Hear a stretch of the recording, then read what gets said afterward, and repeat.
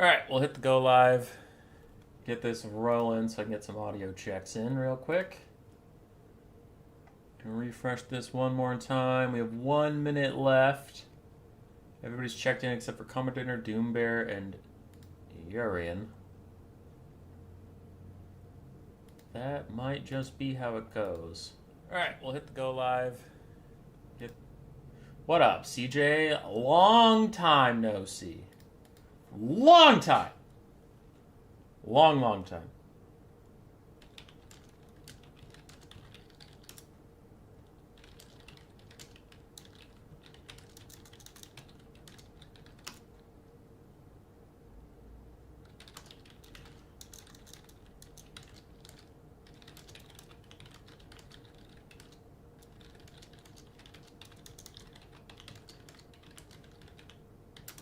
Okay.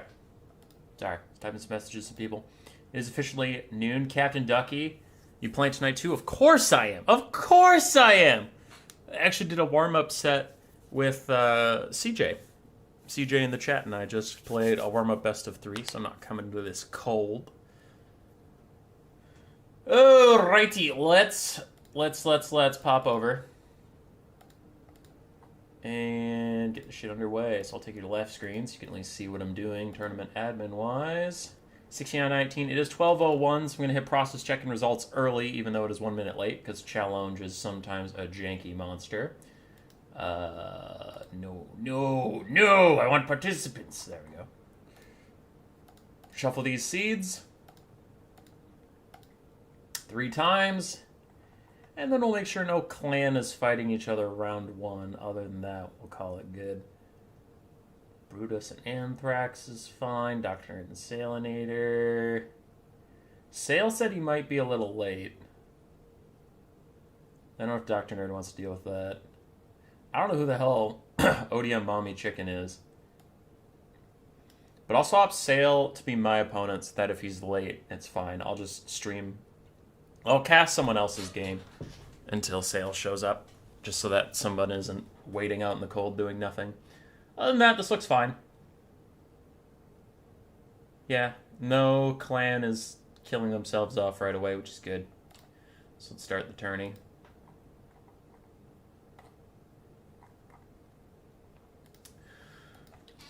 We live, refresh, and go. Oh, what are we feeling? Zegsy versus Father Ramsey could be fun, but Father Ramsey's been on the channel a lot recently. Raced is always a fun watch. He's always a fun watch. He's a good player, but also he takes some silly stuff sometimes.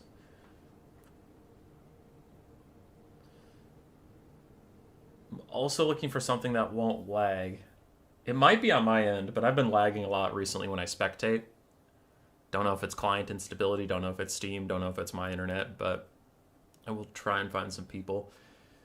Oh boy, oh boy, oh boy.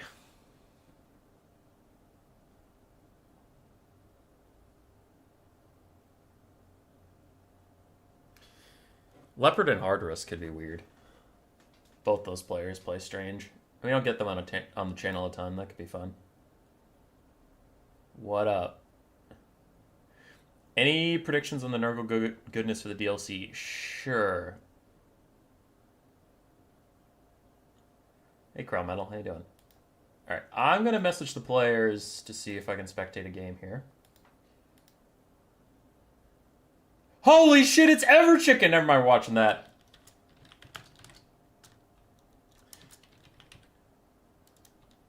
We'll watch Dr. Nerd versus Everchicken. It's the return of Everchicken.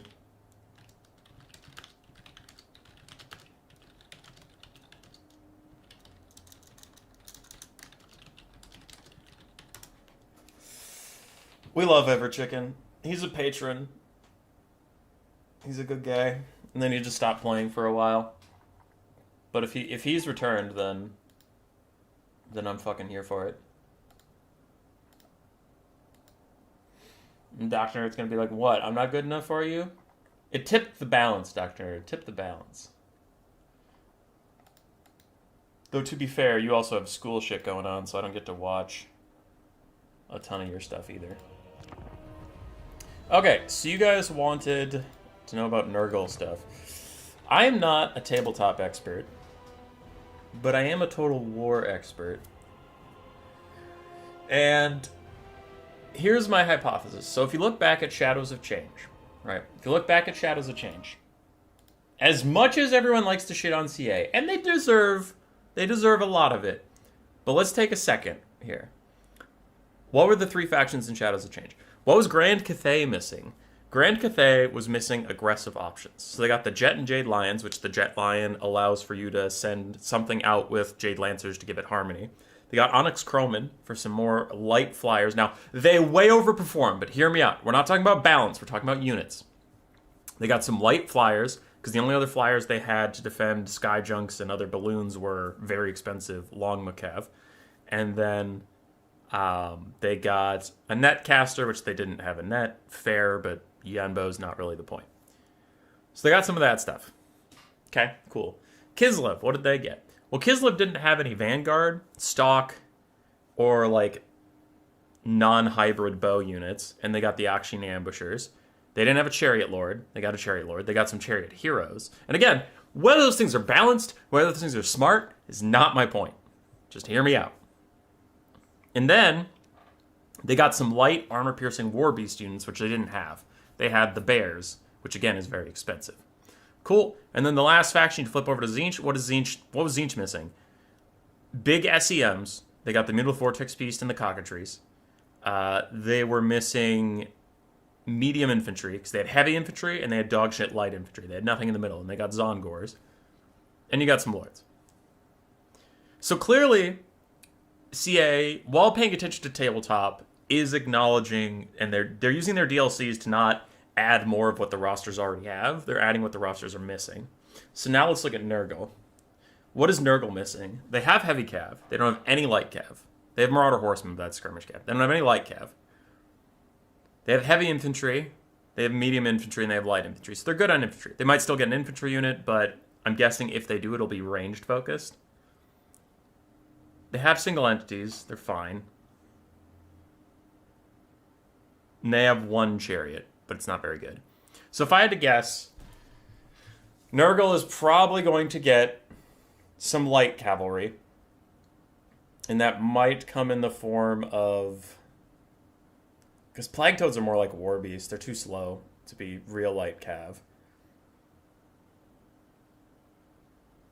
You might get some, like, Flesh Hounds, but for Nurgle. Not just reskinning them, but that type of unit. So another War Beast, but they'll function like a light cav, because Flesh Hounds function like a light cav. Could see that. Or like an off-brand Hellstrider of Nurgle. Just for some slightly faster. And when I say faster, it's not like 100 speed. You're talking more like 70, because it's Nurgle and they're slow. I would expect most of their stuff not to be super heavy. And then, of course, they're going to get a monster. Because with Nurgle, just how you sell DLCs is you need a monster to slap on the label. And Nurgle has a ton of monsters people are excited about. Isn't it a Toad Dragon? Isn't that what they're missing? So you're probably going to get a Toad Dragon, a light cav or light war beast type of thing somewhere in there. And then I'm guessing a ranged infantry of some kind. Whether it's a hybrid ranged infantry like the Exalted Plague Bearers, maybe. But I could see it being a Nurgling that throws things. Like throws rocks or pebbles. So like a slinger Nurgling kind of deal. And not literally sling like they probably just throw it. But, light, non-AP, things like that. Those would be my guess for the units. And then for the Lord and Hero, if they include the Toad Dragon, you're going to get a hero that has a Toad Dragon mount. And then for the Lord, I don't know. I don't know Nurgle lore well enough to know what Lords are missing right now.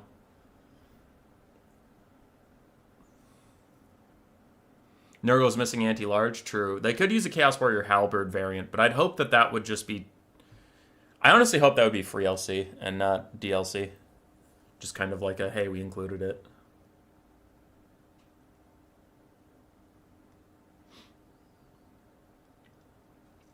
But yeah, that's what I'd settle on for Nurgle for predictions.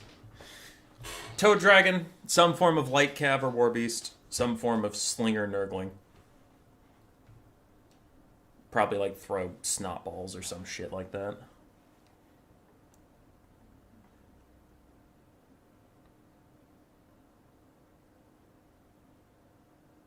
Persian Warrior and Gotrek, that'd be another good one. Aw. Sorry you got sick, Captain Ducky. Capitan Ducky.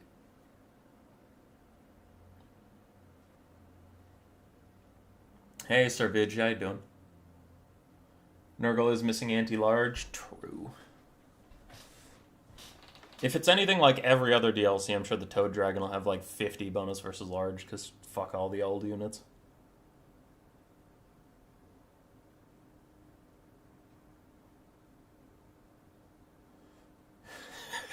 Dude, poor Great Book of Grudges. Great Book of Grudges always comes in here just looking to have a good time, and then everyone thinks that you're the YouTube Great Book of Grudges.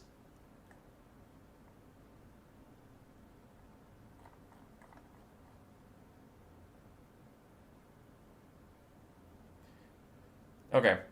I forgot if I did the intro to today's tournament, but it is just a normal best of 3, sweaty, try-hard tournament. No gimmicks, no silliness here.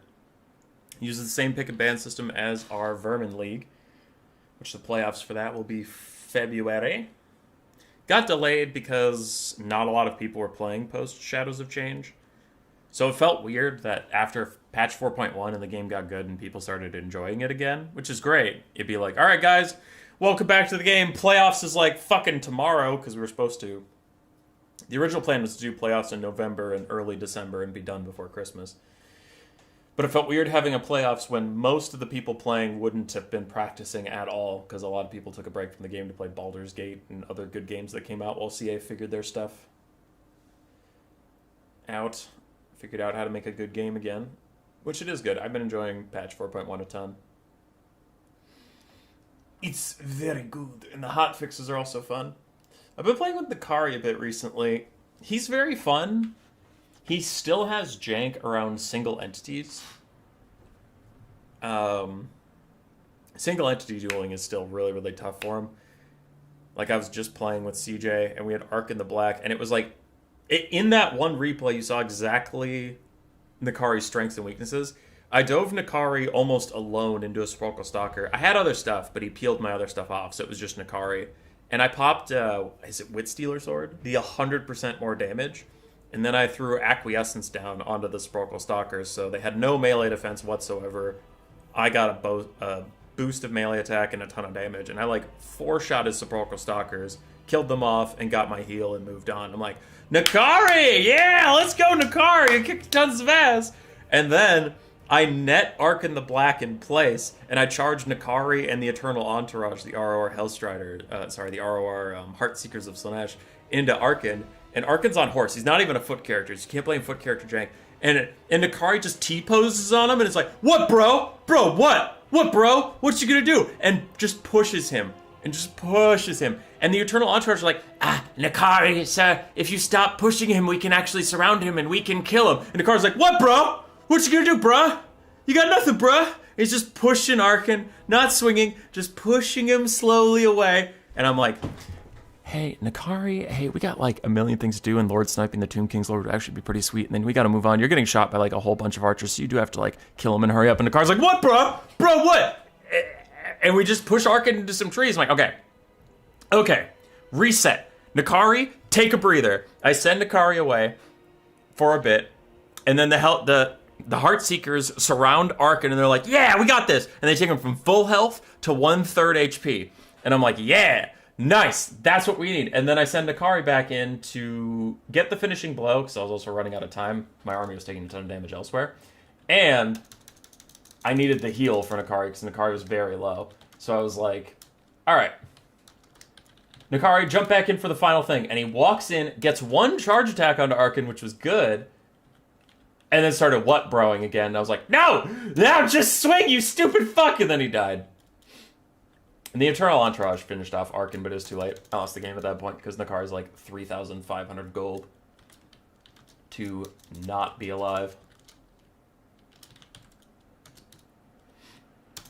So he's all right. The buffs were good. Like I said, if you're fighting a multi-entity model, Nakari actually feels amazing. He feels so fun, feels really good, feels great. His single entity dueling is really suspect. I was also playing a game with Gojira last night, and Nakari was wiping that game. He was doing amazing versus the Beastmen, and then it came down to just Malagor and the Vargablar, the ROR Jabberscythe. And even something as large as the Jabberscythe, I would net it in place, and Nakari would walk up to it and be like, "What, bruh?" And I'm like, "Not this again, please." Nakari, just swing at it. He was like, "Nah." So I surrounded it in Chaos Spawn and Spears, and I just cast Acquiescence on it over and over again to lower its melee defense. And they ground it down without Nakari. Fucking Nakari.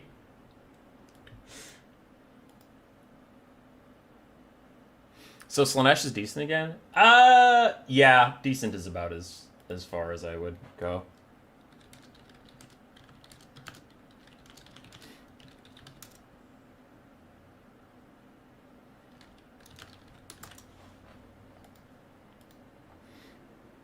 The broodmother of Volgangrad. Yeah, the Vargablar. That's what I said.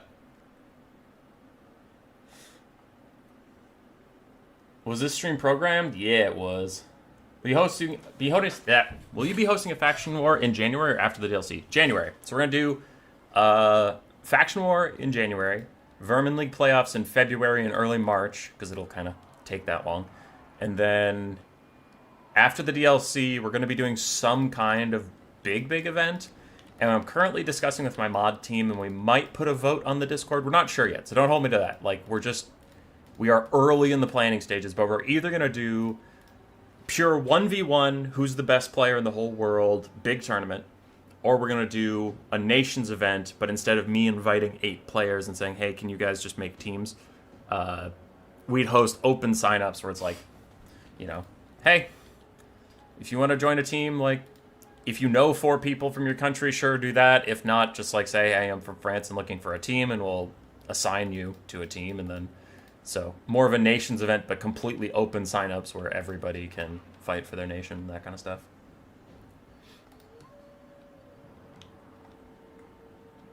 Getting Nakari T-posing as part of your plan. Got him. Okay. My opponent is ready for me, so after this game we will be dipping to go play my games. Kentucky, Jesus Christ.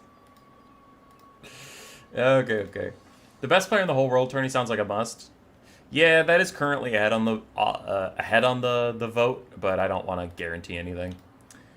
Okay, Beastmen versus Dwarves. For Ever Chicken, we have Harpies, Ungor herds, a whole bunch of Bestigors, 4 of them, and then more Ungor herds with Blackhorns Ravagers in the corner. We have 2 Ungor Raiders, some more dogs, and some more Harpies. We do have a Trader King caster, which will be needed once we get to the Dwarven build, and Torox the Brass Bull. Don't see a lot of him before. Don't see a lot of him now. We saw a lot of him before, back in Warhammer 2. Hey, Golden Floof. On the other side for the Dwarves, we have a box of Longbeards, Dwarf Warriors, and Blasting Charges. We have 2 Iron Drakes, the Ulthar's Raiders, and then the original Hero Hammer of Gotrek Felix and Thoric Ironbrow. And then we have 2 cannons for a little bit of Daka. If the Beastmen can get to a safe position in the late game, they can Trader Kin these 3 down. You Soldier of the Future, you win, trigger Clan, Humans, Conquest, Exito? Yes. Yes. Have they moved the Cockatrice to the Beastmen roster? No. No. I didn't even know that was a plan. Is the Cockatrice a Beastman unit, or are you just saying that because it's Beastmen looking? Go, little Tusco Chariots, go! Oops, I went inside a rock. That's my bad. Okay, we'll see how this goes. I do sometimes worry for Hero Hammer builds, just because, I mean, well, they're unfun to watch, but like, from a gameplay perspective, I worry about them because it makes the rest of your army very thin. Then you can get into a late game situation where you get fucked up. As long as Mommy Chicken uses all of their Traderkins on this little grouping, they should be able to kill them off. But if they waste Traderkins on other units, then they might have a really hard time taking out the Hero Hammer.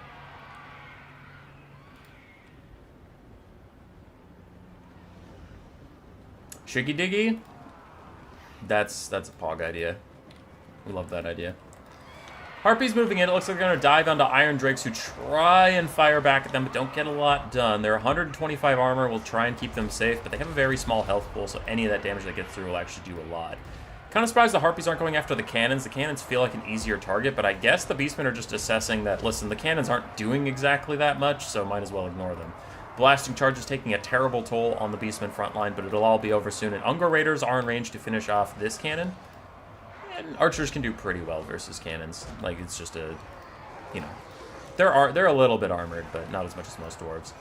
Shaman of Wilds charges into the Longbeards to break their charge defense, and then Torox comes in, barrels straight through them, and is going to get onto the ranged units.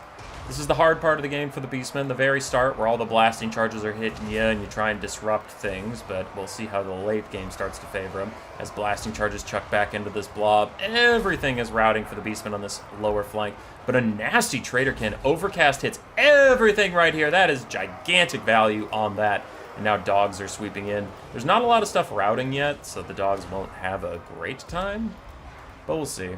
Elsewhere in the front line, stuff's going okay. Best scores are still grinding through. Archers are safe and sound firing in, so those guys are doing okay. We'll see if the Beastmen can rally. Dogs won't want to stay in melee combat for too long with Dwarf Warriors. They just won't get a lot done, and they are going to be an important piece in catching the dwarves that are routing. That's a big part about breaking boxes that people forget, is not throwing everything at the box all at once. It's making sure nothing comes back ever. You need to take advantage of the fact that you own the rest of the map, and the dwarves own this little 2% square, right? So anything that leaves that 2% is in your 98%, and you need to make them feel it. You need to make them know that that is your space, and they can't just fuck around in it. Like this miner that's out here, something's got to go out there and pick him off. This cannon, something's got to go out there and make sure it doesn't come back. These blasting charges cannot be allowed to turn around and use their ammunition. It's things like that that are really important in breaking the box. Trox is diving around, trying to get away from the Hero Hammer, which I support. You just need to ignore the Hero Hammer for now. Felix is going to keep healing them up, which will be really difficult to deal with, and you just have other things going on. You got to kill off these Iron Drakes, which you're doing. You got to make sure you pick off anything that runs away, which so far has also been done. It's like the Hero Hammer is the tankiest, hardest part, and it also does the least damage. So the Beastmen for now. Oh, we are going to get some blast charges back here soon. Both of these dogs have to leave combat and just chase stuff down. They are not doing anything against Dwarf Warriors. Thoric gives another 20% spell resist on his anvil. He does. Does he give it to Felix? No. So he doesn't have AoE spell resist. You got to kill off Felix and Gotrek with the Traderkins. Shaman Wild needs to back off and just start chasing things and then casting Traderkin from a distance. Both these dogs routed, but they've rallied, and they're outside the blob, which might be a blessing in disguise. They really...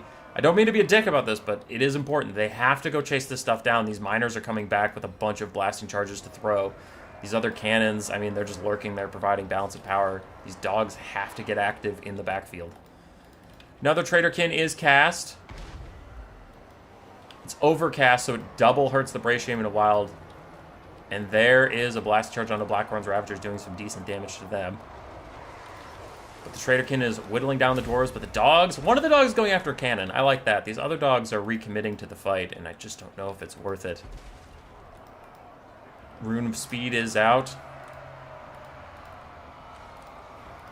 Chariots and dogs, still trying to pick off some stuff. Thoric is giving all these guys a bunch of stats and making them immune to psychology. Well, some of them are already immune to psychology. What is he doing? Oh yeah, Perfect Vigor. Or is it both? It appears to be both. Because of course it's both. It's Thoric. Anyway, Ungor herds and archers still pulling up, killing off some people. We have very few dwarves left in these formations. Their leadership is doing fine, but their health bars are not. Archers peel off these minus blast charges. Some harpies are AFK in the backfield. They're going to have to rejoin the battle. Ooh, and Felix got isolated. How did this happen? But it is a huge boon for the Beastmen. The Dwarven Blob is trying to move back over to support Felix for now, but Dogs and Torox are going to try and take him out before that happens, and that'll cut off all healing for the Dwarves, which will really hurt their staying power in this game, and it looks like Felix is doomed. Yeah, there's a big shot from Torox. That'll rout him and maybe even kill him in a second. Big play here for the Beastmen. They're up 3,000 damage value, which is pretty huge. Marked by Ulthar, slowing down Torox. But I don't know. I just don't see any situation where the Beastmen allow Felix to rally. That seems impossible. It's good for them. Archer's still on the high ground, feeling good. We have some Bestigors chilling in the trees, trying to get their vigor back for now. No point in committing them to the fight, and I like that. Just filter in one unit at a time. No reason to get everybody wounded and scared at the same time. Dogs will chase off Felix. We need some other dogs to chase off this Iron Drake. At 25 HP, it still has 11 leadership, so it will be back if uncontested. Longbeards and everybody getting shot. Running low on ammo. Just do have to be careful about that ammo usage. Iron Drake is back, firing at Torox. Does he have fire resist? No, he doesn't have fire resist. So he's actually taking some stuff. Does his heal work while routing? Yes. When he's in melee combat, he just heals. Torox is back in, cycle charging a little bit. And the Bray Shaman is looming in the distance, waiting for another Traderkin opportunity. Though he should go as far away as possible and then undercast Traderkin and have the corner of the circle. Damn it, he was too close. Have the corner of the circle in range, because then you don't get hit. But he did get an overcast without hurting himself on the overcast. He hurt himself because he was too close to Thoric, but not from the overcast. And then now all the dwarves are routing. This is a huge moment for the Beastmen. Gotrek is getting really low. Thoric's getting pretty low. And Torox is still healthy enough that he can cycle charge. And that is GG. Overall, pretty well played by Mommy Chicken to pull apart the Dwarven Blob. The Dwarven Blob played well too, but whenever I'm casting a blob, it's very difficult to talk about the blob because all you'll say is like, yep, they're staying together. Yep, they're fighting side by side. It's just not, you don't have a lot to talk about there. So GG, Mommy Chicken goes up 1. But I have my own game to go fight. Versus Salinator. Best of luck to Dr. Nerd. Hopefully he turns it around for a 2-1 because he is of my clan. So you gotta root for the clan member. You gotta do it. It's the law. An all-fight sale. Who's the top of the bracket here? Is me. Global ban Brett. Hashtag fuck Brett.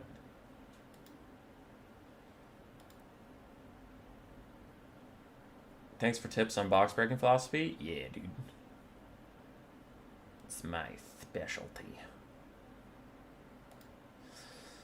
Hoi, hoi, hoi. Alright, Bretonia and Grand Cathay are banned for this excursion. What do I play on Pillar of Bone? Let's go with Lizardmen, VP, and Empire. Ban Kislev. Kislev? Yeah, ban Kislev. Alright, let's do that. And then I'll update the scorecard while he thinks. So Mommy Chicken in the previous game did go up 1. But we don't actually get to see the result of that. Rip.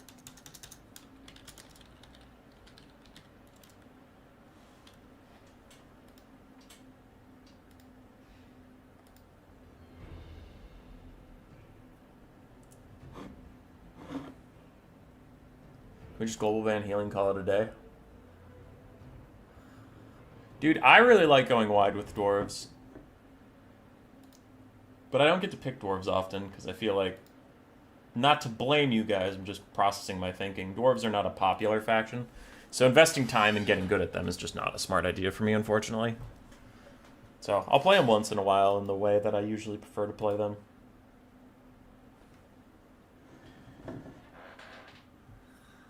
Alright, he's going Beastmen, Bam Vampire Coast. The Beastie Boys. Lizards. Lizards is a smart option there. Boop. A beast brawl between the reptiles and the moo cows.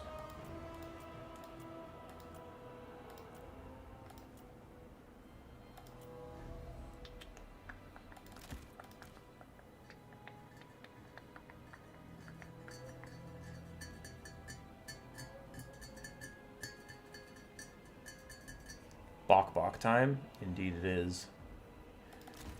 Oh, indeed it is.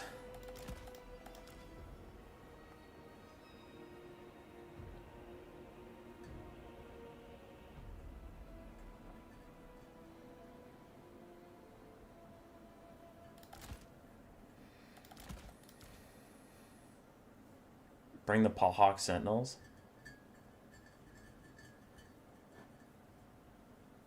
I'll consider this. I'm not going to do it, but I will consider this.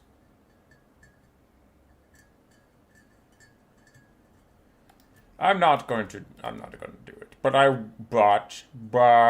might potentially, possibly consider. I'm not going to, fuck you. You can't make me, ha ha ha ha ha ha. Ah! He's already ready. What the fuck? You can't do that. You can't just be ready. Get one of those. This is a try-hard tournament, so I will take a build I think is good. I will not take a build I think is bad. That being said, how do we feel about the Shredder of Illustria? Anybody? Shredder of Illustria? A little bit of Shredder in my life, a little bit of Monica, a little bit of freedom, all I need, a little bit of That was just nonsense words. You're stupid. Guilty as charged. What the what do I even want? How do lizards have so many units, and yet when I think of what I actually want to bring, I just stare at the screen and hope something strikes me? Sure. This looks like dog shit. Might as well take it.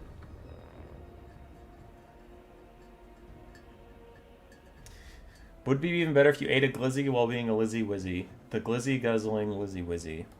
I would have to be a slong, because that's the only lizzy wizzy. Hell yeah. It's popping.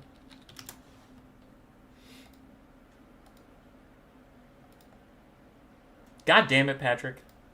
You always miss all the fun. And now you're here to watch me lose as Lizardmen because I honestly blanked. I know this matchup isn't bad for the Lizards, but as I looked at the roster, I was like, wait. Wait. One of these units is any good? Oh, God. Alright, we'll see how this goes. Like I said, dude, and I'm being serious, I was looking at, I'm like, this is a good matchup on paper for the Lizardmen. And I look at the roster, and I just completely blanked on every unit that exists. Oh, no. Okay. We got 2 Teardowns with Fire Leech Bolas to just kind of harass blobs and do some damage, chase off things that route. I do have a Rev Crystal to heal up the Pak cohort and my Ripperdactyl ROR, the Clawston Hunters. Because I brought a Shadow Slan with Melkoth's an Enfeebling Foe for some of that guaranteed demolish. So I'm going to put the Rev Crystal a little closer here so they can actually reach the Pak cohort. Then we have Feral Cold Ones to kind of act like squigs. I'm just going to use them on the front line to support skinks and add some armor-piercing damage there. Then we have skink cohorts, skink skirmishers to act as essentially archers. Like, they're 400 gold. If Centaurs run them down, then so be it. Por qué no hablas español? Because I'm trash. Ready? GLHF. Alright, give me 1 second here, everybody. Just give me 1 second. I hope he doesn't have harpies. That'd be annoying.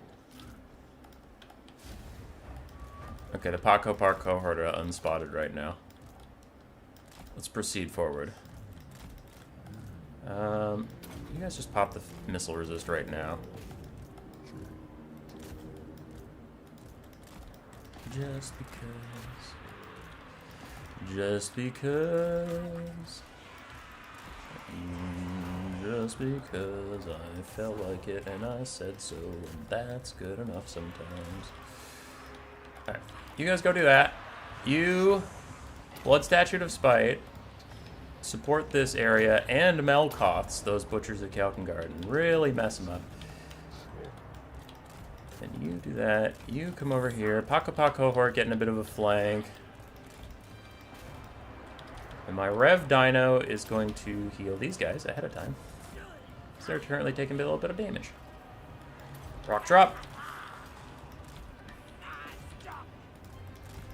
Okay, Ripperdactyls, I need you over here to bail out my Slann from a bad situation. I'm gonna banishment this thing. And then one of my Pterodons is getting massacred in the middle, and that's my fault. So, whoops. Shit happens, I suppose. Pakapa cohort doing their best. You're just trying to get away for now. And let's enfeebling foe the butchers. No. Okay. I couldn't see them behind my own Slann thingy. But I am taking big damage. Okay.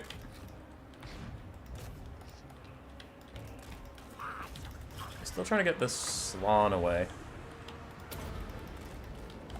He's having troubles. Send everyone back here as available, but my Ripperdactyls got shit canned, and so did the Slann, so that's GG. Damn.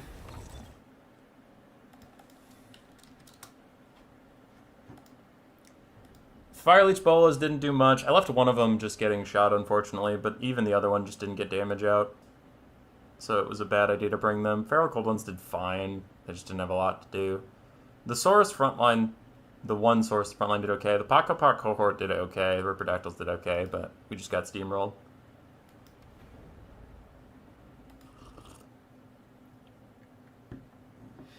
Rev up. I only had my one Rev Crystal, and it was on cooldown from healing the randos.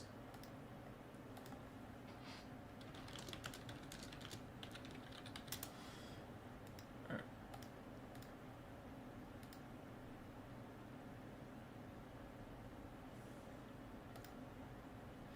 Next map. Unfortunate oof. Oh, shit happens.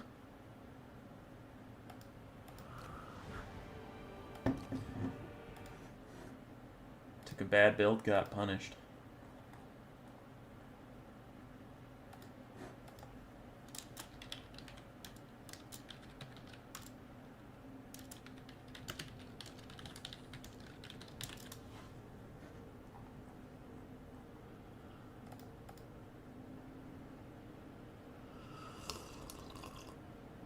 Didn't Shadows Lore support mobile setups? My problem there was my front line got massacred instantaneously. So the Shadows Lord just didn't have much to do.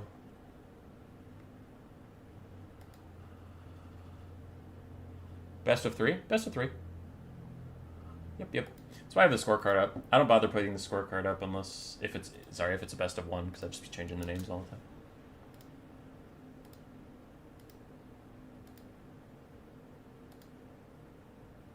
Warriors of Chaos, Lizardmen, Dark Elves, ban Ogre Kingdoms. Okay.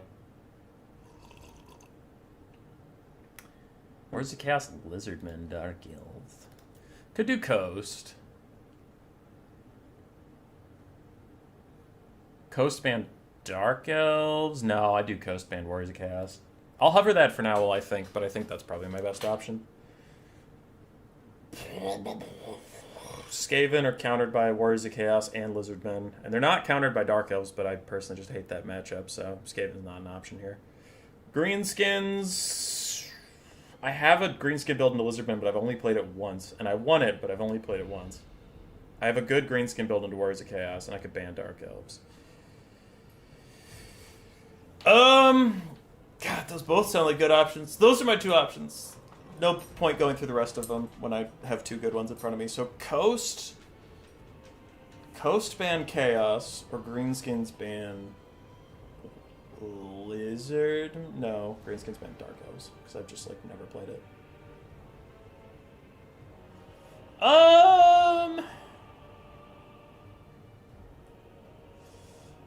Yeah, let's not tempt fate with the Greenskin build I've only played once. Let's do Coast. Coast ban DP ban Walk.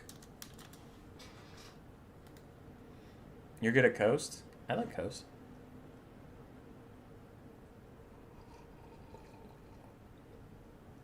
Greenskins trample Dark Elves? In theory, yes, but I've literally never played it, and I just don't want to... I shouldn't play matchups I don't know in tournaments. Case in point, game 1. Lizardmen is fine into Beastmen. Like, it is a fine matchup, factually. I've cast many tournaments. It is a fine matchup. I just didn't know how to build it, and I didn't know how to play it, and I got wrecked. And that's how it goes. Alright, he's going Dark Elves. Cool.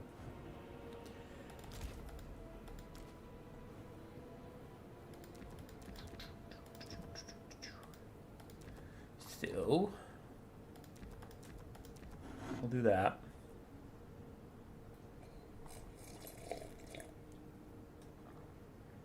Best possible combo, Plague Plot Catapults, and Source Frontline. Unbreakable Defense, Inhuman Offense. That will... I don't know if that's possible to do on one roster. I might have to check with my sources on that one, buddy. Buddy, old pal. Okay, what are we doing? 1, 2, 3, 4, 1, 2. So I have all that. What else do I even need? Well, that looks good, but now I have a bunch of money. What if I grab these? Yes. Yes, that looks much better. Fui, fui, fui, fui, fui.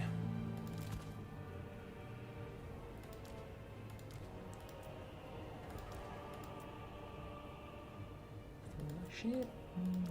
Shit. I feel like a shit bone. Shit.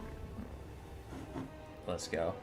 What's the gimmick of the Titus Guild? They have Rowdy and Frenzy.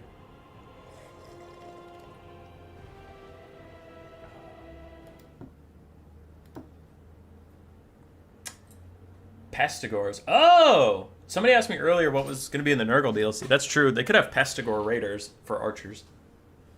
Because Nurgle needs some form of light shooting.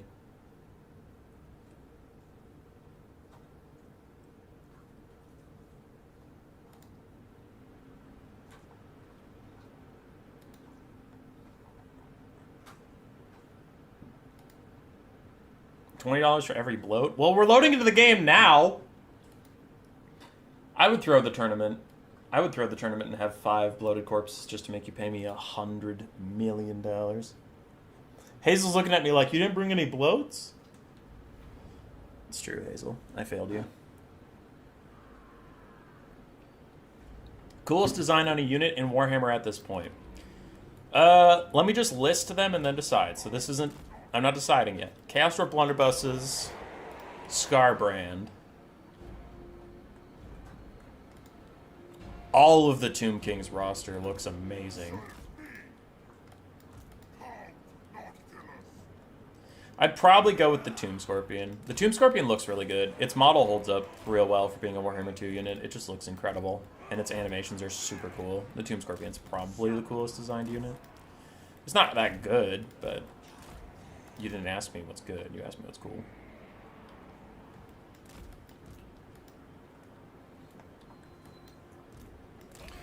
Okay. Bum, bum, bum.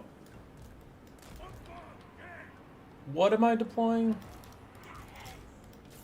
Versus Dark Elves, right. Okay. I can do that. Dark Elves.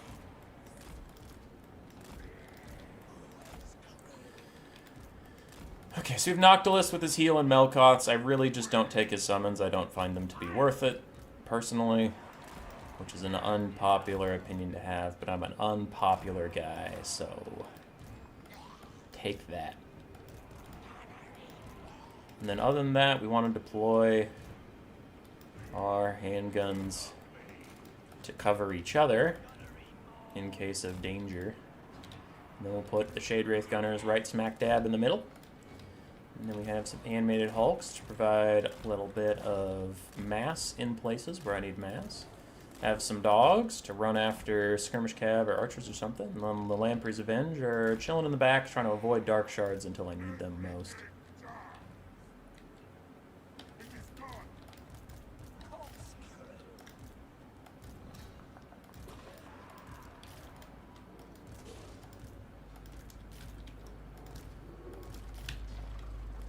Alright. Let's go! Ready, ready, good luck, fan!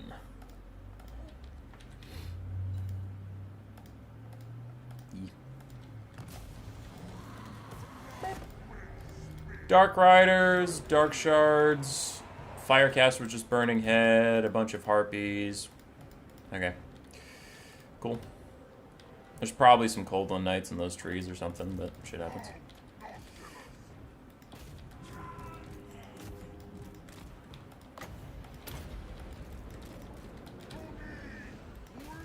Okay, handguns can start opening up on those Harpies.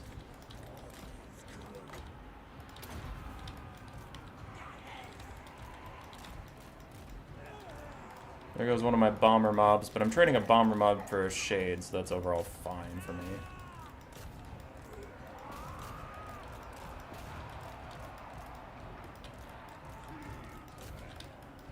In come the Harpies and the Dark Riders. Other Dark Riders on the high ground. Let's turn some guns around and start firing at them just a teensy little bit here. And then I'm going to have my dogs try and sneak through this front line as it continues to take damage.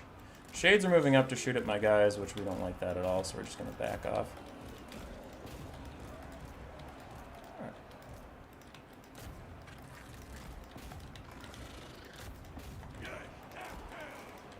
Okay. Dogs need to get through the Dark Shards. Bombers can turn and fire at this. I'm going to milk out some Dark Riders.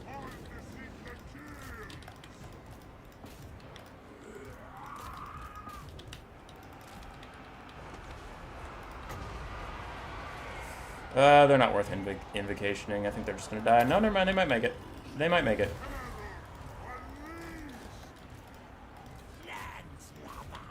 Okay.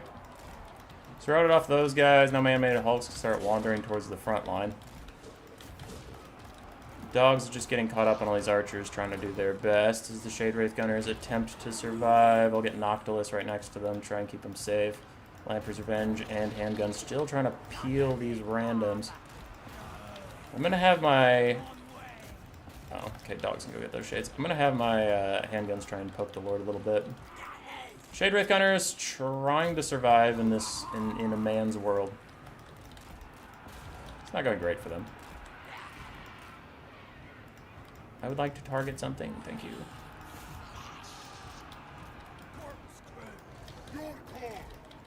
Yeah, we lost the Shade Wraiths. Damn. Damn ye infernal lag. Alright. Deal with those. Try and shoot the Harpies over here. You continue to harass that lady.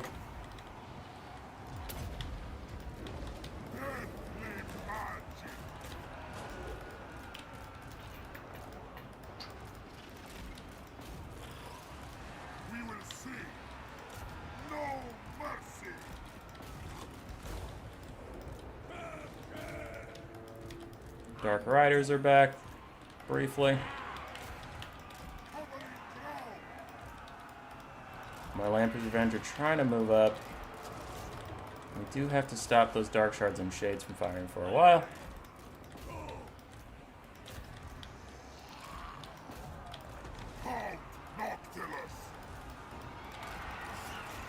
Okay, so we're swarming over their remaining AP missiles. It's just fine.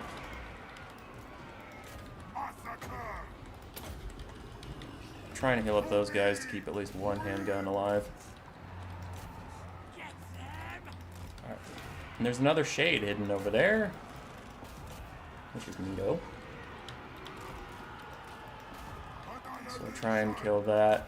Animated Hulk, try and take him down on the charge. Lamper's Revenge still trying to kill all those guys. You guys try and kill those guys, but if we shut down the Shades, we'll be okay. Noctilus is still grinding it out. Like a legend. Alright. 2 armor-piercing archers left. I have 2 monstrous infantry per archer. Right now. I'm going to try to get range of that lady for a Wraith Storm, but unfortunately the Crows of Cain are going to get onto my handguns. Which is a bit of a pain in the dick. Okay, Animated Hulks can chase off the Dark Shards. Meanwhile, I'll have the Lamper's Revenge turn around and just deal with those. Wraith Storm did manage to get some hits in, but not nearly as many as I would have hoped, honestly.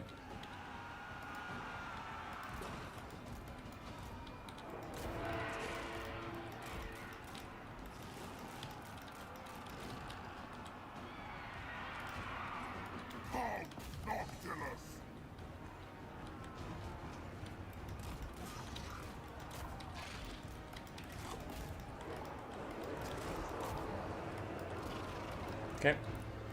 Lamper's Revenge is wandering around, so are those Animated Hulks. Noctilus. Can't afford to chase the Shades, so I'm just going to Melkoth them as I walk away, but I need to be elsewhere, unfortunately. These Animated Hulks can go chase those Dark Shards. The only person that can stop them is the Firecaster, and if she lands, they'll just kill her, so that's fine for me. These guys are wandering around doing their best. Noctilus trying to rejoin this fight. The Shades seriously came back for a second before breaking from the Melkoths, but okay. But okay.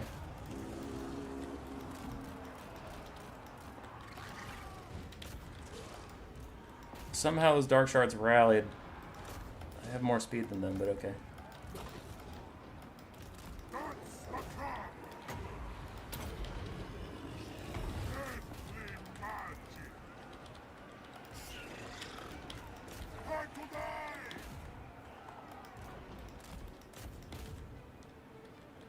How are you falling further behind those Dark Shards? You are factually faster than them. Noctilus with a rear charge should be able to rout off some of these Dark Elf units that are just around here.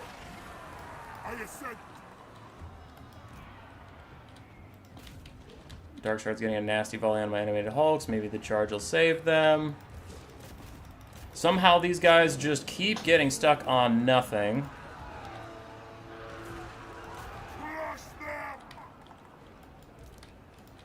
And now those Animated Hulks finally caught those Dark Shards in the distance. Crows of Cain are still healing up off my guys, but we do get a mass rout. And then I'm just going to throw a little Melkoths on you because I'm sick of your nonsense.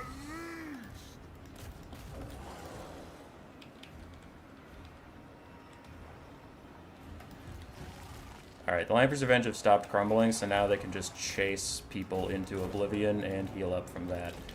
Melkoths onto the Shades should rout them. And then in the distance, you guys are killing off Dark Shards, and that's army losses. GG. GG.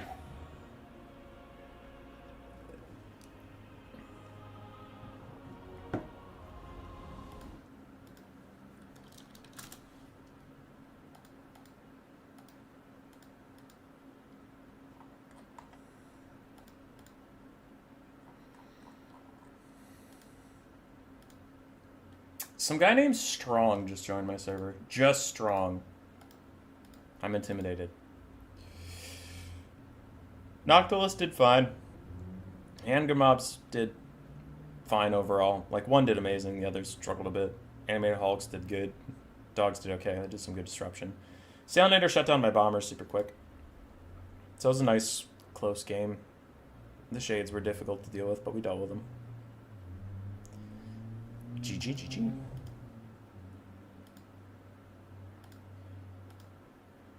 Alright, 1-1. I can die with dignity. The Stomping Grounds, and I have a pick 2 ahead of me. Wow. Wow. Alright, pick 2. Pick 2. Pick 2. Choose 2 and pick them. Pick 2. Pick 2. Pick 2. CD and Skaven. I'll die on this hill. CD and Skaven, let's go. How'd the Bloats do? Bloats did really good. The bloated corpses did fantastically.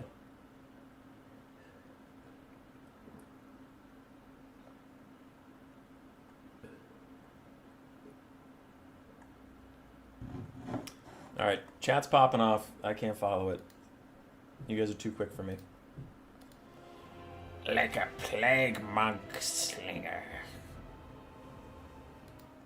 I think you could just have pestigore slingers.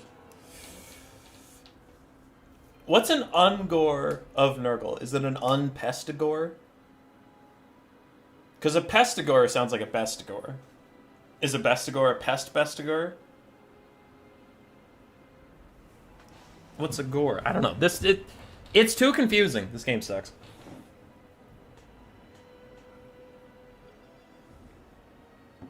Happy holidays indeed.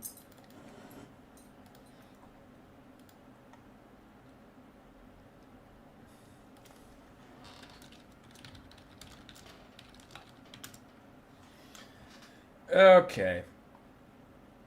I get a ban? I forgot I get a ban. Ban Slaanesh. I don't want to fight Slaanesh as Skaven or Chaos Dwarves.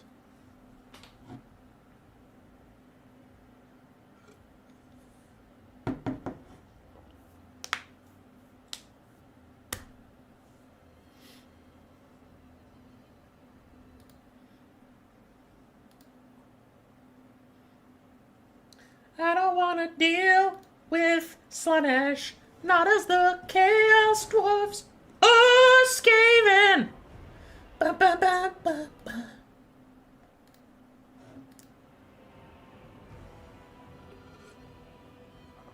I vote they use whatever unit is the most confusing to keep track of for live casting. Dude, yeah, well, they already do that. Fucking Wood Elves with their Eternal Glade Guard. Everything is either Eternal, a Glade something, or a Guard something. Eternal Guard, Glade Riders with spears. Eternal Glade Riders with spears. Orion, Lord of the Wild Glade. What is this shit? Salinator is going Warriors of Chaos. CD for me. Warriors of Chaos versus Chaos Dwarves. This is it. This is it. The last among us.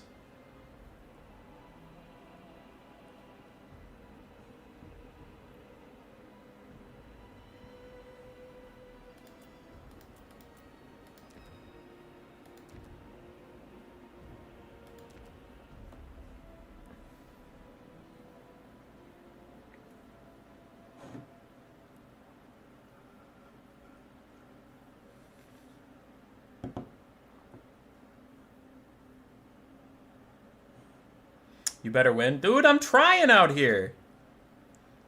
What is going on with all the pressure right now? I don't deserve it. I did nothing wrong.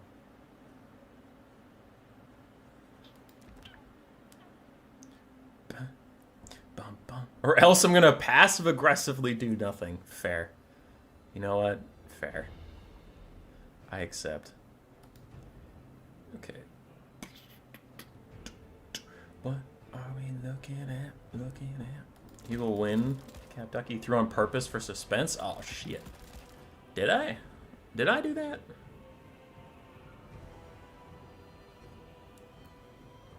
I hate when I do things for suspense. Kills the suspense.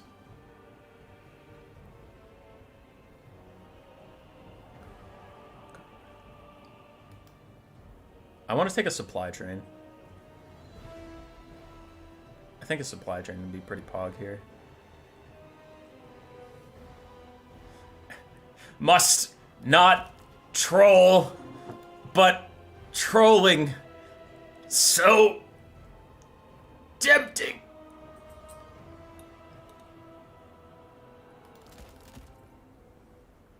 €10 from the Krell medal. Thanks, man. Thanks, man. Must not troll, but it's right there. The temptation is too great.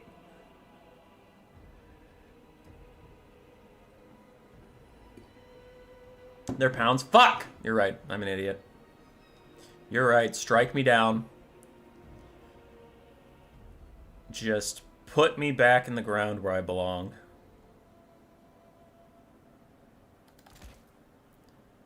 Thanks to you, I didn't do anything. This looks good enough. This looks good enough. It was good enough for my grandmother. It's good enough for me.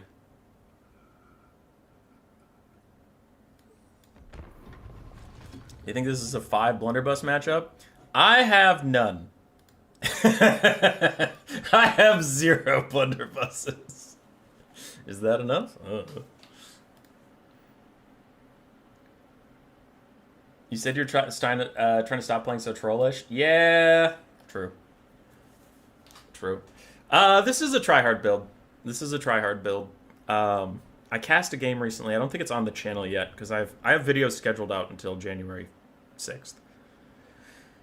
So some stuff I can't remember if it's been released yet or not, but it might have honestly been Complex Slayer. Somebody took... No, it was Umai's. Umai's took triple Kadai Fireborn into Slaanesh. And it was a fun game, but like the one thing I saw that was really cool was Kadai Fireborn wrecked Chaos Warriors with Hell Scourges. So I'm taking one here in case of Chosen. Ah, look at that troop count! Alright, I feel a little bit better about this already. In case of Chosen, these guys do have some pretty good bunker-busting stats.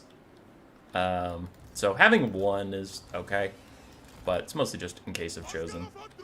So the idea behind the build here, we have triple Chaos Dwarf Warrior for a front line, some Hobgoblins to offer a bit of support, but they will get a little bit of leadership from being next to Chaos Dwarf units. So we have that hybrid front line I've been a big fan of. I hated Laborers. I think Laborers are just a waste of gold, unfortunately. But since the mid-tier infantry got a bit of a rework, they're a little more worth it. For Daka, I have 2 Infernal Guard with Fire Glaives. I'm going to put them on the outskirts of my formation to shoot at Skirmish Cav or to get charged by Skirmish Cav. Since they are pseudo-halberd units, they'll be okay. I also have some Hobgoblin Archers, which I'm going to keep to the interior of the formation because, you know, if Skirmish Cav charge them, they would actually die very quickly. To defend my backline, I have 2 Hobgoblin Wolf Riders, and then I have 1 Bull Centaur Under with Great Whip in the case of Chaos Knights, and then for Caster, I have a Foot Firecaster with Cascading Fire Cloak for something nice and cheap, just to proc the Kindle Flame passive as much as possible and give all of my ranged units and my Kadai Fireborn more damage. And then I have Burning Head in case of a lot of Marauders, but looking at the troop count, I suspect I won't need Burning Head at all this game. But with this build, I mean, like, if he went 8 or 9 Marauders plus some Chaos Warriors, and, like, that was a huge troop count, I would need Burning Head or something to help clear out the front line, because one of my weaknesses here is I just don't have a ton of chaff clearing. Anyway, let's see how it goes. Mutalith, Vortex Beast, 2 Hell Cannons, and then a front line of Marauders, so maybe Burning Head will be useful. Triple Skirmish Cav, 1 Chaos Knight of Tzeentch, and a Chaos Sorcerer Lord of Nurgle. Okay. I think we have the tools to deal with this. We might lose. I'm not feeling like I just won the game for free, but I also don't feel like it's particularly unwinnable. So Hell Cannon's now trying to fire at my Infernal Guard with Fire Glaives. We're still trying to move up here a bit. I'm just going to get my Kadai in the trees so that they don't take nearly as much damage. I'm going to give attack orders onto the front line that exists. Just to keep those guys moving while I micro other things. Hobgoblin Wolf Riders need to get away from the Infernal Guard that are currently being attacked. And we'll focus on moving our archers into range of those Hell Cannons. Though he does have Chaos Trolls. Okay, so I'm just going to have to let the Hell Cannons fire for a bit.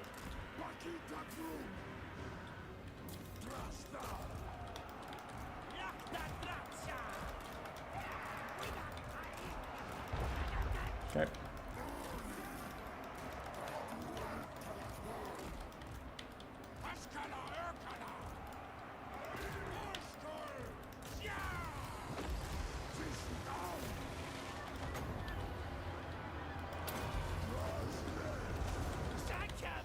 Alright, if he wants to support this middle flight, his Mutalith is going to take a lot of damage. But in the meantime, we've gotten back to the Hell Cannons with one of our Hobgoblins. So that's nice.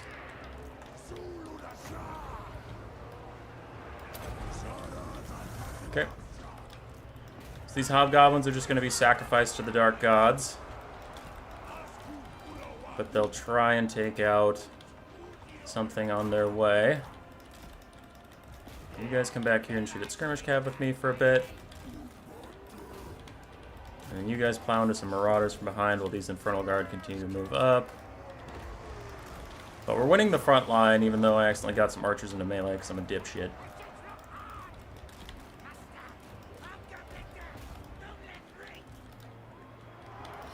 Okay, we did some damage to a Hell Cannon. We're winning the frontline fight, so things are going alright.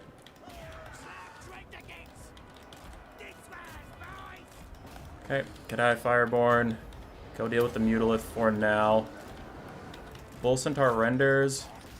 And my Infernal Guard can shoot back here. These guys can offer a little bit of support if possible.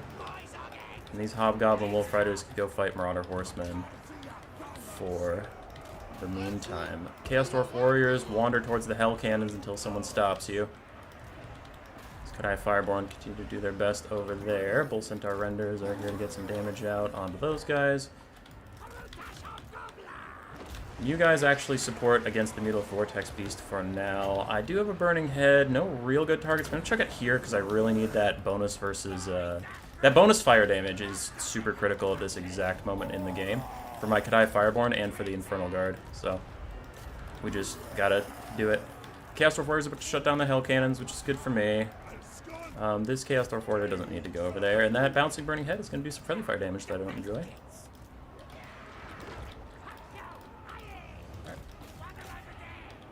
No, wait, I don't want to go chase those trolls. Not right now, not like this. You need to fall back. Kadai Fireborn can rejoin the fight soon. I don't know what took out my Fireglaives, but it happened, so, okay. Other Fireglaives are back.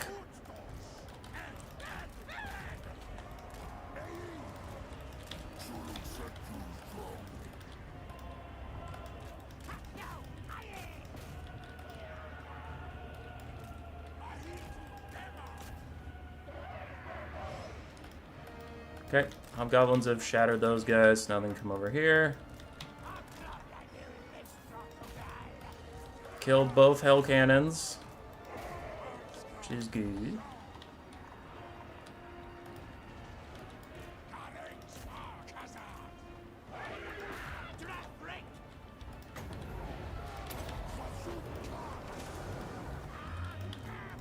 But we might just lose to DLC OP. Looks like.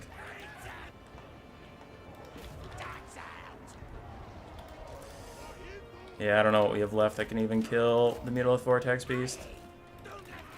And those Chaos Knights. I'm ahead on damage value, but it doesn't matter at this point. Everything of value is already dead.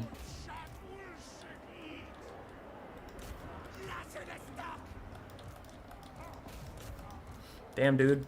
DLC and healing OP, bro. Bull Centaur Renders are back, actually.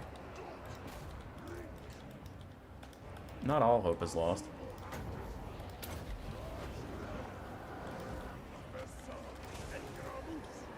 Okay, Bull Centaur Render is going to try and kill off that thing. You guys just keep the Hell Cannons off their mounts.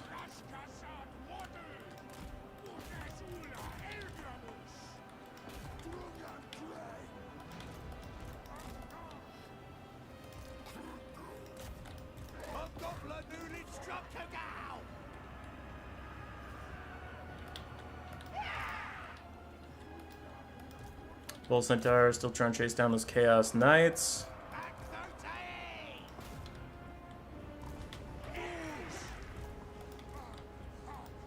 And we're killing some Marauders. Shadows of Change equals Bounce DLC. It does not equal that, but yeah.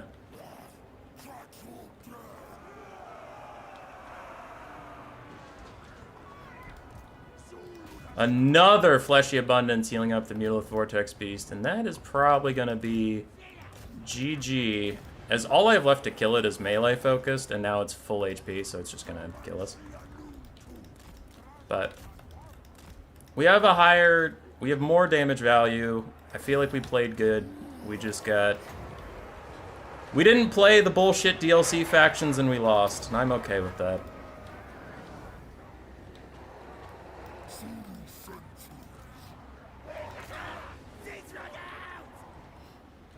We died with our honor intact.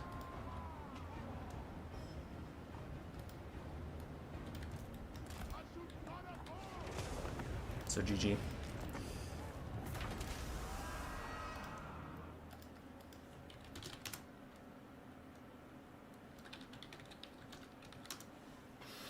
I surrounded the Mutalith Vortex Beast, gave my buffs to the units that surrounded it, then shot it in the back with Infernal Guard with Fire Glaives, and it still took no damage. Bruh.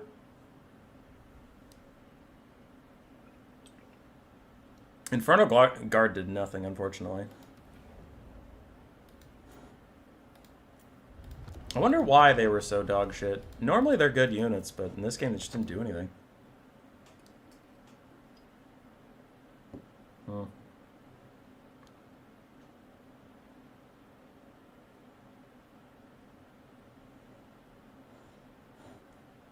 Am I supposed to be funny? Something while you lost? IDK. I thought I got him. But the Mutalith just was not taking damage. And it was upsetting.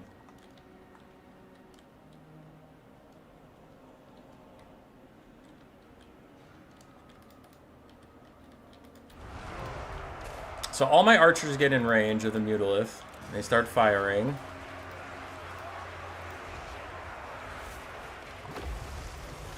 Or do they?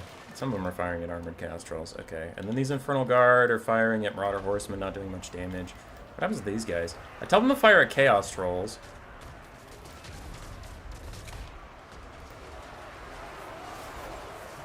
And they're just like missing a lot or not focus firing. A lot of them are not firing because the Hell Cannons are shutting them down. Interesting.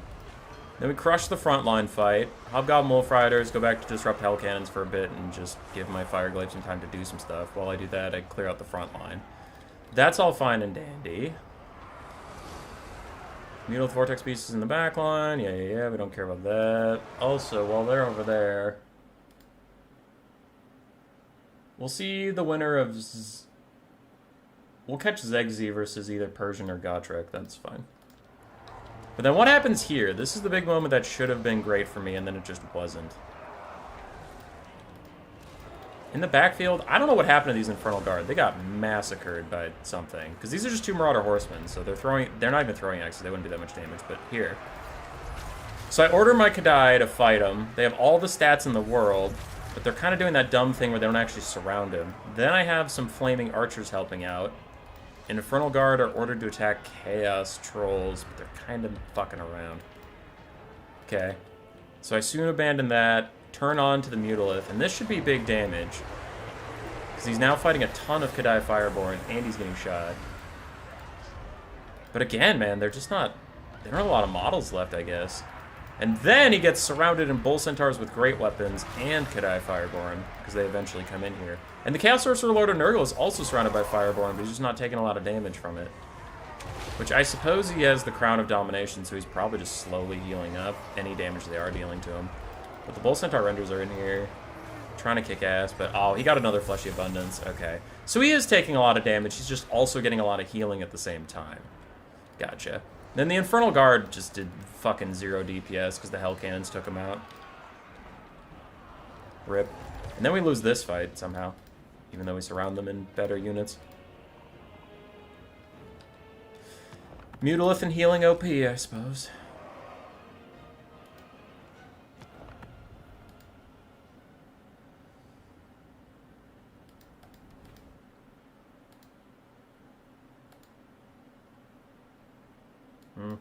That's disappointing. It is disappointing when you feel like you played better and lost anyway.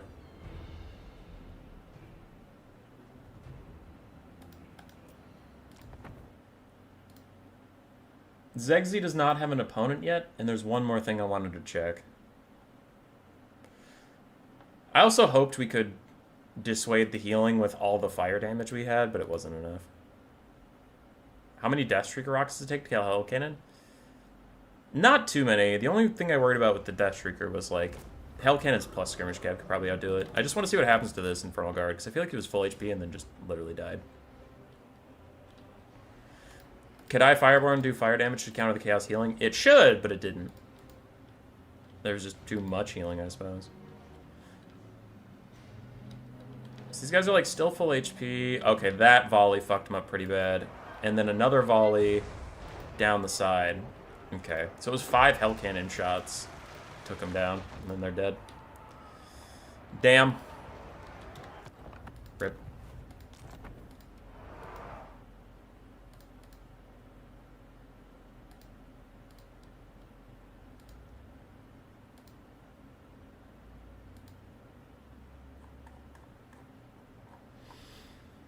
Rip, rip, rip. I was worried more... We're waiting for the next game, if you're wondering what I'm doing.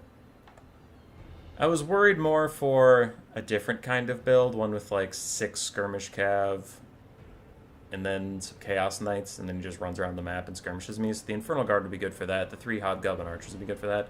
Facing specifically what he brought, probably take like a Deathcaster, because then I don't need the synergy with the fire.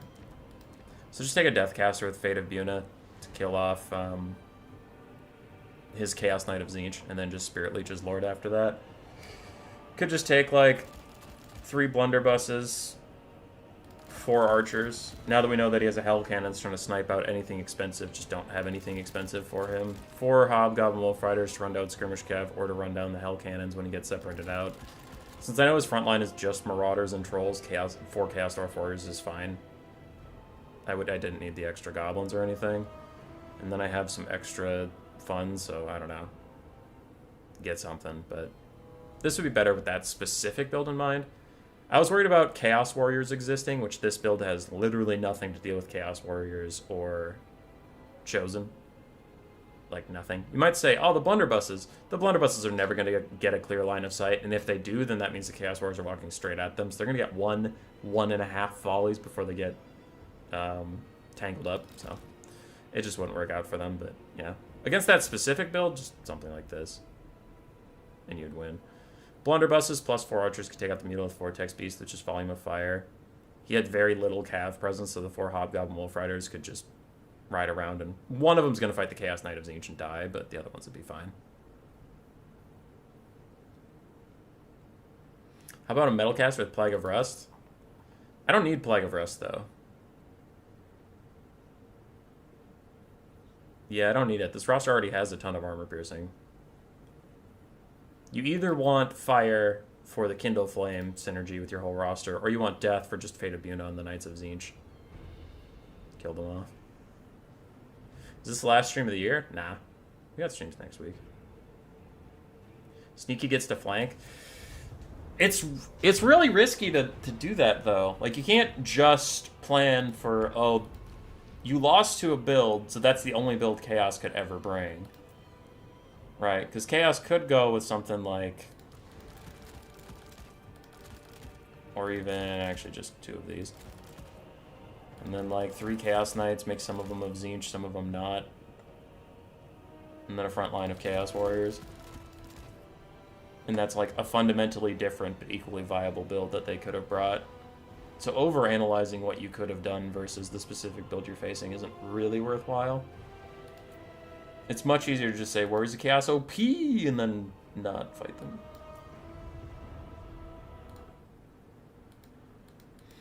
I actually do hate fighting Chaos Warriors. They're fucking annoying. They're not super mega OP like the top 3 factions. I just hate fighting them because they're so versatile. They're so versatile that it feels impossible to ever get a good handle on what you're supposed to do. It feels like a lot of guesswork, and I never enjoy matchups like that. Which is why I hate the Dark Elf Skaven matchup. Dark Elf Skaven matchup isn't even in Skaven's top 5 bad matchups, but it's my number 1 least favorite because it feels so random, and I hate losing games that feel random, where it's like, you could bring tech to counter Malice, and then they bring a Deathcaster on a horse. Or you could bring in tech to counter the caster on a horse, then they bring a fire caster in the sky. And you try to counter that, and they bring a dragon lord to soulsteal. And you're like, okay, cool. And then you bring some stuff to counter shades, but then they bring dark riders and cold one night rush. Okay, you bring stuff to counter the cav, and they bring mass infantry spam with some manticores. Okay, you bring stuff to counter that, and they bring hydras. And it's like, oh my fucking god! This matchup's so random. And that's how I feel when I fight Warriors of Chaos. You're like, okay, so I have to prep for heavy infantry, monster spam, a blob, artillery, or skirmish, or cav rush. Cool. Hashtag fuck chaos.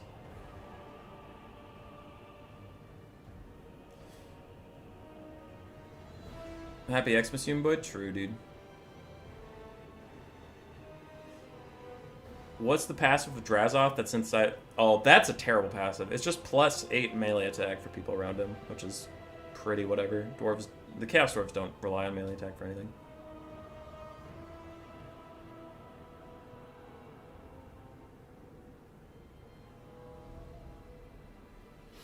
Alright, we were going to watch Zegzi, but he just messaged me saying his opponents still need like 5 more minutes. So I just hopped into this game, which is about ready to go. Because I have stalled for about as long as I can stall.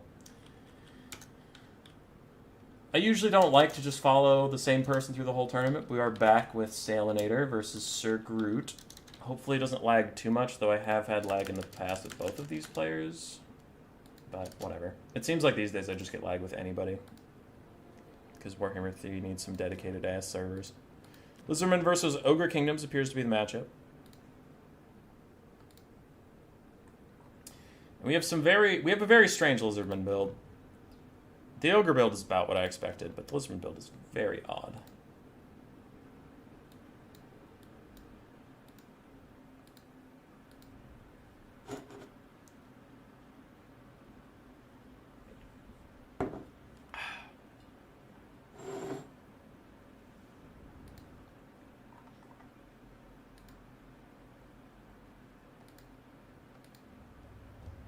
Has the Hobgoblin and Peisterkreis made Chaos Dwarves feel more flexible in build? Oh yeah, Chaos Dwarves are chilling, dude. They're pretty fine right now. I think they're solid middle of the pack. Don't need buffs or nerfs as a faction. Whenever I say that, people get up in arms, so real quick, when I say that, I mean as a faction, they're fine.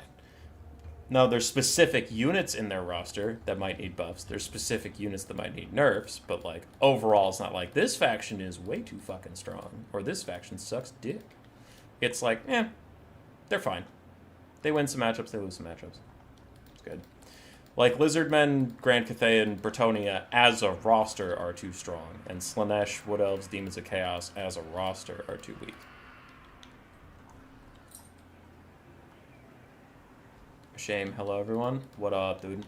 I tried Salamanders in Ogre Kingdoms. It felt underwhelming, unfortunately. Alright. We have a Salon Mage Priest of Life with Flesh to Stone and Earth Blood, Clostodon Hunters, 2 regular Stegodons with their anti-large weapon strength and then their high missiles, 5 Saurus with Spears, 5 Skink Skirmishers, and a Feral Cold one.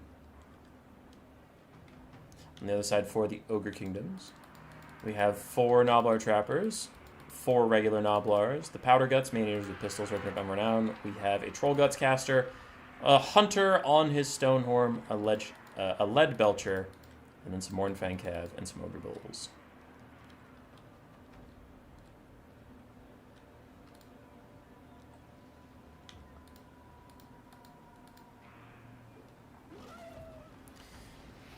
I am getting increasingly concerned about lag due to how slowly those wings are flapping.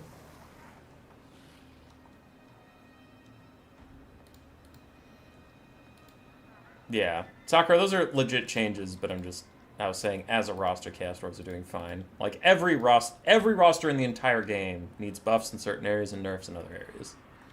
But when you take the whole of them, there be.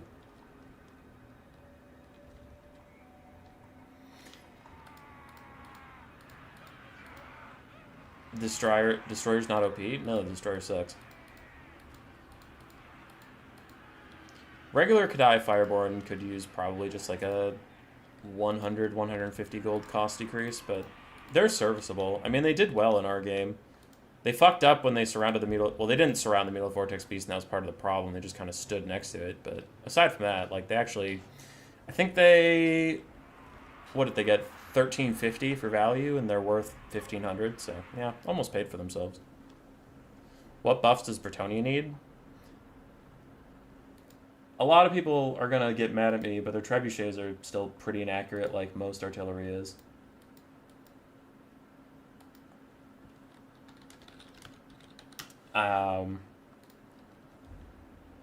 Rapans could use buffs. Right? So there's like units in there that could use buffs. Rapans could use buffs. Foot Squires could use buffs because they got nerfed into the dirt again. Trebs, in general, are just kind of meh. Mounted Yeoman Archers are okay, but might need a little love. Questing Knights still kind of suck. Knights Errant kind of suck. But overall, the faction is super fucking strong, so it's not like they need those buffs right now. I'm just saying if you really want to pick out units that need buffs in the roster, they exist. The Green Knight could use a buff to actually be real.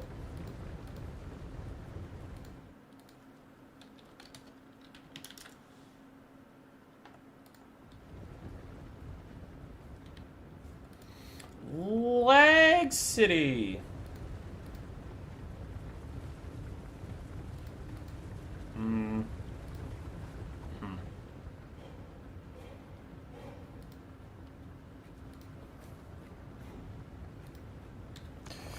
Alright, we'll dip. God damn it. I don't know why the game's been extra laggy recently, bro. It's super annoying.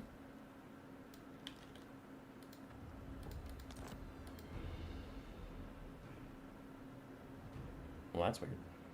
I wasn't expecting that.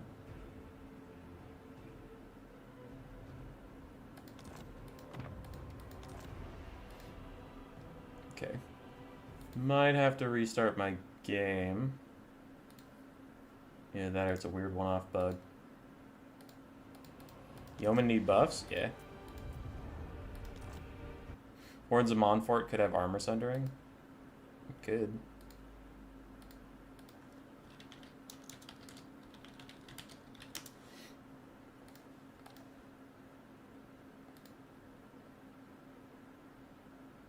Yeomans need to reevaluate their existence. Yeah, the base Yeomen are actually fucking terrible. A quick restart of your game might fix lag. It's more of a long-running problem over the course of life and not a one-off thing. Like I said, it's been happening for weeks. Alright, I asked those two players for replays as everybody else is in-game and doing stuff. So in the meantime, I'll just play some quick battles while I wait for replays to come in.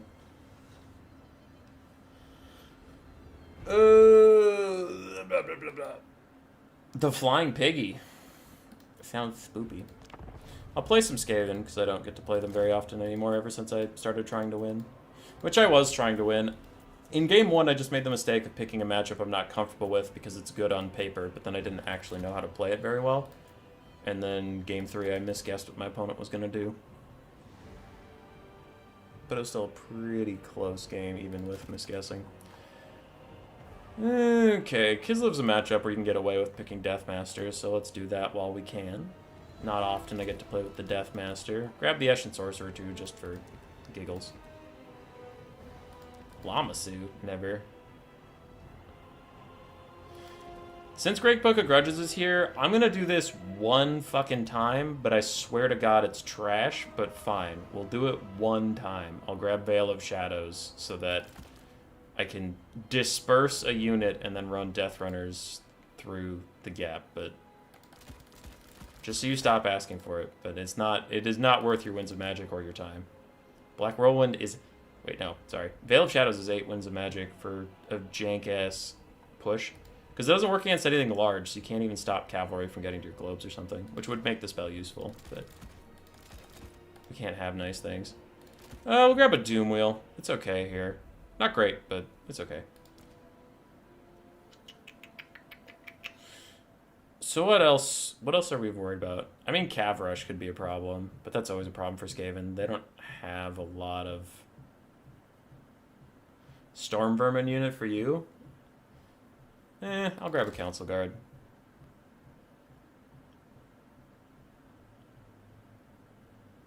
Were Fire Throwers much worse after the recent updates? They're not much worse. They're just as terrible as they used to be. Where Fire Throwers do... I have no idea why, but they do literally 0 damage. And I just don't know what that's about. But we're rushing Kislev, so we're building a rush build. To get through that armored Kossar front line, if it even exists, we do have the Doom Wheel, we have Snitch, so that's okay. Could just get some more Rat Ogres in case of Kite. So let's grab this, and then these two. We have 200 gold left. Cut you. Get Clan Vulcan Tail Slashers. Cut you two and get Spears instead. That looks okay for a Skaven Rush. Hell Pit. That's a step too far. Everything I have here is serviceable in this specific matchup. It's actually okay. This is not a super troll build. It's not optimal, but it's not a troll build. Hell Pit is trolling. Hell Pit's just too bad. Especially versus Kislev, though. Kislev have one of the best anti-large lords in the game. They have... Any other lord they're going to take can outrun the Hell Pit, so I can't fight their lord. They have a hybrid ranged roster, which the Hell Pit is weak to any ranged whatsoever. So that's not going to work. They have the Oath Brothers of Tor, which if they exist, they'll kill the Hell Pit pretty instantaneously. And then they have a better anti-large duelist in the Incarnate Elemental Beasts at the same price point. He costs the same as the Hell Pit, but he's just better in every metric. Unfortunately. So, the Hell Pit... He's bad for a reason, but he specifically has no place in this matchup.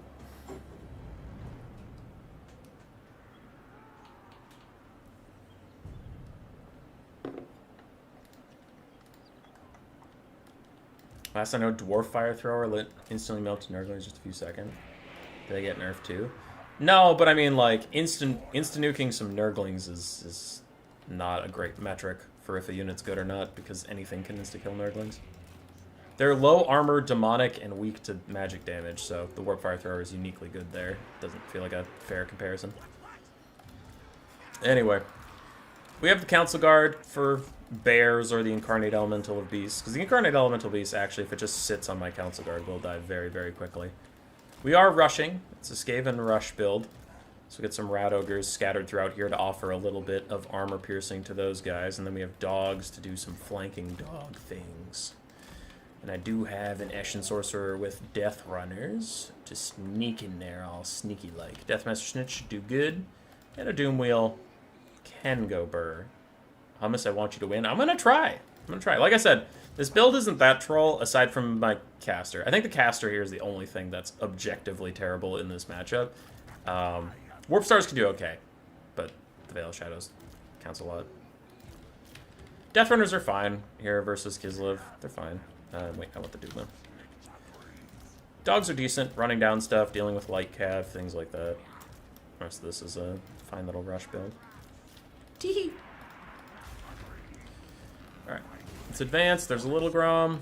That's okay. Get you guys going up here. That's why we put the Doom Wheel in the trees, is that little Grom can't just shoot me. So I'll move him up in the trees, but I'll keep him over there. You guys go for a little excursion. I think you'll get spotted at some points because that forest is patchy, but whatever. Alright, what do we got? Kossars. Kossars, those are the non-armored kind, which is great for me. And some Griffin Legion are spotted. Okay, we'll have the Death Runners fall back. Okay, Death Runners, get in there, because your armor sundering is going to help the dogs tear through those Griffin Legion. Yeah, okay, they're running away. Doom Wheel go over and help out. I'm going to hover some Rat Ogres in the area in case the Griffin Legion turn around and fight, but for now they're just getting chased down by my poisonous boys, and that's good for me. Okay. Snitch is still chilling. Now I'll run him in. We have some dogs getting around the flanks, but we are tearing apart the Griffin Legion with, like I said, a little bit of help. They're down to 55 armor, which actually makes them light armor and easier for the dogs to deal with. Okay. Don't want to overextend, but that was a really good trade for us on the Griffin Legion. I'll send over some lads to deal with these guys. I'm going to get the Doom Wheel rolling over this way. And the Death Runners and Dogs can recommit now that the Griffin Legion are back.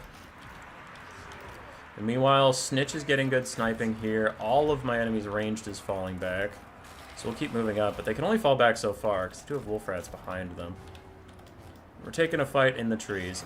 I'm going to Warp Star this lady in the face, partially just to get my passive going, but the Doom Wheel's running over a bunch of backline stuff and just disrupting them, stopping them from shooting, which is all I really needed. Dogs are going to sandwich in these guys. Unfortunately, they're approaching in a dumb fashion, so I'm going to try and spread them out before I get here, but the Doom Wheel is mostly, right now, stopping people from firing. That's all I need out of it. Veil of Shadows, fucker! Okay. Rat Ogres take the front line. Both these Wolf Rats fall back because your leadership's dipping. So Rat Ogres plus the Death Runners should be able to do good there. And I guess that is a metric, not a metric, but like, I guess that is a aspect of this I hadn't thought of. Great Book of Grudges is Veil of Shadows is really disrupting his archers from firing, so that is actually kind of cool. We'll see how much damage it even does, but it is cool. Alright, dogs need to get to the back line, Death Runners can continue in, but the dogs just need to be here. Because once those Buy Our Blood passives wear off, my dogs are going to start disrupting a lot of things. Doom Wheels are over here. Still just being annoying as Doom Wheels do. Cause that's what Doom Wheels do. Cause that's what Doom Wheels do. That's what Doom Wheels do. Cause that's what Doom Wheels do. Alright. I don't want to net that guy because he's in my own units and that'll fuck him up, but I can net that lady and go massacre her real quick. Doom Wheels continue to be disruptive and good. I'm getting hit with the Heart of Winter. Yeah, I am. Ugh. Try and walk out of it. I didn't see it coming. Oh. Oh god, I'm dying. Veil of Shadows, motherfucker! Mostly because I can't see anybody for howling for the Warp Star, and I just wanted to apply the army-wide poison. Oh hey, there's Cosmic Dervishes in the Vanguard. I mean, one Cosmic Dervish would not change the course of this battle, but cool. Alright, Snitch in the middle of it. Spin! Spin, rat! Spin until you are dead! Ah, it's coming sooner than I thought. Veil of Shadows! Kill the Patriarch. Death Runners, fall back. Army losses. Army losses! Take this man away. I don't want to deal with him anymore. Please. Please. Thank you. Yeah. It's not a troll build. Like I said, the build in general worked. It's like, at first I wasn't thinking, I was thinking Veil of Shadows was the only troll thing, but if they actually go mass ranged, it is kind of good at disrupting them. Like, anything that was on your screen right here didn't get to fucking play the game. Because the Doom Wheel was disrupting it, and Veil of Shadows was disrupting it, so that was pretty good. Griffin Legion is not a troll pick. It's not great. It's not great. You might as well just go with Winged Lancers for the same purpose, but the enemy army actually wasn't terrible versus Skaven. Because they were going to use Little Grom to kill my Avalanche Mortars, and then from there, 8 archers could have been annoying and they have cav advantage. I don't think the Snow Leopard is good versus Skaven, and I'd cut the Griffin Legion down to Winged Lancers, but like, overall it's fine.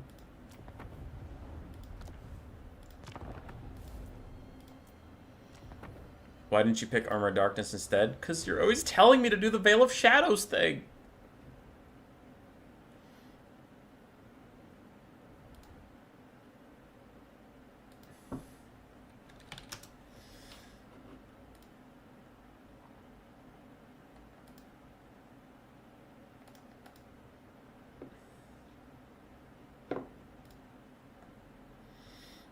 Alright, Sir Groot ended up surrendering to Sail. All messages XZ.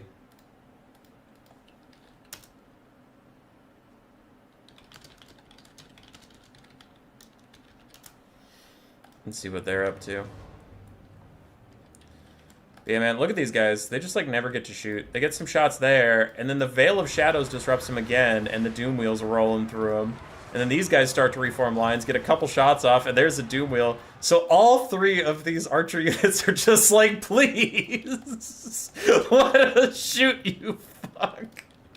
There, they get some shots off, and the Doom Wheel's back. and they just don't get to play the game. Fucking Doom Wheel. Oh my god. It's just such a bitch. It's just burr, burr.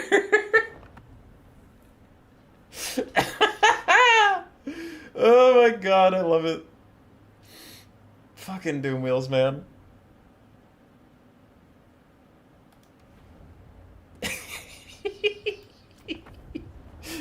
Burr.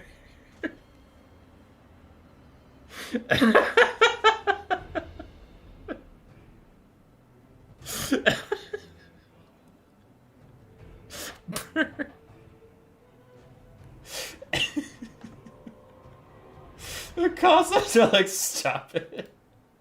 Please leave us alone. Oh my god.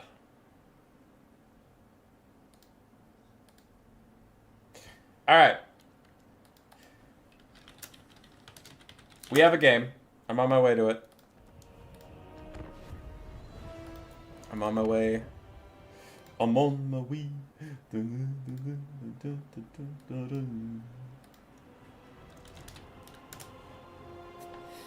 So this is a quarterfinal. Zegzi is up a point, which I honestly did not expect. I would think that Persian Warrior would be my favorite in this matchup, so high likelihood it goes to 3 games, but hey, maybe Zegzi will close it out. He is a surprising get.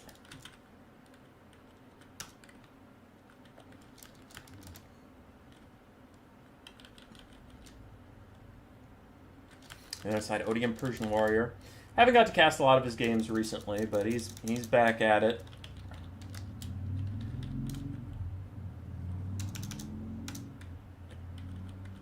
I'm going to get rid of the space between Persian Warrior, and that'll allow me to fit the 0 in the little thing. Just barely. You know what? His whole name doesn't have spaces in it. And it is not 0-0. Zegzi took game 1 while we were not here. But we're here now. As far as the bracket goes, looks like we have Skaven versus Skaven. It is a mirror match. It is a Skaven mirror match, which is lit. If you care about the bracket, we are here. Salinator prevailed over Sir Groot because Sir Groot surrendered due to lag. Otherwise, we're in the quarterfinals. We will cast both semifinals and finals. Though one of the semifinals will probably cast replays of. I'll cast one live, depending on lag. Always depending on lag.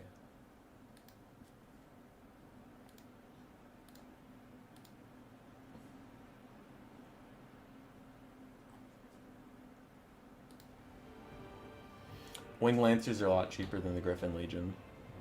Yes, they are. Grill of Shadows can disrupt cav charges. Great Book of Grudges, that one is not true. That one's not true. The Veil of Shadows, cavalry goes straight through it. It only disrupts infantry, which is why I hate it so much. Does mass have influence on Veil of Shadows? Yes. Well, it's not mass as much as unit size. Anything that's not infantry size doesn't get pushed by Veil of Shadows, and also for some reason lords that are infantry size don't get pushed by Veil of Shadows.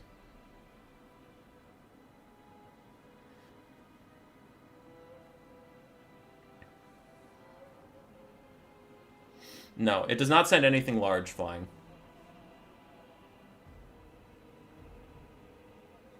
It doesn't even move them. Cavalry was unaffected.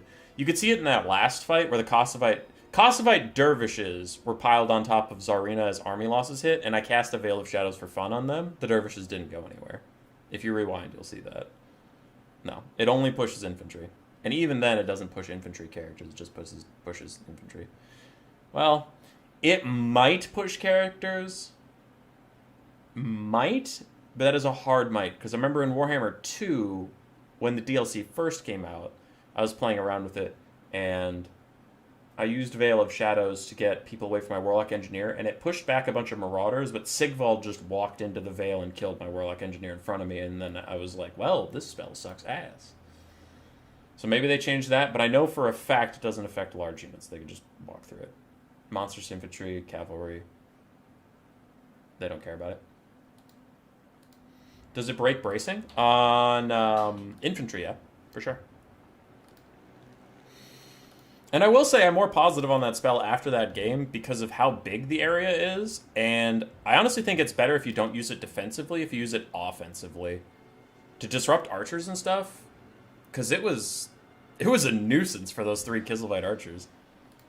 Yeah. Defensively, I actually think it's trash. But, like, it might have some functions offensively. Maybe.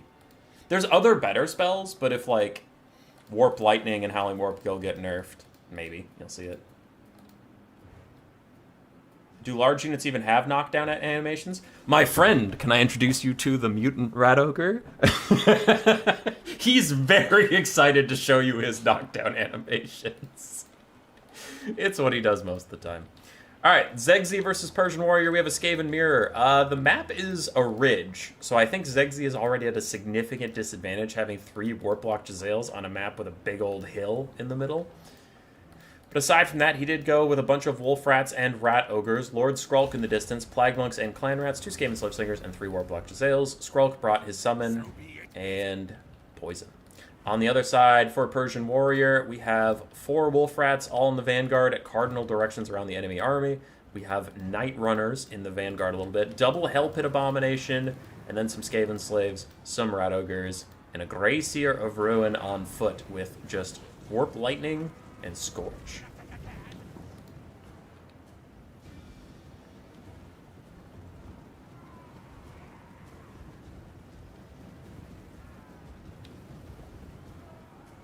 I don't know. People could do more testing in like custom versus AI and cast Veil of Shadows on Cavalry and see if it works, but I am 92% sure that Cavalry just ignore it. The Hell Pits might be a little spooky here, though. The Jezzails are now getting to shoot at them without having to deal with the hill too much. Night Runners are kiting back a little bit, but these Jezzails are just not having the best sightlines. We'll see what the Red Dogs can do. If the Red Dogs get in on the Jezzail, then it's going to be a very bad game for the Blue Skaven. And the Scorch is trying to hit those Skaven Slave Slingers, but they are so spread out that they'll largely be okay. Flag Monks fighting it out. More lag, because we just live in the world of lag now. Once again, it could be me, but I feel like it's mostly just when I'm spectating Warhammer in the last 2 or 3 months. It gets really laggy. In-game, I'm usually not that laggy.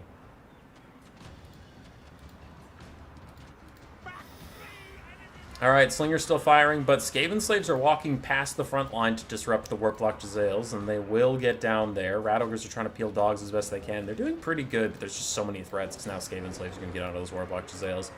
Both Hell Pits are still full HP, and Wolf Rats might get a sandwich going here to kill these Jezzails for sure, for real. Faux show. We'll see.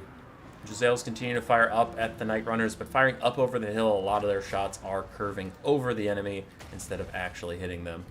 Skrulk's trying to rejoin the fight now, chucking out a quick summon. As the Hell Pit fights a metric shit ton of Rat Ogres.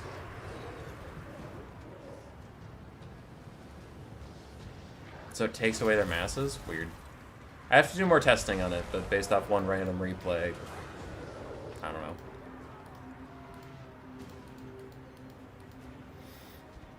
Alright, Warplock Jezzails getting hit by Skaven Slaves. They attempt to run away. A lot of the blue army is routing, and the balance of power is against them. I definitely agree.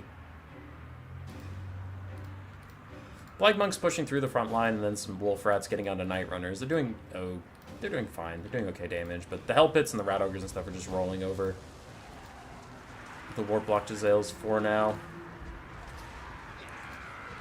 And blue is losing a lot of their ranged units. That Jezzail is about to rout. This Jezzail is about to rout. Jezzail down here was routing. Looks like it's dead. Because I don't even see its unit card anywhere. Yeah, it's just dead. I don't know if blue has what it takes to kill the Hell Pits. The balance power continues to get worse. Skrulk's going to go for a last-ditch effort to snipe out the Grey Seer of Ruin. He's the same speed, but if he catches up to him... He doesn't have poison. Okay, he doesn't actually have poison. He might have trouble keeping up with that Grey Seer. We'll see. Jezzail's still firing away for now. Balance of Power is getting into Army Losses territory, and Skrulk attempts to catch up with Greyseer of Ruin. Clan Rats have been summoned, though all of them are slower than the Greyseer. Maybe charge bonus will help them out. Does Rush always beat ranged factions? No. No. That is a very complicated answer, so for now I'll just say no. But I mean, Skaven get rushed all the time, and I often play them as ranged.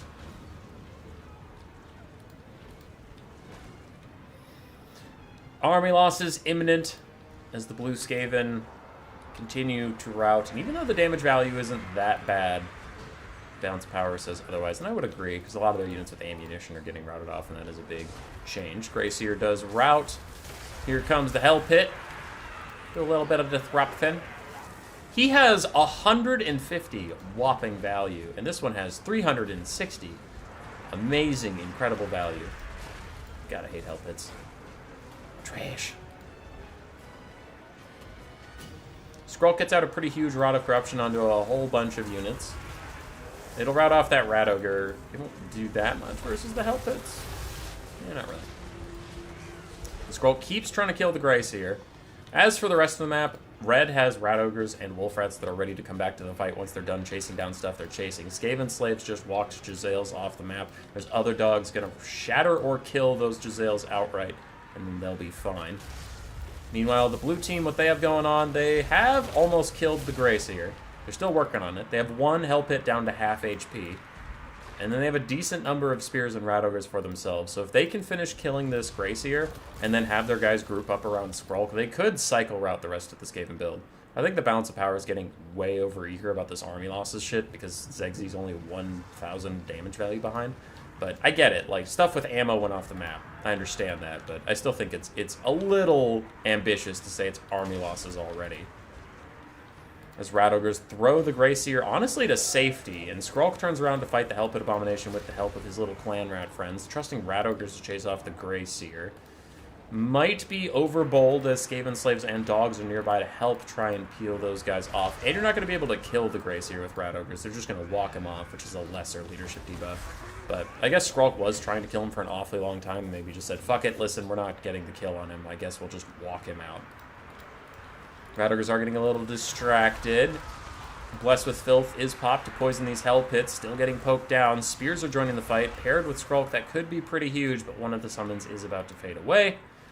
And Blue's Rat Ogres in the distance are routing off some dogs, but Red has a bunch of reinforcements coming from on top of the hill. Rat Ogre's still trying to walk the Greyseer of Ruin off the battlefield. And army losses is going to hit right about now as these spears get routing. And it's just way too far against the Blue Skaven. Rat Ogre's still trying to kill the Greyseer. Struggling, and they will get charged by Red's Rogers. Boop! Yeah, see, some large models have knockdown animations as those guys go flying. Continue to try and stay after the Greyseer of Ruin. If Skrulk has a Rod of Corruption, now would be an absolutely killer time. That would be the biggest damage value Rod of Corruption I've ever seen in my entire life, and it would keep the Balance of Power from army lossing you. So we'll see if Skrulk does it. Meanwhile, these Rat Ogres continue to try and pursue the Greyseer. Now they're stuck fighting their own friends. And Wolf Rats are joining the fight, so those guys might rout. There's a Rod of Corruption. This is the last hope for the blue team to stay in this game, as army losses does take hold, and the damage isn't quick enough to subvert it.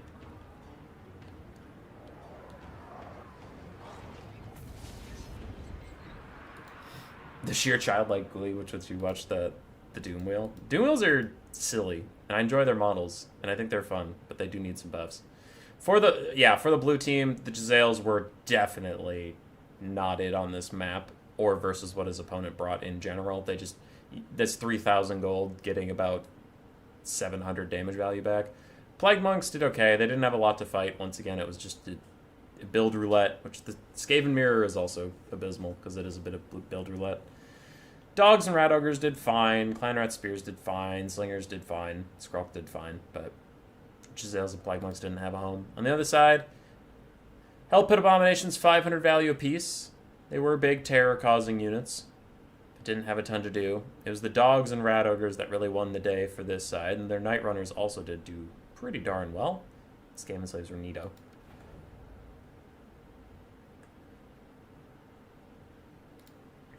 Okay. While these guys do pick and bans for their final game, I am just curious about this Veil of Shadows thing. So I'll tell them wait for me.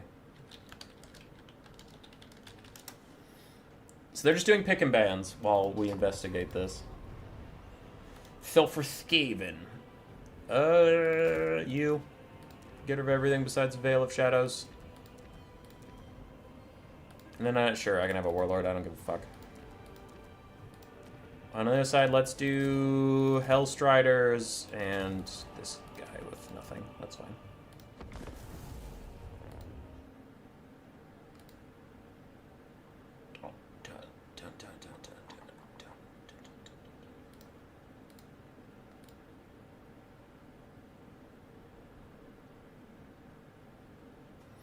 The clan rats that help it spawn have a higher chance of paying for themselves in the hell pit.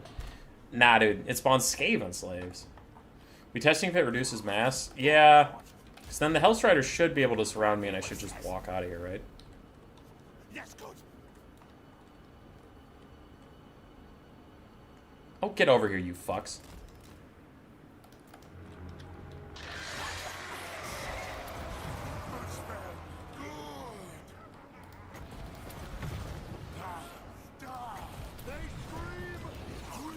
Okay.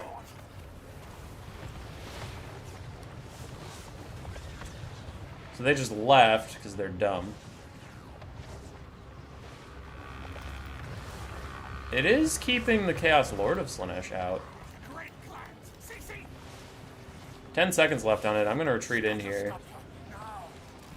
Yeah, they just follow me in. And I still can't path through them. So no, it doesn't disrupt their mass. They're fine. Aye, aye, ready. Yes, yes.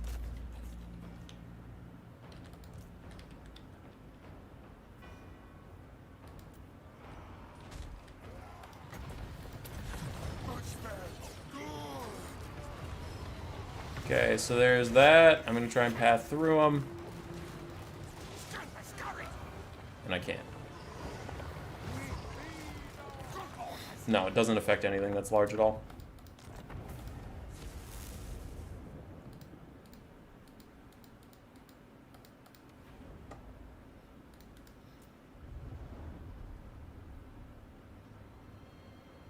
Let's see if it affects them. It should.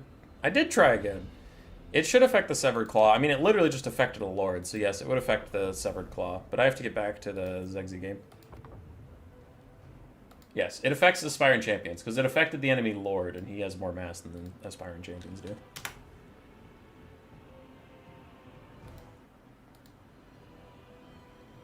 Does it stun lock enemy units? I don't know. It might. It might just keep knocking them over. I think if you're relying on melee to kill them, it could be a good spell. Versus infantry.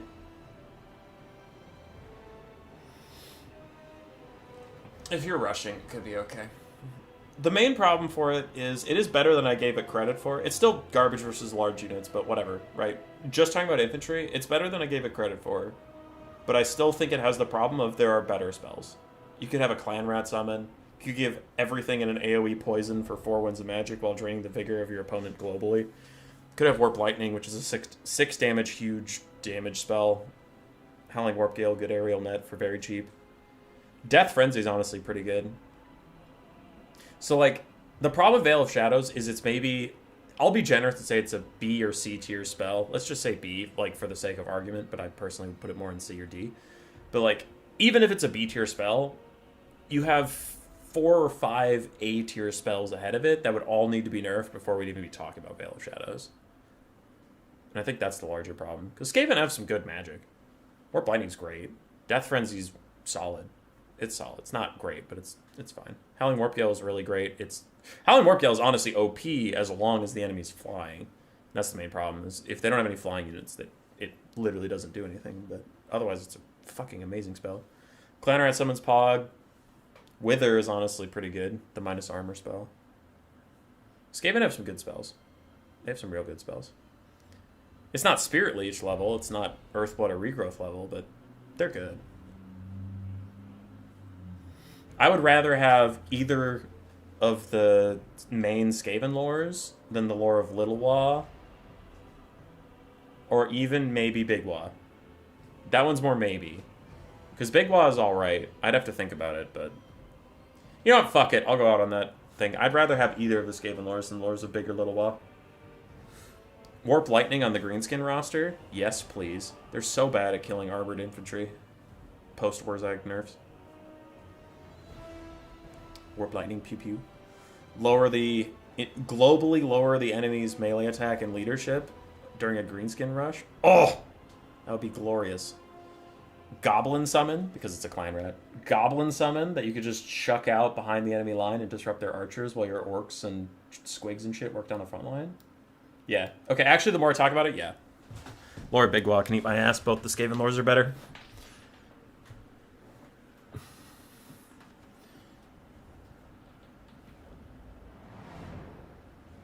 It's stagger, not knock.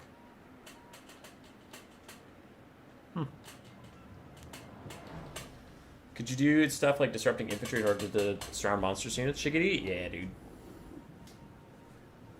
it's only 8 wins of magic. It's also a way bigger area of effect than I thought. So Veil of Shadows, man. It might be the future if we get some nerfs or something. Or if Skaven Melee Rush becomes more of a thing. Because that's another little bit here. Is it's a Melee Rush supportive thing, which Skaven almost never do. There's very few matchups where they can make it work. Kislev is one. Once again, I was not trolling in that matchup. Kislev is one of the few factions that can outshoot Skaven. And then they also have a ton more mobility than you, so they can control the flanks. So a rush is a decent strategy to counteract that, not just get attritioned out. Foot of Gork is epic in his campaign, but only costs 6 wins of magic. Okay, yeah. Yeah, I mean, if that shit costs 6 wins of magic or even 10, then Foot of Gork would be amazing, but it costs like 18 or 20, doesn't it? Could be a Night Goblin summon. Dude, get a Night Goblin spinning loon summon. So you throw this Night Goblin, it just shows up in the middle of their army and immediately chucks out a spinning loon in a random direction, and the enemy player's like, what the fuck? I had like 2 seconds to react to that.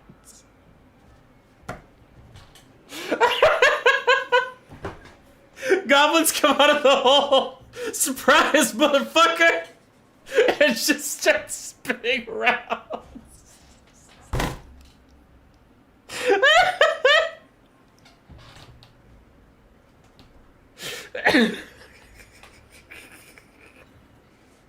I don't know why that strikes me as so funny, but it does. Okay. Whew. We gotta focus. I was thinking Black Rowan size. Yeah. Black Rowan size is like a pit of shades. Okay, we gotta focus. Lizardmen versus Kislev. This is actually a very even matchup. Both are top tier factions, but Kislev has a really good roster into fighting the Lizardmen, and the Lizardmen have a ton of access to meta stuff like healing and monsters. So it's more meta strength versus a counter. We have Little Grom, who has been doing fantastically recently. Here on Zegzi's side, we have some Auction Ambushers, 2 Streltsy, Things in the Woods, Winged Lancers, and Cosmic Dervishes mixed throughout, and then a front line of Armored Costars with those pistols. We also have an Ice Witch of Tempest with Blizzard and Hailstorm. On the other side, for the Lizardmen, we have a lot of armor piercing. 4 Feral Cold Ones, 3 Croxagors, and then 4 Ripperdactyl Riders, one of which is a Colostodon Hunters.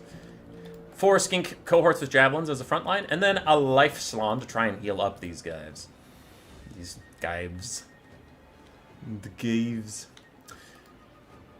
Little Grom's gonna start shooting at the Slann Mage Priest. That's fine. If you can force him to just heal himself instead of healing up the Croxors, I guess that's probably worth it. As he was shooting Croxors, and he took out 4 out of 16 models, so honestly nothing to sneeze at. Let's see the damage. Okay, yeah, it's solid damage. You can put the Slann under pressure, I guess. It's fine. It's fine. We are in range of the Pew Pew to start. Pistols and Streltsy and Auction Ambushers all firing into these Skink cohorts. They are shielded, so soon I hope the Kislevites will get orders onto the Croxors. It looks like that is what's happening now. They have shifted onto the Croxors and they'll get much more damage done there. Ripperdactyl Riders will dive in. They are very, very fragile. They're good units, but they are quite fragile, and I really like how the cavalry is just sitting here waiting for them to land. That is going to be a good play.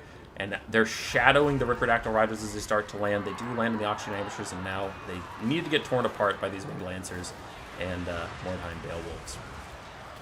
Little Grom still pressuring the Slaanesh Mage Priest. Manages the miss there, which is sad because you're shooting at a giant toad sitting still in a chair. How did you miss? But okay. Streltsy are shut down by the Clawstone Hunters and the other Ripperdactyl Riders. All of Kislev's range is actually quite shut down, but the Cavalry are trying to get the damage value back.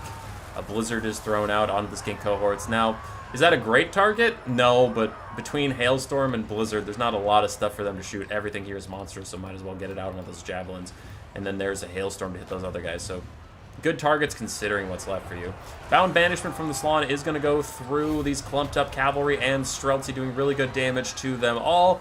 But fortunately for Kislev, it's heading south rather than north, so it won't do as much damage as may be feared.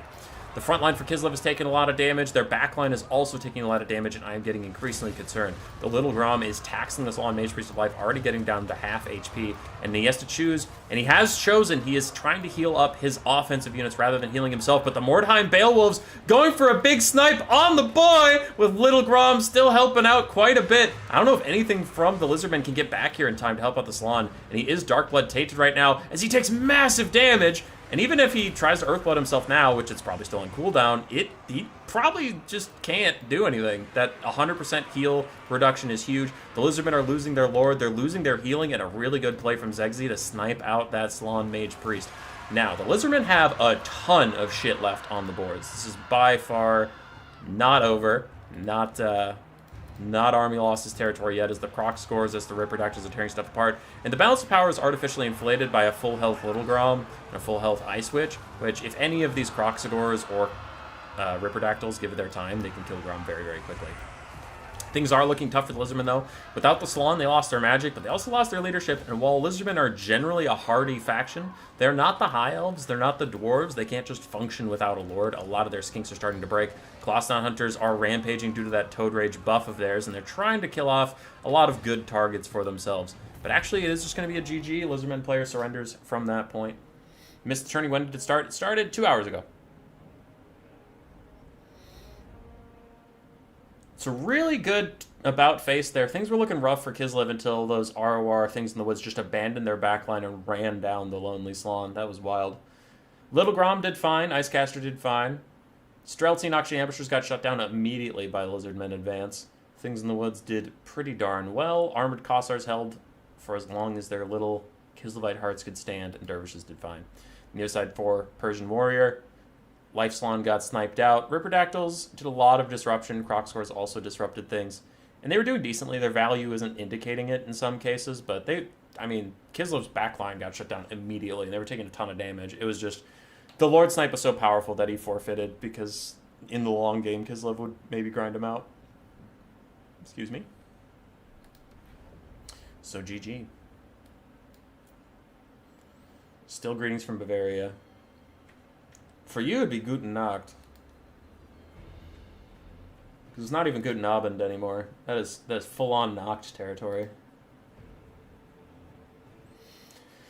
Next game up is Zegzi versus Salinator. As you can take a look at the bracket here. Boop. It's our first semifinal. Zegzi and Sale. Topside, Leopard and Ray still fighting. Brutus and Mommy Chicken fighting. But I feel like they've been fighting forever, so that has to be ending soon.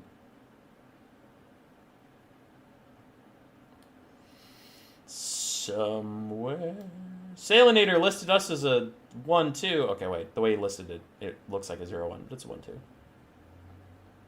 2-1, 0-2, 2-0, 0-2, 2-0, 2-0, 2-1, 2-1. Noise.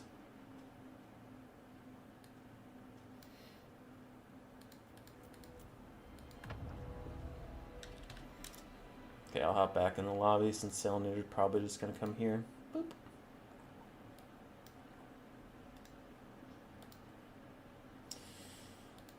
GG. And I have a message. Why?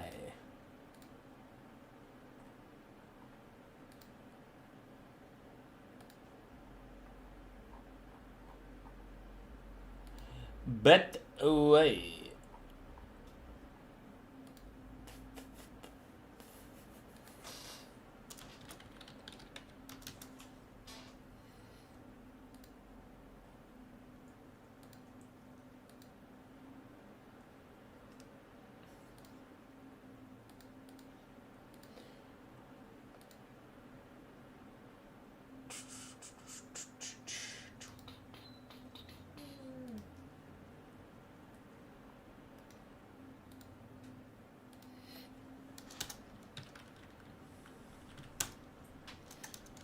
Salinator's name is a little bit shorter, so I can add the spaces back in. Uh-oh. There's a puppy moving around behind me. Don't look now. Don't look at the puppy. The numbers, hummus, what do they mean? Nothing.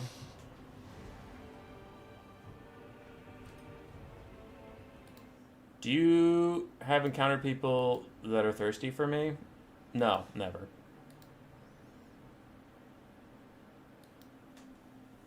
No.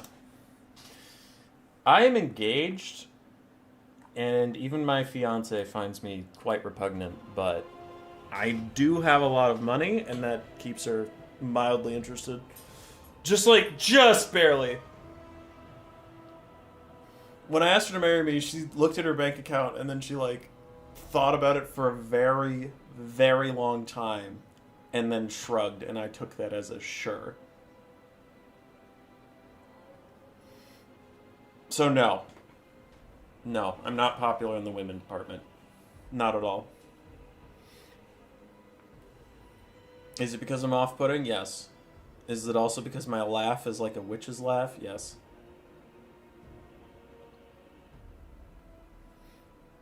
For a little funny hummus. Not that little. I'm 5'11" and 3/4. I'm just below 6 foot, which sucks because my dad is 6'4". My mom is 5'5". So my brother and I both split the difference. We're both 5'11" and 3/4. Just below 6.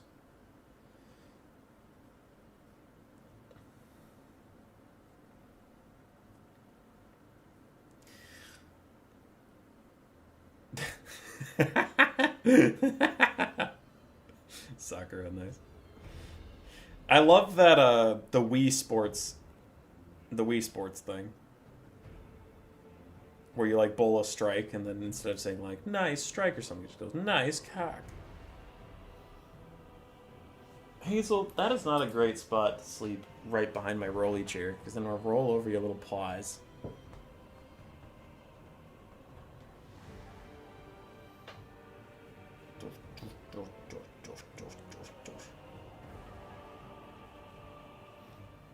Imagine being 8'5".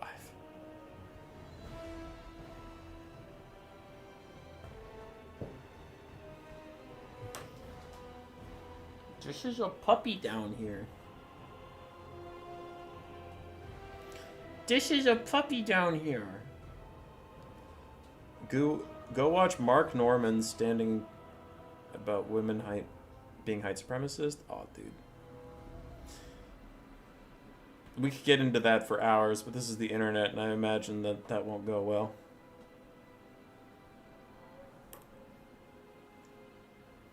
Jump, jump, jump, jump, jump, jump, jump, jump, jump, jump, jump. Jump, jump, jump, jump, jump.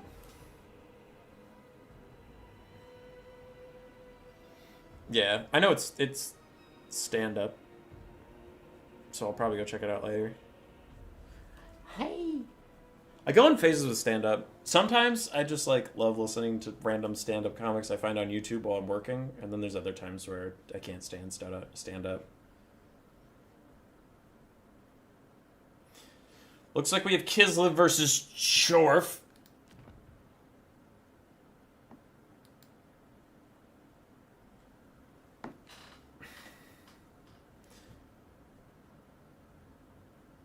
What do you think of having a 2v1 where teams of 2 play only ice contact units from Kislev and Norska? What would the 1 play? Wouldn't he just get outnumbered and outrun? What's happening here? I need details. You need specifics. What is this? Yeah, it's Kislev Dwarfs, which is that's cool. I haven't seen this matchup a lot. And behind the blocker, Slaanesh has a pretty cool build. I'm excited.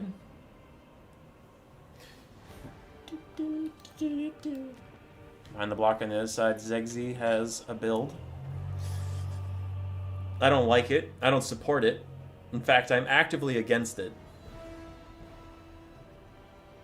But that's okay.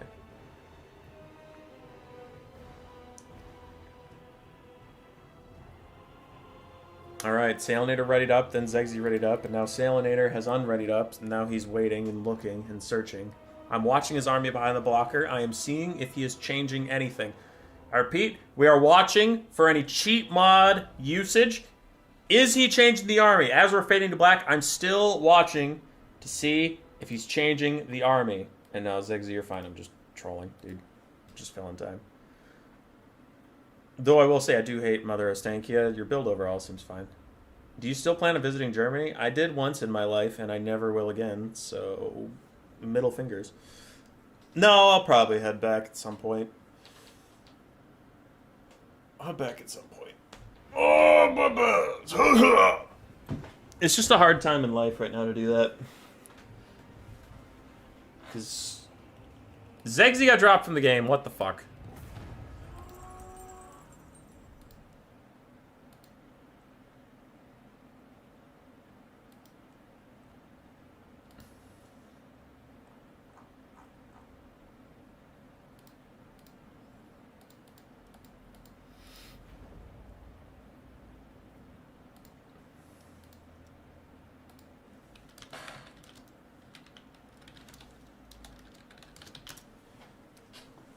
I'm messaging Slaanesh to see if I dropped or if Xmas-Eve-Eve dropped. Because sometimes in your spectator, it says a certain player dropped, but they're actually still in the game and you just get left behind. That's what Xmas-Eve-Eve gets for picking Mother of Stinky. Fucking got him. Alright, either if Xmas-Eve-Eve dropped, then we'll just get back into it, same armies. Real fast. If I actually dropped, then I'll get the replay. Though it looks like...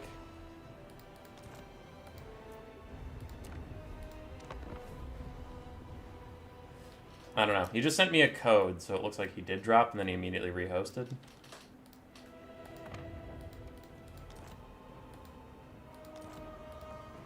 His game crashed. Okay, cool.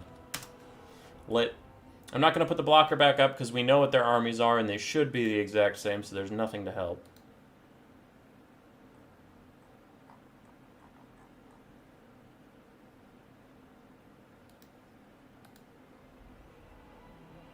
We'll be praying for you, brother. Oh, super sorry, Count Leak. I was distracted. Okay. My life is going good. My life is going really good. I'm doing fine. Sorry. What I meant, it's a hard time to travel, is... I'm in that age right now where sometimes when you're young, like you're really young, either pre-college or during college, you can fuck off for a while and travel if your family has enough money to do that. Which is when I went to Germany the first time.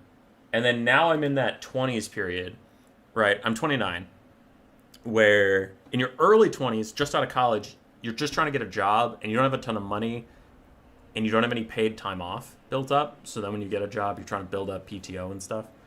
And then in your late 30s, Xmas-Eve-Eve crashed again? What the fuck? Anyway, when you're late 20s, early 30s, Grace and I are thinking about moving up to the cities. So then we'd need new jobs and we'd start the PTO stuff over again. And we're focusing on getting married. So we're just busy right now. But it's all good stuff. We're giga chilling.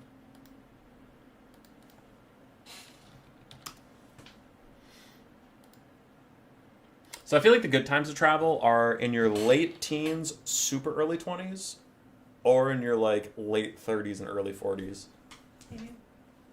Because Grace and I will be having kids soon, in life soon, not like tomorrow soon, but within the next 3 years probably. So then we'll be pretty busy until they're like 8. The loud, silly noises are because the dog is up. Doggy! Doggy! Okay.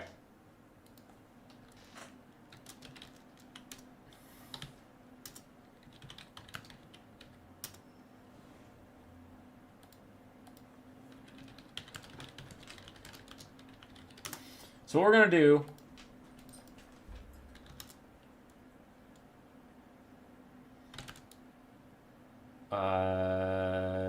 do flats of Kislev. Wait, no, what is the map? What's the map we've been having trouble with? Horned Hills. Okay, that's a flat, medium-sized map. You okay with Gorgazan?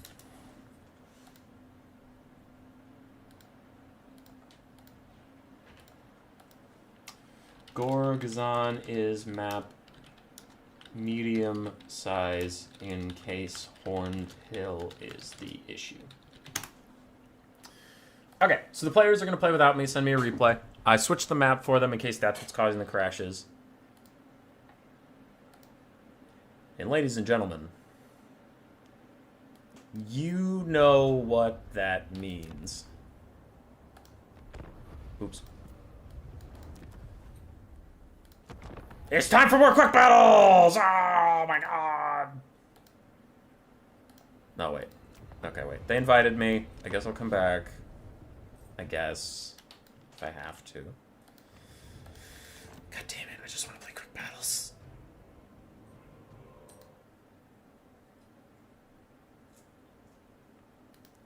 You'll be busy for way longer? Oh, yeah. For sure. No response from the host. Lit.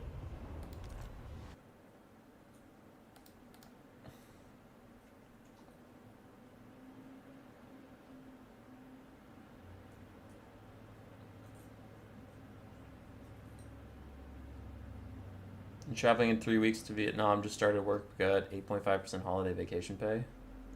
Nice.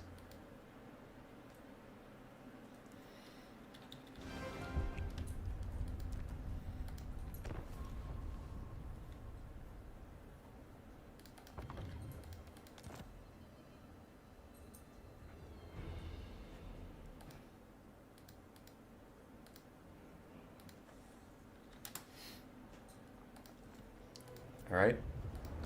There's another code now. My god. What is happening here? We try again! Black Knight, you missed this sign up? I don't know, dude. I just work here.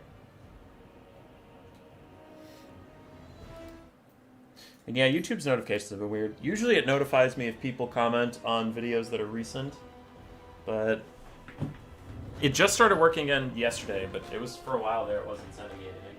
What are you chewing on? Where did you get this plastic thing? Did you open up your alligator? We just got you that alligator. Where is he?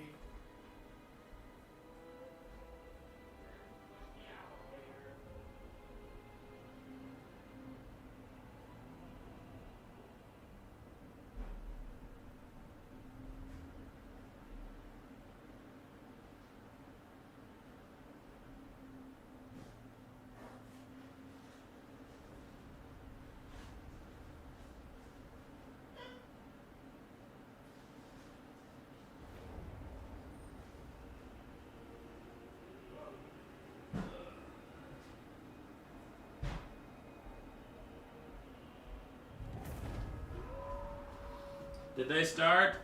Did it work? Oh, they're starting. It might work. FFA. I love how I've been having issues with lag and shit. And your response is FFA. How is that gonna work? Explain it to me. How that's gonna remotely possibly go okay.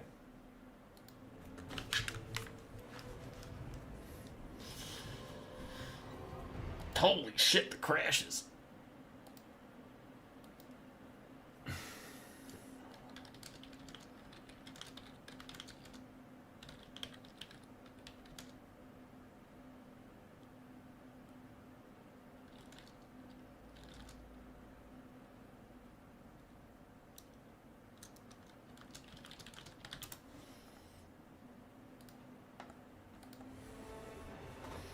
Okay, I need to pick a faction. I'm fighting Aoba on this map. Oh, it's a small map. Okay.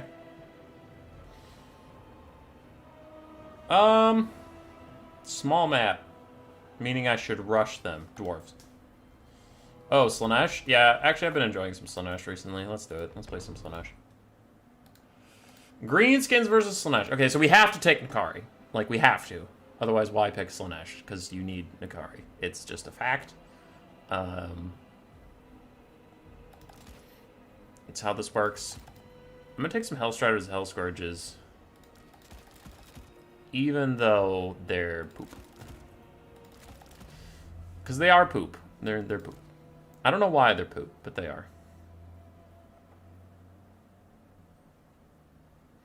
Well, they have a Soul Hunter's passive that it's going to take them forever to charge up. Okay.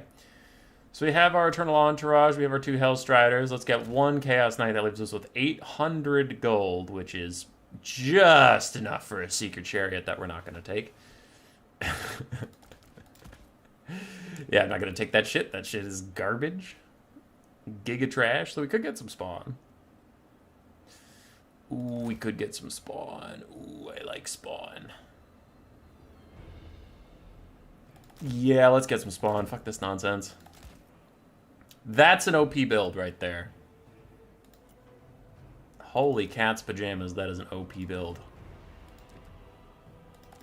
Let me take Phantasmagoria. Hey, don't be a dick about this. Let me take Phantasmagoria.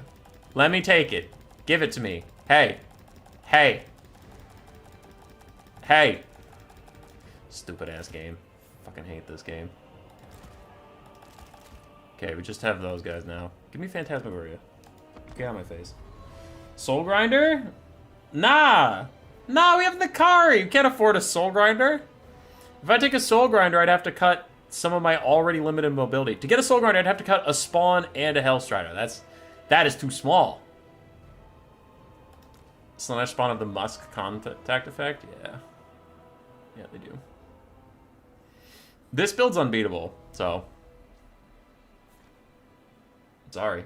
Shit sucks. That's just how we do things. Okay. Back to this. Leopard has advanced to the semifinals on the other side. Still waiting for Brutus versus Mommy Chicken.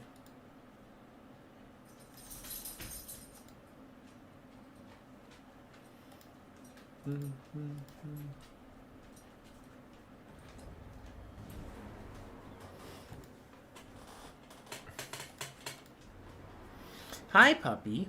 This is not the map I thought it was, but whatever. We'll endure. Small unit count? Oh god, it's large. Okay. Okay, well... we might be losing this one. But we're not going to lose this one because we have fucking N'Kari. N'Kari's the best. N'Kari's the goddamn GOAT. The goddamn GOAT.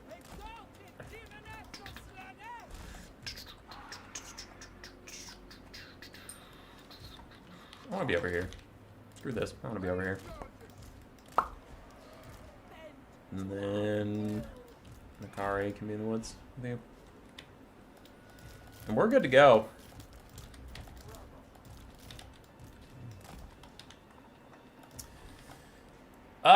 My tactical analysis tells me that N'Kari is going to shit stomp these fools and is going to be easy game, easy life for us. I don't like the way he's licking the Eternal Entourage. It's a little too familiar for my taste.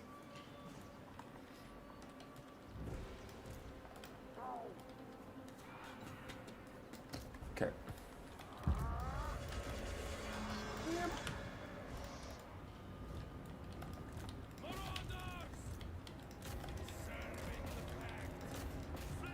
God damn it, he has double giant. That's actually really terrible for me because N'Kari is trash at dueling large things. He's much better at killing off randos. Okay.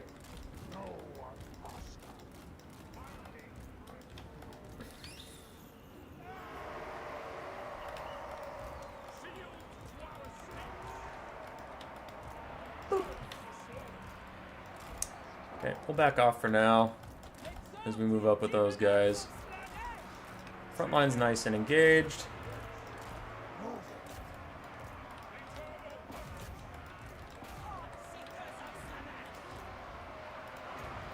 I don't even need to use Willing Prey on the Moon Howlers. They're already getting fucked up. I'll just acquiesce and someone call it a day.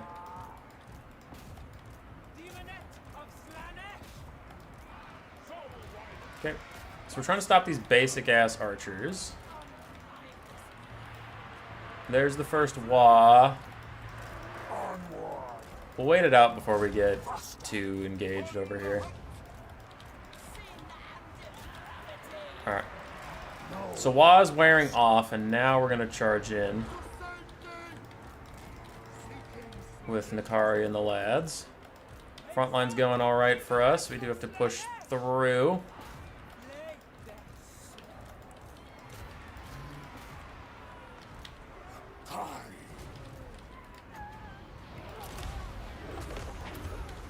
Okay, Witstealer Sword. I don't really want a Phantasmagoria right here, so we'll just back off. Rampage cast? I don't know. There. Seems okay. Nakari's currently dueling just fine.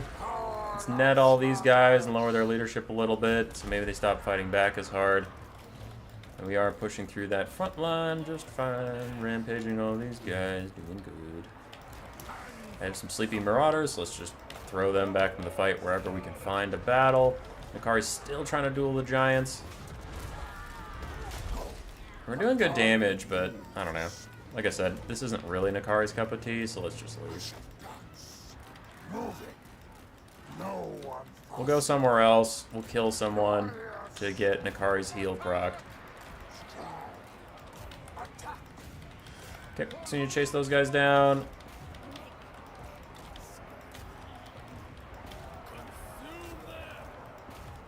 River trolls are a little bit annoying, but whatever. Okay, you guys come with me. We'll chase a bunch of stuff off. We'll try and get Nakari's heal procced. And route other things.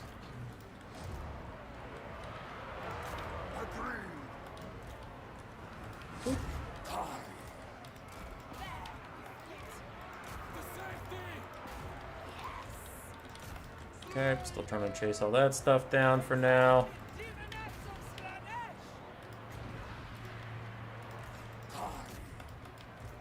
Those guys are just fighting to distract stuff for a little bit. And Nakari is taking an awfully long time to kill anything. So we get these Hellstriders to try and deal with it.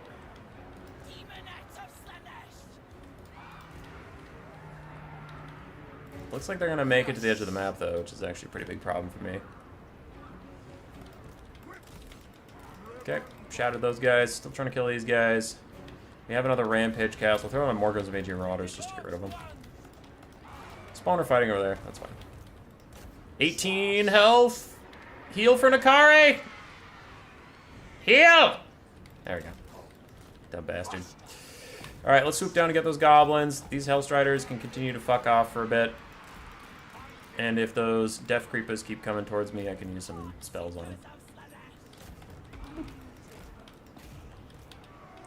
Okay, I want to heal. Another heal for Nakari would be great.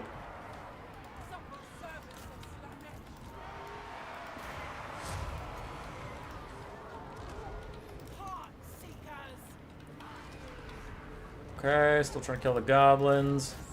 Send some of these guys over here. We're killing a giant right now.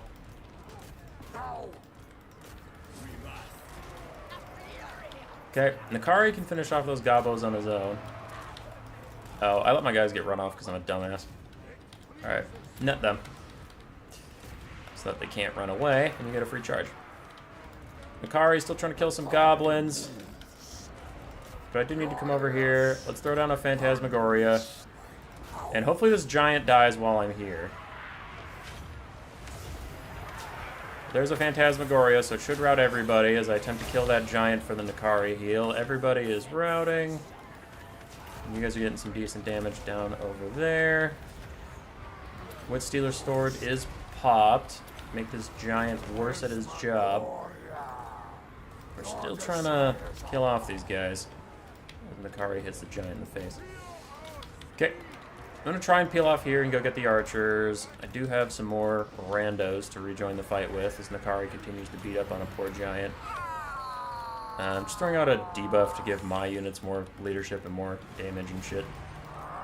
Okay, Eternal Entourage, try and bounce out. You guys try and bounce out. Nakari can continue the fight alone for now. We have some Marauders who are back, other Marauders who are back. I'm just trying to disrupt the archers to stop shooting at Nakari for a hot second. Nakari's doing his best. You guys are so wounded you can't even take the Death Creepers anymore, so just go get the thing. Nakari still trying to kill that giant for another big heal. My Exalted Demonettes are doing great. Really need that heal for Nakari. For the Wild Hunt! Now let's snipe that goblin. Netted him in place. Nakari's healing. Exalted Demonette's doing great. I will give everybody some the Locust of Swiftness or whatever just to get value. But Nakari needs to swing. He's T-posing real hard. There we go. It's a good swing. Acquiescence to give my melee attack buffs and the melee attack debuffs to the enemy. Eternal Entourage still hanging out near Nakari to give him more weapon strength as he continues to snipe out the Shaman.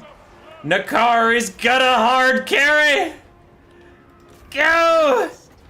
Go, Nakari! We don't give a fuck! We don't give a fuck! Nakari, get him! Nakari, get him! Eternal Entourage, go get those fucks! Nakari, stop T-posing and do something! Alright, I come over here to tear out those guys. Get out of my face! Get out of my sight! Nakari! Windsteel a sword! Get them! Get them! Slaanesh! Too powerful! Deal that damage to them. Fuck them up. Yes! Nakari's too strong! Nakari's heals do proc on SE kills, yes. He didn't even pay for himself. He didn't even pay for himself, but God, he tried.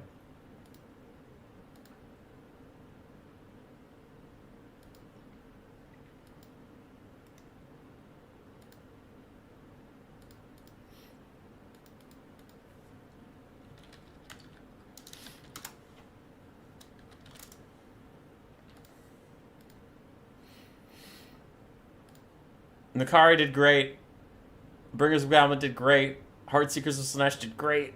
Spawn did fine. They just hung out. Hellstriders did good. I mean, one did. And my Marauders did fine. We did it! We fucking did it! Oh, God. The Giants hurt. The Giants hurt a lot. That's a lot of Night Goblins.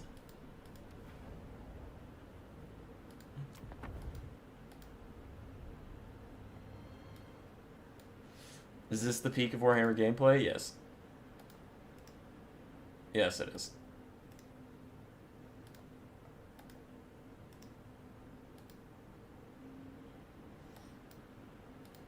Okay.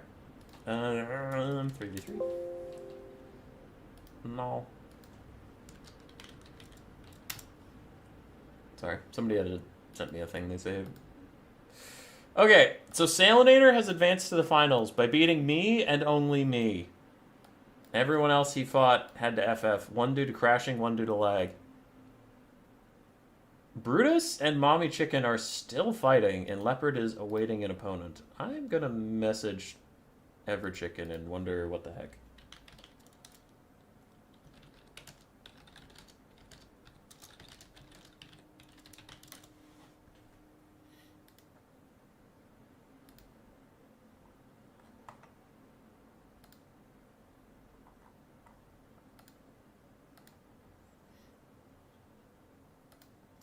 So here's the bracket, if you're wondering where we're at. So Zegzi and Salinator couldn't solve the crashing issue, and Zegzi was the one crashing, so he surrendered. Salnators in finals. I just asked what's going on with this quarterfinal, because that's been going on for a very long time, and Leopard is awaiting his opponent. So that's where we're at.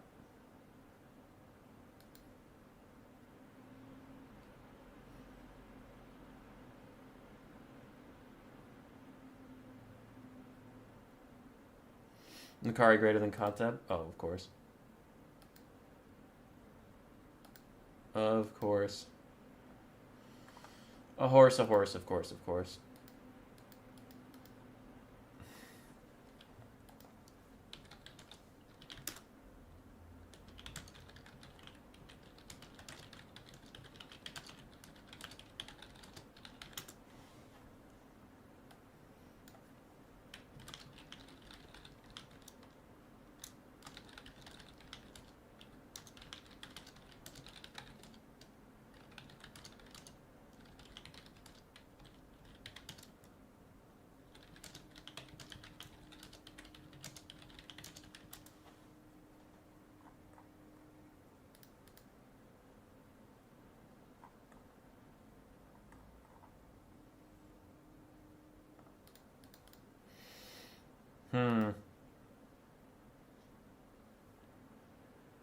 Okay. While I wait for an answer, I'm going to grab something to drink, so I'll leave you with the bracket.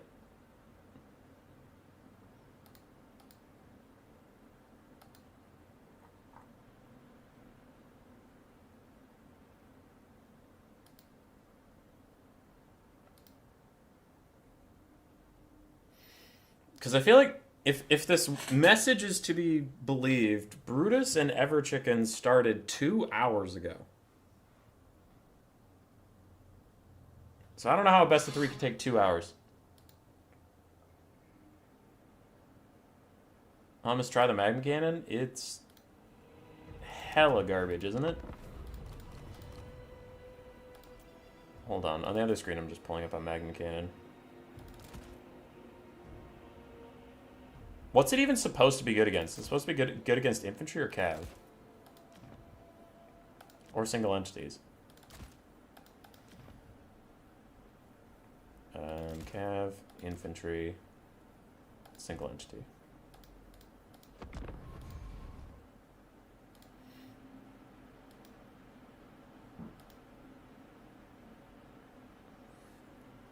Maybe they both spontaneously combusted for 2 hours.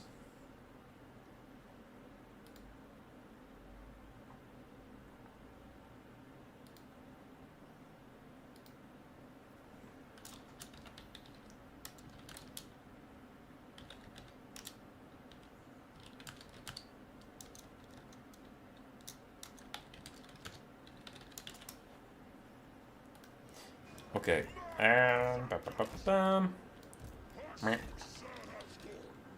Turn fire wheel off. Start battle. Pause battle. You shoot at that. You shoot at that. And you shoot at that.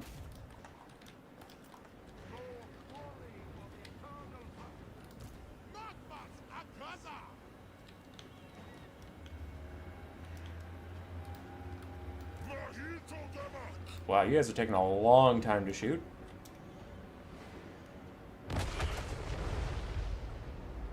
That was horrendous. Yeah, they're trash. They don't do damage to multi-entity models, they don't do damage to single entity models, and they take forever to fire. Alright. Chicken versus Brutus just finished, apparently. I don't know who won it. But here's the bracket while we wait for that. And I'm going to go grab a drink.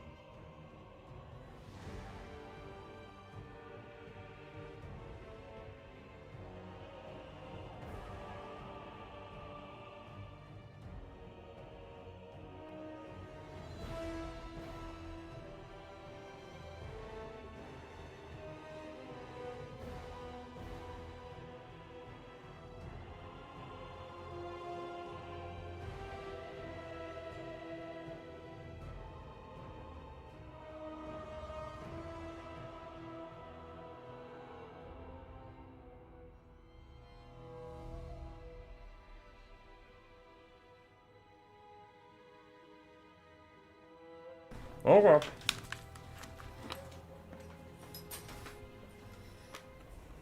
So you have Brutus versus Leopard.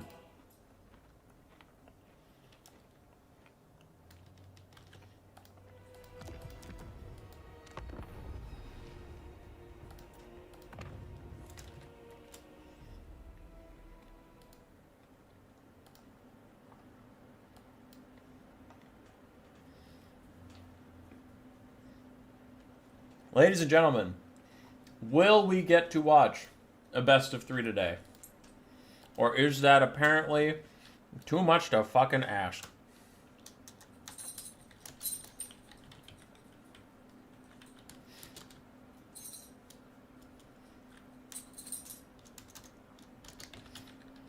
Okay, Brutus and Leopard. I haven't got to cast a lot of Leopard's games, but he was in our Nations event.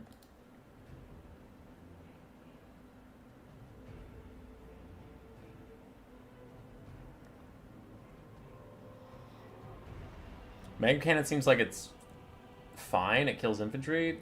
That took way too long to fire, and then it missed the infantry at close range. That was horrendous. I don't know. I can't deal with an artillery that takes that long to fire and then do nothing.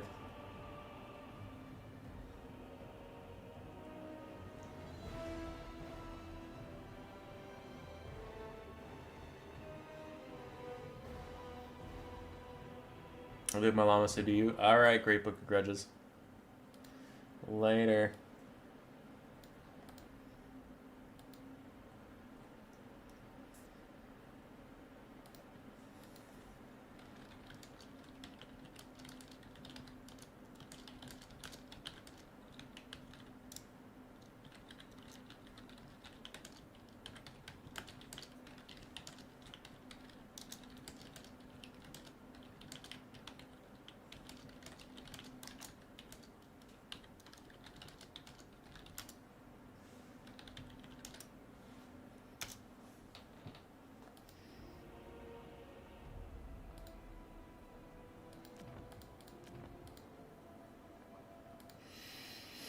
I'm running out of filler things to talk about. So what did we actually cast today? We cast one game of Dr. versus Mama Chicken, which was chill. No issues there. And then me versus Sail, which was first person, so no issues there. So Groot and Sail had lag. Zegzi and Persian was fine. We came in late, but I don't remember too much lag or any issues there. So Zegzi Persian was fine.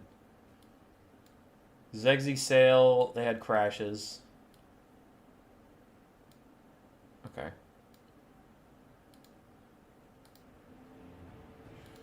Just a lot of tech issues today. Hopefully it gets better.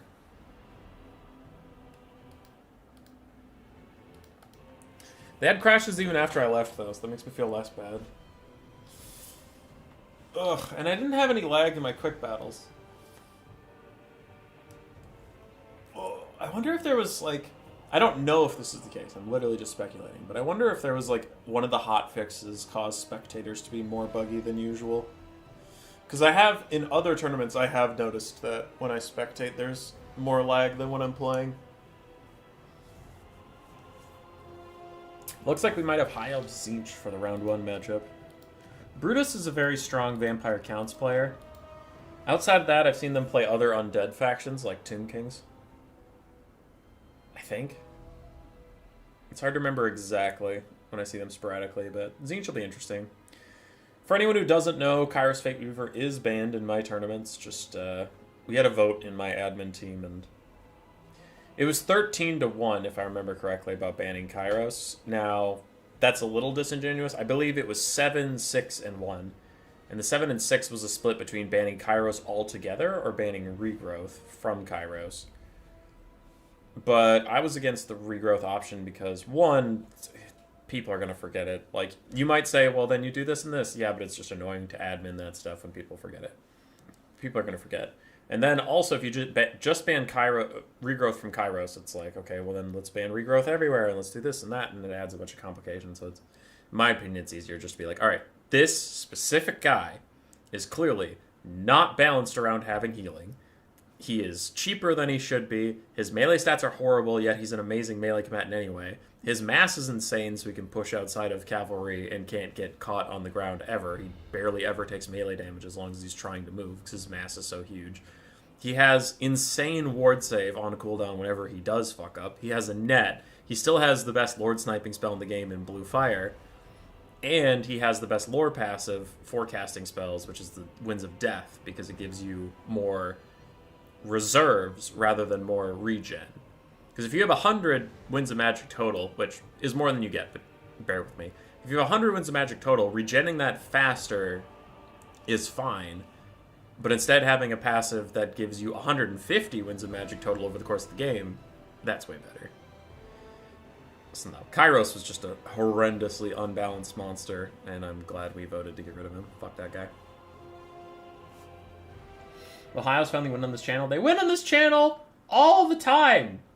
All the time. I know you're probably just pulling my leg, but all the time. All the time.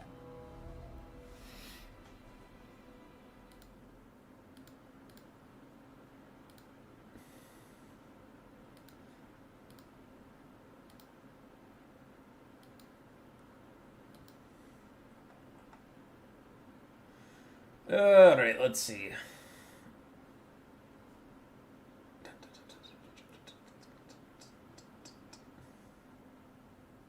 December 10th, Lion Chariots, are they good yet? December 8th, and they say Kite is dead. Those are 2 games where High Elves win.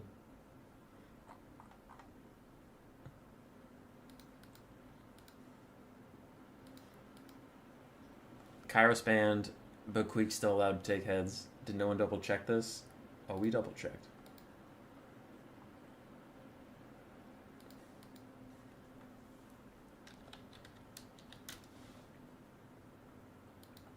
Oh, we double checked.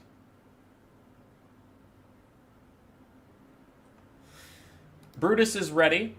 Leopard is ready. We're getting into game 1.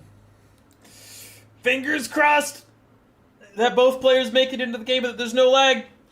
Please! Please! I just want to cast some games! Please!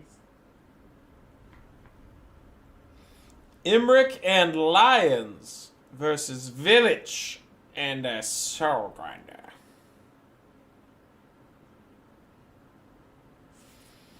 My God, you've posted cringe. Prepare to be judged. Alright, we're loading. We're loading. It's going to flip back to $5.99, and then the real games begin, as we see if there's going to be a big message that says someone dropped. $5.99, alright, okay. Alright, we're gaming. Holy shit! We made it into the game! And Imric's... Oh, fuck. Nope, nope, okay, Imric's wings are flapping. Imric's wings are flapping, ladies and gentlemen. We might just get a game of League of Legends. League of Legends, that's not, why? That's not allowed. You can't play League of Legends, why? This is League of Legends channel now, didn't you know? Alrighty, for the forces of the High Elves and Leopard, we have 3 White Lions of Christ, the Fireborn, 4 Archers, 3 Spearmen, the Puremain Company, White Lions of Christ, Regiment of Renown, and then a Lore Master of Hoeth with only Earthblood, and Imric up in the sky. On the other side, for Brutus and Tzeentch, 4 Chaos Warriors of Tzeentch, Village, the Chaos Link with only pink fire, a Soul Grinder, 2 Horrors, one of which is pink, one of which is blue. They're both their Regiment of Renown variants. Then we have 2 Screamers, a Chaos Knight of Tzeentch, and a single Chaos Warrior with Hellbirds.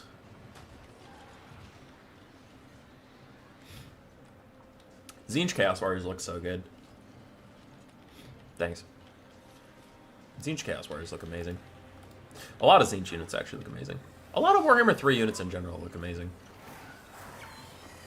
Except for Gestalten. Gestalten looks like shit.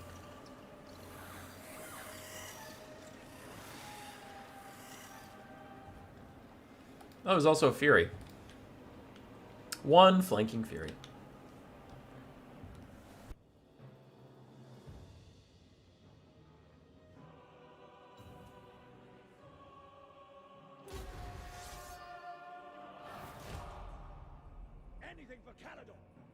I'm back. I'm back. Second sneeze was coming in hot. And we're off. War Lions of Christ will do pretty well against those Chaos Warriors. They're not Chaos Warriors with halberds. Black Knight rooting for Imric. Sell out. Just because your YouTube picture is Imric doesn't mean you have to root for Imric. Come on, man. And the Soul Grinder has started on the spell snipe. Now, does he do fire damage? No. Okay, so Imric only has 25% resistance against that coming in. If he did fire damage, then you get an additional 25%. Which would be great. Archer's starting to get some shots in for now. They're probably going to want to focus down the Horrors, and it looks like that's what they're doing, as the War Lions charge out and send Chaos Warriors flying on impact. That looked really funny. And good for them. Good for them. Well done. Etc. Soul Grinder firing in now on the Pure Main Company and the Archers. And the Archers are going to get attacked by Furies, but Archers, especially High Elf Archers, have pretty okay stats. So they're going to hold for a bit. Now the War Lions are back here trying to help out. Chaos Furies taking a bunch of damage, and their demonic instability is very spooky. It's the spookiest thing ever. So they might just die outright. But the Fury Charge plus a little volley in from the Chromatic Abominations do right off those Archers. Black Knight, thank you for the 20 Canadian dollars. Take my money, you saxy streamer. I don't even play the saxophone, but thank you, sir. Your patronage is always welcome. Unless you're Strat, then your patronage is not welcome. Imric plus the Lore Master of Hoeth both diving onto Village. And I wonder if we're going to get the Lord of Dragons on him. There is Lord of Dragons, so he's down to 31 melee defense, and the Vuvuzela of Doom is popped from Imric. I thought I heard, but it looks like he canceled it, which would add even more melee strength to Imric and the lads. Imric's getting charge after charge onto Village. Soul Grinder still trying to snipe him out a little bit, but man, Imric is deleting that guy. He's already down to half HP. Meanwhile, the War Lions cycle charging in and out are taking care of some of those Chaos Warriors. Another pink fire down the line does not do a lot of damage to our heavily armored High Elf friends. Earthblood Overcast healing up Imric as he leaves the Lore Master to his fate. Now, being a foot character with 57 melee defense and really good armor-piercing stats, he's gonna be okay. Imric's not actually abandoning him to his fate. He's abandoning all of the Tzeentch units to get killed by the Lore Master, as he starts charging around Chaos Warriors, and War Lions are doing well. Balance of power is about 50-50, but I really feel like the High Elves have a good handle on this game right now. I would definitely rather be them than Tzeentch. The Chaos Warrior frontline is doing okay, but it is getting slowly attrition down by the cycle charging from the War Lions and whatnot. And Archers are being secured in the background by War Lions of Christ trying to push off these Screamers. And the Screamers are demonic, so as they take more damage, they get closer and closer to that demonic instability crumbling. Soul Grinder is still poking down Imric, and that is fine. That is good. It is doing well, but with Earthblood spam, they might be alright. And now this backfield is largely uncontested. I wonder if the Fireborn should go out and just chase the Soul Grinder down. It looks like they're not going to do that. Instead, they're kind of hanging around chasing Chaos Warriors for the moment, and it looks like now they'll rear charge these Halberds, who, unbraced, don't, have that charge reflection or anything. War Lions gonna go fight Chaos Knights alongside their big pal Imric, and more War Lions are wandering over there as Screamers also start to look at this situation. But Archers rallying for the High Elves, they gotta start firing, and they are now shooting at those Chaos Warriors with halberds who are surrounding the Lore Master of Hoeth. Pure Main Company coming over to say hello, and where did the Dragon Princes go? It is a big old fight in the backfield as the Soul Grinder is still firing in all these Lions and the Dragon Princes and spears and stuff. All three Lions are actually in this area, so Earthblood would be huge on this blob. But they're getting good damage down to the Chaos Knights of Tzeentch and the Screamers. Where's that other Screamer? Oh, they're back there getting poked by Archers. Okay, seems cool. Sour Guts shooting in on the Pure Main Company, but all this Archer fire plus the Pure Main Company fighting these Halberds is doing really good. And oh, they have Armor Sundering too, so now the Archers could actually do better damage, but the Archers are busy trying to fight Screamers for a brief moment. Lord Snipe still getting attempted on the High Elves. This is Soul Grinder attempts to hit Imric.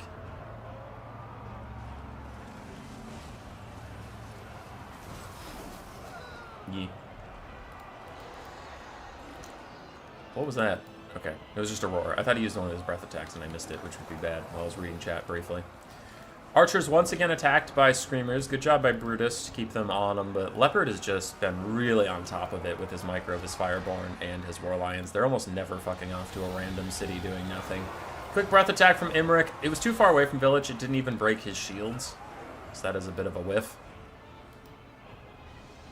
And the Vuvuzela of Dune still has 2 uses to it. But the Halberds are routed now as the Pyramid Company and Lore Master get through them. Imric lands on the Sour Guts and they'll start killing those guys off. The Soul Grinder has 2 shots left to throw at him. His heal cap is within sight. But the Soul Grinder's not gonna be able to kill him. And yeah, actually it's out. So apparently that one volley was 2 volleys? What the hell? Yo, Shoxy, how you doing? One Screamer is demonic instability crumbling. The other one is trying to return to the fight now. 2 archers are continuing to fire into the Sour Guts. Looks like it's just trying to kill them off.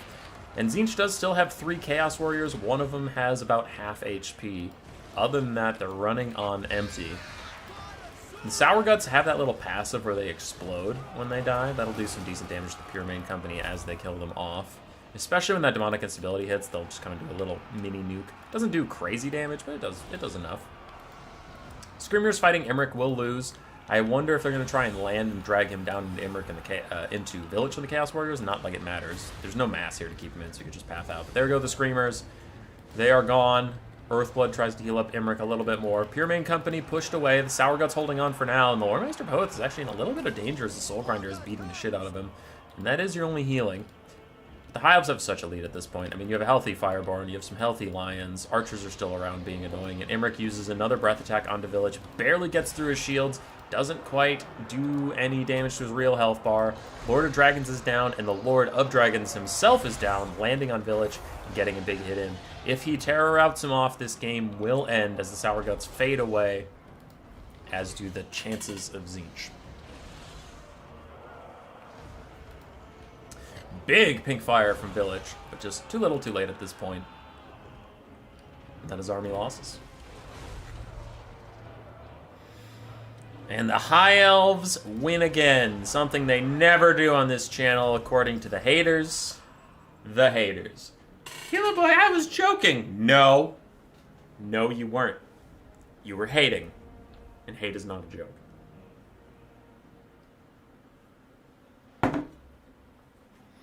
Pretty close game overall.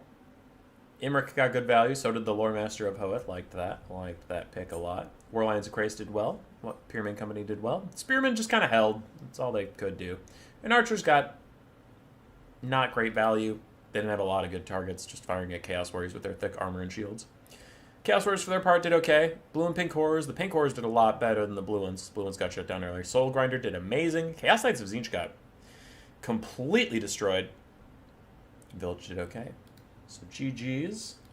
Update the scorecard.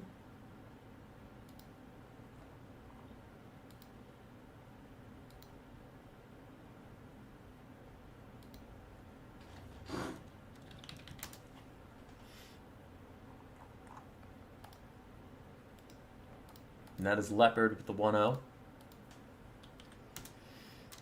Leopard looking spooky. Leopard looking like a spooky guy. Hey, Juniorette, hope you're resting those tiny, precious little paws of yours. Oh, fair. Okay. Here's how we buy time for this round. Hazel, Hazel, come here. Hazel, come here. Come here, puppy.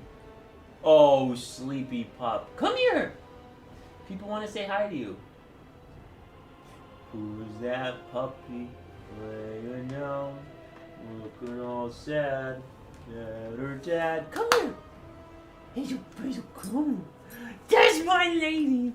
Just my lady. Oh, boy. What do you want for Christmas, little pup? What do you want for Christmas, little pup? This is the Hazel Basil, everybody. She says hello. She loves you guys. Oh, big yawn for such a little lady. Wow. Big yawn for such a little lady. Hi, sweetie. Hi. You're cute. You're nice. We love you. She's a good puppy. But she's a dark puppy, so the camera doesn't really like to pick her up that much. But we try our best. You a dark puppy? Are you a dark puppy? She says yes, I am. Alright. There you go. Thanks for participating. Thank you for participating. We love you. We love you. Thank you for participating. Thank you. You're so nice. And so cute.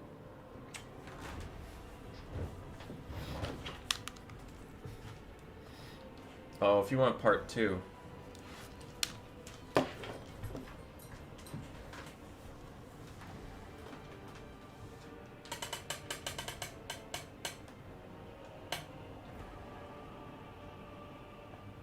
We have a Muko. Little Muko. Who's your good boy? Who's your good boy?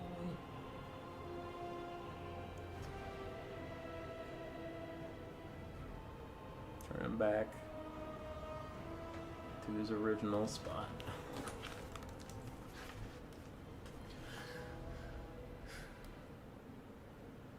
My brother has COVID, and I went to go see him, so Grace is staying with her parents until we figure out if I'm COVID positive or not, so it's just us.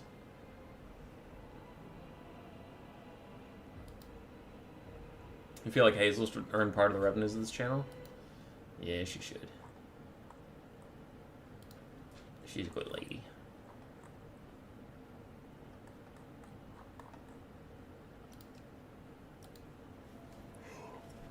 Hi, bud. When I went to get my drink, I let you outside, so now you don't need that. It is 3 hours away from your dinner time, so you don't need that. And I gave you a little snicky snack when you came inside from being outside, so I know you don't need that. So now I'm wondering what you do need. Looks like game 2 is going to be Dark Elves versus Grand Cathay. A decent matchup. It's pretty even. I mean, Grand Cathay is tough just because they're a top tier faction, but Dark Elves have some tools. Shades and Dark Shards can do well versus the armored front line and back line of Grand Cathay. Dark Riders and Cold Knights can do pretty well in the flanks. Bleak Swords and Blackheart Corsairs do okay on the front line, but that is where Cathay is going to be stronger. Their front line will just be better. But you do have some good blob punishment spells in Soul Stealer and Burning Head. You have Fate of Buna in case you want to go with the elite version. Witch Elves for some rampage and stuff. Bolt Throwers if you want to snipe out enemy artillery and force them to come to you. So you have some options. For Cathay, it's the usual, right? Croman are going to be really, really good. Your front line is super cost effective at 500 gold with a ton of armor and stats. Cannons are good. Hellstorm rocket batteries are good. Or whatever they call them. Fire rain rockets. Sure.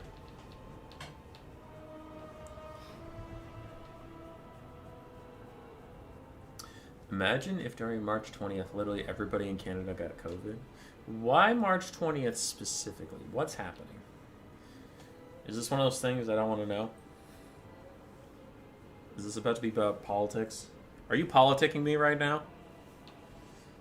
Swear to Christmas if you're politicking me. In the year 2023. Top 5 meme lords? Okay. So, do you mean bad or meme? Because I think those are different. Meme lords are lords that are not optimal and funny. And I think bad lords are like so bad, it's not even a meme, you're just throwing the game. Meme lords. Oh, March 2021. Sorry. That was behind the stupid little YouTube heart thing, so I couldn't see 2021. You're right. Meme lords are lords that, like, pseudo-viable. Rakarth is actually okay. Okay. There's way better options. I'm not pretending he is the top, but we're talking about meme lords. Rakarth, serviceable, but still meme. Exalted Bloodthirster for Khorne. Meme. Tehenowin for Lizardmen. He's pretty meme. For Empire, honestly, I think Volkmar the Grim is a bit of a meme right now. And I need one more, I'm thinking. High Elves, Eltharion. Eltharion's a good meme lord. I've tried making him, like, actually good, but he's just not. He's still kind of a meme, but he's okay. Those would be the meme lords. Top 5 just, like, bad lords that I see no reason to ever bring in any situation, but they're also so bad they'll just lose you the game. Unfortunately, Queek, and it hurts me to say it, but Queek is just a waste of gold. Snitch does everything he wants to do, but better, and has the same weaknesses, so it's like, okay, well, just take Snitch. They're just flat-out bad lords. Greaseless is still flat-out bad. He's not even a meme, he's just sad.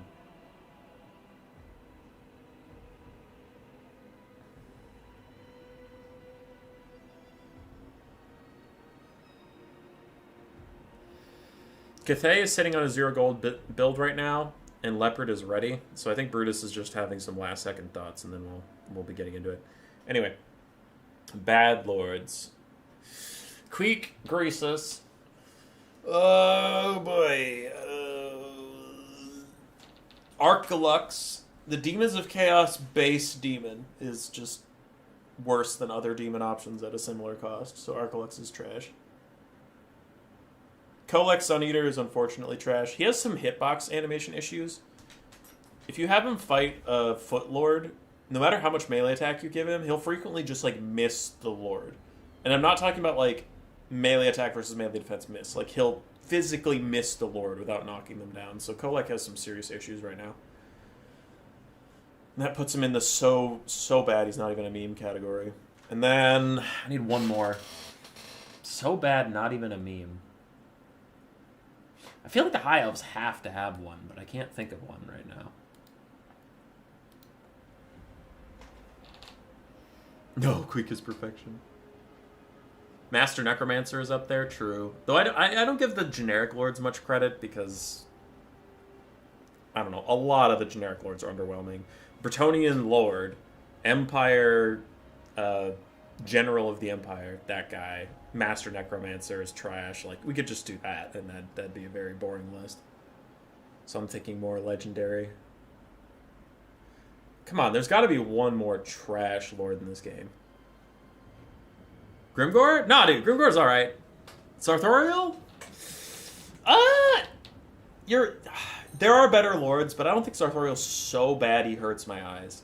Sartorial's more in the meme category, because he technically works. Raponce. Yeah, Cyrus got it. The 5th one is definitely Raponce. Raponce is not even a meme. She's just throwing the game. She sucks so bad. Grimgor? Nah, dude. Grimgor's actually good in the Warriors of Chaos matchup. He is legitimately my pick in my Warriors of Chaos. Greenskins versus Warriors of Chaos build. Grimgor and a Rogue Idol to kill Sigvald / Archaon / a bunch of Chosen.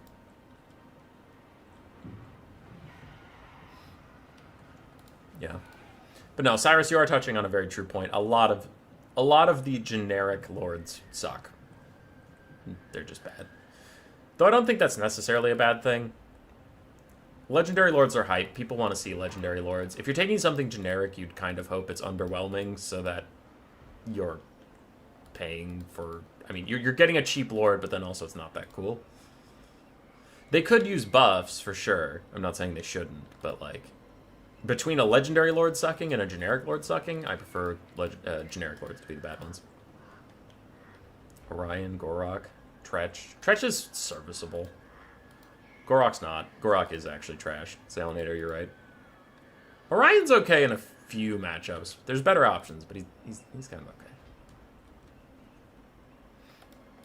Alright, I need to stop this or I'll never get back to the game. We could list every lord in the whole game. What do we have here? For the Dark Elves, we have 2 Dark Riders, one of which is in the Vanguard, 2 Cold One Dread Knights, 1 Cold One Knight, 4 Harpies, including the Crows of Cain, and then a front line of Bleak Swords, Dread Spears, and Black Arc Corsairs. A lot of chaff infantry. And then for the Sorceress of Dark Sorceress with only Chill Wind. It does have 100% armor piercing, and it is a pretty good spell if you spam it out. Though I am surprised he's not bringing the Dark passive if he's going to be spamming it, because minus 15 armor is actually decent. But okay. Aleth fucking Anar. Aleth Anar is between meme and bad. I'll give you that. I don't think he's top 5 worst lords in the game, but he's not good. On the other side, for Grand Cathay of Brutus, we have Zhao Ming, the Iron Dragon, with his heal ability and his breath attack spell. Front line of Jade Warriors backed up with Jade Warrior Crossmen with shields, 2 Iron Hail Gunners, 1 cannon, and then we have 2 Jade Lancers, 2 Onyx Crowmen, and a bunch of Peasant Longspears in the back line. Very standard, strong Grand Cathay build. In a serious try-hard tournament, it is a build I would expect. It seems well put together. I don't know if this is the correct decision from Leopard, but I kind of get what he's going for. He didn't even bother with Dark Shards and Shades because the stuff he's going to be shooting at is also shielded, so maybe he's just going with Chaff, overwhelming them, getting into the back line, and disrupting these guys in melee, I guess. Though I worry if Grand Cathay hard boxed, I worry that this build would struggle. But since Brutus is a little more spread out, then all of these Chaff infantry actually have some gaps in the formation they can walk through and just get onto those Jade guys. Is Belagar a meme? No, he's okay. He's okay for a Dwarf Lord, if you want to just go super cheap. First Chill Wind is out, hitting some Jade Warriors, doing a little bit of damage there. Dread Spears are already going to get pushed back, but more and more Dark Elf Chaff is pouring in. We do have a flanking Dark Rider that's still hidden in the back and might be able to hop up soon and get onto that cannon and shove it down for realsies. Cannon still firing at Harpies that haven't moved in quite yet. It looks like they're being held in reserve until they're actually needed rather than throwing them in early and then the Iron Hails shred them. The Dark Sorceress getting a little close to Zhao Ming for my tastes. This is just a generic caster lord, so if she gets into melee combat, she will die. She's also on a horse, and horse lords have horrendous mass, so if she gets surrounded by these Jade Warriors, she actually will just get netted for the rest of the game. It looks like neither player really noticing the opportunity there, and they're just going to back off. Coldwind Dread Knights and Coldwind Knights rejoining this fight with all of these Harpies. It is a gigantic blob of Dark Elf units, but they are killing off a Crowman and a Jade Lancer and almost getting through these Jade Warriors. In the distance, Crows of Cain and another Harpy team up on an Onyx Crowman, trade about 1 for 1 there, and the Dark Riders have come from their vanguard, and the other ones have just come from a super long flank. Maybe they can shut down some of these ranged nits as Zhao Ming turns into his dragon form. Grand Cathay is up about 1,000 damage value, though now that the Dark Elves are in melee contact, maybe they can turn it around. Though this cannon has to be stopped. It's shooting right into a clump of Coldwind Dread Knights, which is doing so much damage. Looks like Iron Hail Gunners are going to be the target of these Dark Riders, though I have to think that cannon is a larger priority. And Zhao Ming is now going after the Dark Sorceress. She is faster if she can get away from him, so his charge attacks stop applying. And Cathay's front line continues to hold, which is a well-known trait of theirs. And the Dark Riders are still sandwiched again, still leaving that cannon firing, and is doing so much damage to the Coldwind Knights. Please! Coldwind Dread Knights even. Please, someone! Kill the fucking cannon! Oh, the front lines are falling apart. For the Dark Elves, they're falling back. In the back line, they shut down 1 Iron Hail Gunner. They have a Jade Warrior in their sights, but more Jade Lancers are coming back and stuff. And these are just Dark Riders here. They have no armor piercing. They can't fight back against those guys at all. Peasant Longspears stuck fighting Black Ark Corsairs. Black Ark Corsairs will win that. And there comes the tide of Dark Riders to stop the Grand Cannon at last. Shutting it down, more Harpies peeling in, and I think the Dark Elves are in a decent situation. Because Zhao Ming is a big part of that balance of power. And he is not super great in the late game versus just a lot of random nonsense. So if you can take out everything besides Zhao Ming, you've probably won this game. Nice breath attack from him, just hurting those Bleak Swords a little bit. Crows of Cain coming over to probably help shut down the back line. This lady is getting charged over and over again by Zhao Ming, but they can't help with that. They don't have enough mass to stop him. I don't think anything in the game has enough mass to stop the weird, snaky Dragon Lords of Cathay. Somehow Coldwind Dread Knights and Coldwind Knights are stuck fighting Peasant Longspear, which can't be allowed to happen. They do have to back off. This is the only thing on the battlefield they don't want to fight. And Iron Hail Gunners are rallying on the backfield. So the Dark Elves do have to clean up their game a little bit and focus on chasing anything that has routed and making sure it actually gets off the battlefield. These other Iron Hail Gunners could be rallied soon, shooting at the Dark Elf Sorceress. She's going in. The Iron Hails have not switched onto her, otherwise that could have been a horrific charge, but she will get there. She will stop them. And a lot of Cathay units are routing, but the balance of power is currently against the Dark Elves, and I would agree. Dark Elves have taken a lot of damage on this advance so far. Damage value is still about 1,000 in the lead for Grand Cathay. Iron Hail Gunners alive, but it looks like the Crows of Cain are going to go get to them before they're allowed to rally. Dark Elves cleaning up the last of these melee units that are still in the center. Jade Warrior Crossbows are rallying in the distance. Crowmen have dove onto the Sorceress of Dark, and though they're very low, on HP. They do have Harmony, giving them 39-36 for melee stats with 45 weapon strength. And now the Dark Caster is getting shot by the Iron Hail as she runs away. And this is a disaster for the Dark Elves. Another Chill Wind is going to knock those guys out of position. And she tries to get back to her Cold One Knights who are just charging in now and get away from these Onyx Chrome. The Onyx Chromen are pushing her around the battlefield. And she's so close to the white line that if she routes, she probably won't come back. Does look like the Dark Elf Cavalry and the Flyers are able to peel for her, though, and she's trying to get away as Zhao Ming once again sets his sights onto her. If he can get one more charge attack, she will definitely rout. Crows of Cain routed some peasants. Now they're coming back to try and rout these Jade Lancers, which they do. But they're getting shot by Jade Warrior Crossbows as they do so. Coldwind Dread Knights getting rear charged by Zhao Ming. Balance power is right back to almost even, just slightly Grand Cathay favored. Balance power, not balance power, sorry. Damage value is 1,500 in Cathay's favor, so since the last time we checked that, they got a little further ahead. Harpies and Coldwind Knights should be able to chase these guys all off the battlefield. Coldwind Dread Knights in the distance could also walk those Iron Hail Gunners off, though Jade Warrior Crossbows are murdering the Crows of Cain before the Crows of Cain can return the favor. Zhao Ming's stuck fighting a lot of chaff, and the Dark Sorceress is now out and about chasing some things. Dark Elves finished some other Jade Warriors. And it's all about chasing now, how well the Dark Elves can make sure nothing rallies. Zhao Ming actually transforms back into his human form, which is a little risky. Now, the Coldwind Knights and Coldwind Dread Knights need to get out of here. They just should not be here at all. They need to be chasing stuff off the map, like things like this. These guys are so close to the edge of the map, but all the Harpies left and let them rally. That can't be allowed to happen. And there's too many infantry grouped up around Zhao Ming, so any breath attack spell he uses is doing crazy damage. So a couple mistakes coming in for the Dark Elves. If they lose the game, it will be due to inefficiencies like that.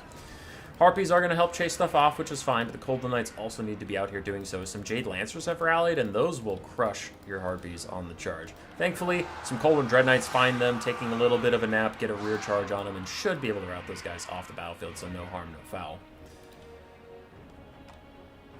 As the unholy blob around Zhao Ming continues, his breath attack's going to be off cooldown in just a second here, and he's going to go right through them and do a bunch of damage again. Peasant Long Spears and Jade Warriors rejoining the fight. Balance power is tipping into the Dark Elves' favor. They'll probably want to army loss Zhao Ming, because if they get him too injured, he can turn to his dragon and get that big ol' heal. There's another breath attack on all those Dark Elves units. What? You hate how bad dragons are in this game? Dragons are amazing. The Grand Cathay dragons are pretty bad, but dragons in general, actually, super amazing. Imric, Black Dragon mounts for the Dark Elves. Those guys are awesome. What nerfs do Cathay need to make them not so oppressive? Onyx Chrome need to be taken out back and shot. They are way too cost effective. And then Harmony in general is just a really badly executed mechanic that's dumb. And Jade Warriors need some significant nerfs. Mostly cost nerfs. Because Jade Warriors are essentially getting Chaos Warriors for 500 gold, whereas normal Chaos Warriors cost 750 or 800. So they're like 50% more cost effective than Chaos Warriors, which is messed up.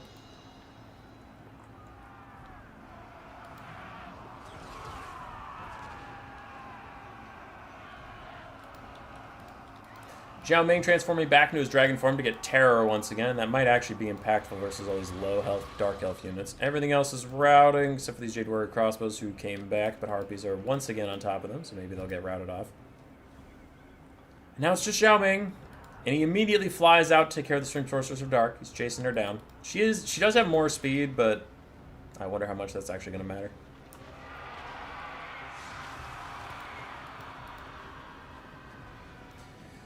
Chillwind not able to fully kill off these Jade Warrior Crossbows, and they're firing up into Harpies.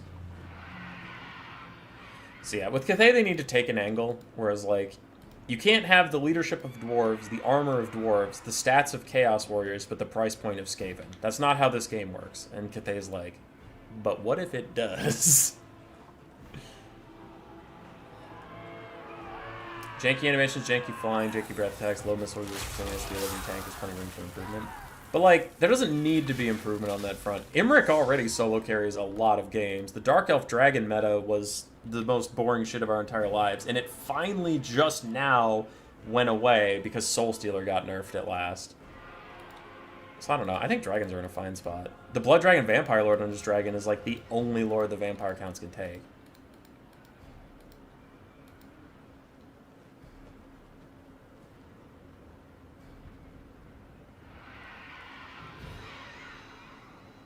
What up, Patatsky? I will agree the Grand Cathay dragons are really janky and bad and terrible, because you usually just want to keep the Dragon Lords in their melee in their human form for most of the time, but I'll push back on regular dragons being bad.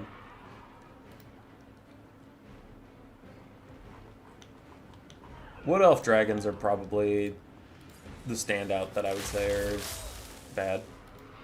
Forest dragons are just kind of meh. Frostworms are even good right now. Norscan Frostworms are solid. Mostly the Cold Void or ROR, but yeah, they're good.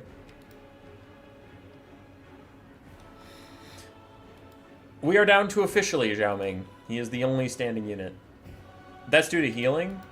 Fair. But I worry if healing doesn't get absolutely slammed into the dirt, then dragons will just be ridiculously overpowered. If the healing meta were to die, where do you think dragons would be? Trash. They would be trash for sure. Yeah, Grieven, with that qualifier, I agree with you 100%. Base dragons without a rider, for sure, those are bad. Yeah. Okay, so we were talking about two different things.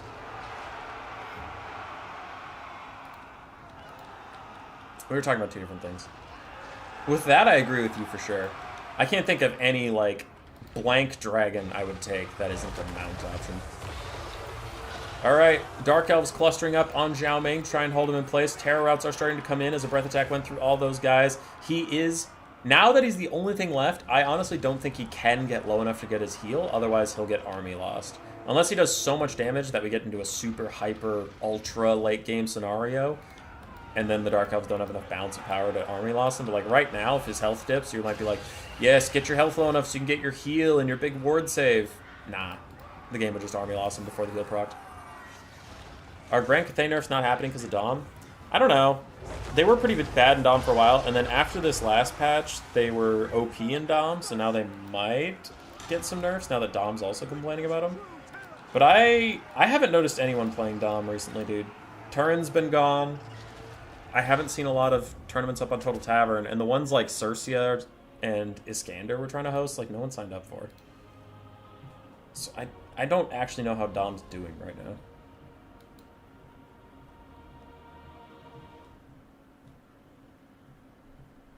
Dragons are like middle of the pack. That's why I said possible. Yeah. Yee. Alright. Leopard with a 2-0 win. Did take down Grand Cathay. Pretty patient play overall. Pretty patient play. Good stuff, good stuff. I like the Darkcaster just spamming out Chillin. That was nice. The other side for Brutus, Zhao Ming did very well. Other than that, Cannon did well, Croman did fine, Jade Lancers did okay, Jade Warriors did fine, then the Iron Hail Gunners didn't have much to shoot at, they got shut down. Because he kept his Cold One Dread Knights and Cold Knights far away from the Iron Hail Gunners, and that was their only target.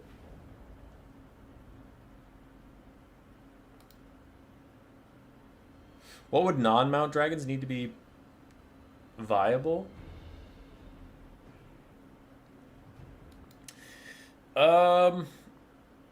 There's a lot of things you could do to make them viable, but make the game less fun. So let me think about it in a way that would be fun and not stupid. Because the obvious thing you could do would be like more health, more missile resist, more damage, higher stats. And then you just have this redonkulous-ass beat stick. But let's think of a way to actually make them fun.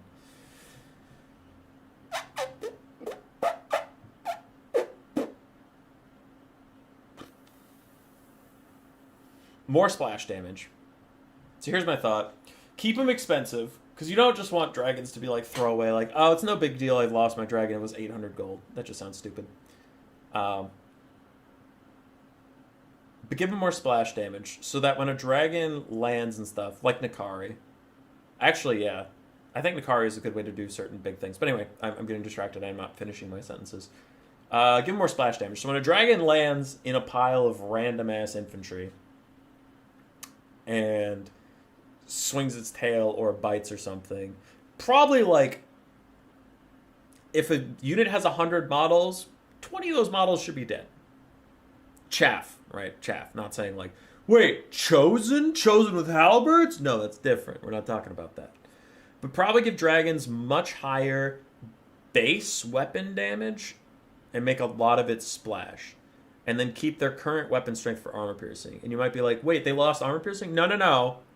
saying have the same armor piercing they currently have, and then add base weapon strength and give a lot of that splash damage, so that they're better at clearing out random ass chaff. Now, they'll still have a terrible time if they land in halberds, even cheap halberds, because while they deal more damage, they'll still take the same amount, and dragons landing in halberds disappear like that. So I think that'd be fine. Also, this is with in mind that I want the healing meta to go away, so assuming in this future that healing is nerfed in some degree, you'd also have to be a little careful with the dragon's HP. But when they land in marauders and take 50 years to kill a single unit of marauders, that's not great. Other than that, I wouldn't nerf them at all. I'd just give them some splash damage so they could clear out other stuff. Because they're already good at sniping out foot characters. They're not amazing large duelists, though I don't think that's a problem. Because there's so many anti-large duelist monsters in the game already that unit type is diluted out, where I think we need to make dragons something else. And something a lot of big monsters can't do is clear infantry without a Mortis engine. And I don't think a Mortis engine is the solution to everything, but like look at the Jabber Scythe, right? It just has really good charge animations, and it can just zzz and delete a lot of guys. Stonehorns can sometimes do that, but it's very hit and miss on when they decide to charge to the far end of the unit as opposed to the near end of the units. That's inconsistent. I wish that was more consistent. But it's nice for monsters to have niches. And that's kind of the thing with the Hell Pit Abomination, is I'm always shitting on it, and it's because it's a worse anti-large duelist than most things in the game. Even stuff that's not supposed to be an anti-large duelist.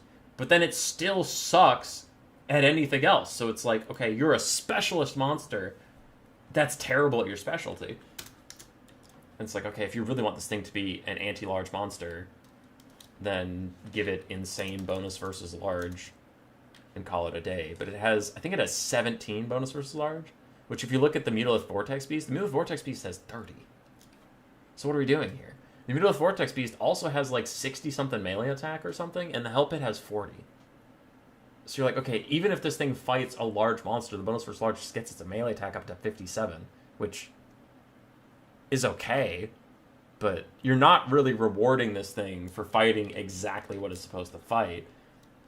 You're making it only potentially viable if it fights exactly what it's supposed to fight. And that's what makes it bad. So things like that. I think Nakari is interesting right now. Nakari has some animation issues that we discussed, but like, Nakari is definitely not a duelist. Nakari is much better at clearing out large units of stuff. And I think that's fine, as long as you communicate that to the player effectively, that this is what this monster does. And for T-Rexes, like, the other thing I had for Feral Carnosaurs, the Feral Carnosaurs I would go the other direction from dragons. I would leave Feral Carnosaurs exactly how they are, and lower their cost by a lot. Because you don't want to make a basic T-Rex like an insane monster killer. It's one of the best fucking duelists in the game. You don't want to. Because that cheapens everything else. And you might be like, you're being silly, Human Boy, it's a T-Rex. Think about the fucking universe we're in right now. Look at the Gorgon! It has 4 arms covered in blades. It's a giant monster cow thing. Right? The Arachnarok Spider kind of needs a role, I guess. Hell Pit Abomination's supposed to do that stuff. So, like, if you want another anti-large duelist with the Feral Carnosaur, it's just a T-Rex. Like, that's all it is. It wasn't mutated, it wasn't trained, none of that shit. So to give it its place in the meta without cheapening everything else, I would just leave it how it is. It's okay, but it's not worth, what is it, 1,300, 1,500 gold? Just make it, like, 1,100. And that might seem extreme, but really think about it. A Feral Carnosaur of 1,100 would not be a big deal. It'd be good. Be a good unit. But it wouldn't be a big deal. You wouldn't be like, God, it's fucking toxic-ass Carnosaur that if I do any damage to it, it rampages, and they have to use cold blood to even get it to stop rampaging. It takes a ton of damage in spears. It's okay at dueling, but if it's against another duelist, it loses. Okay, wait, never mind. This unit isn't that good. It's like, it'd be fine. So, I hope they specialize monsters more and make them less, like, generic. Like, the Mutalith Vortex Beast is the absolute wrong way to go on that spectrum, right? Hey, guys! We gotta get a new monster out there. Well, should it be an anti-large duelist or should it be a crowd clearer? Both. Okay. Well, should it be a support monster or a damage monster? Both, because it has a +8 melee attack aura that most people forget it even has. Okay, well, should it... It's got to be crazy expensive then, like Shredder of Lustria level expensive. Nope, 2,100. Okay. Well, then it has no healing. Nope. Kairos is on one roster, and the Nurgle Lord is on the other. Okay, does it have bad stats? You know it doesn't. You know it has great stats. Is it slow? No. It's just like, what the fuck are you doing?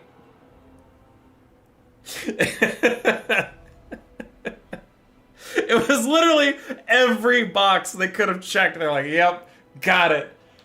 And it does have a weakness. Its weakness is that its model is well designed. And by that I mean if you walk a Mutable Vortex Beast into base experiment, it'll take a lot of damage because they all swing at it. Whereas if you watch Kugath at times, if you watch the Hell Pit Abomination, those are two I can think of. If you run them into infantry, a lot of infantry will stand next to it and not swing at it while they try and get closer to the center. Mutalith is not that way. Neither is the Incarnate. They're both really well-designed models, so when they make contact with infantry, the infantry feel like they recognize it's there and swing at it, which is just good. So that's fine. But the Mutalith does need nerfs aside from that. Same with the Incarnate, honestly. Alright, it's unbreakable, it's fast, it's a duelist, but it also has a Mortis engine. It's on a roster with a bunch of healing, unless it's the Beastmen. The Beastmen are just shit out of luck. It's 1,800, which is the same price as a Hell Pit Abomination. Okay. Fine. This is fine. So yeah, I hope they do less of that and more of the other stuff. Carnosaurs are 1,550. Yeah. Legitimately, you could take 400 gold off of its price point, and it would go from being terrible to being meta, but not OP.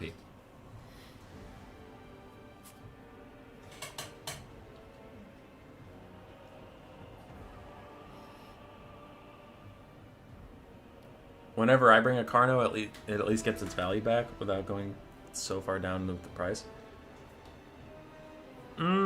Maybe. It depends on what matchups you're talking about, and if you're supporting it with healing.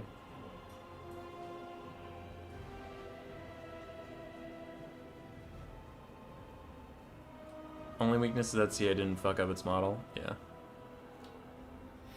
No, the Mutalith is Redonkulus. We all know it's Redonkulus.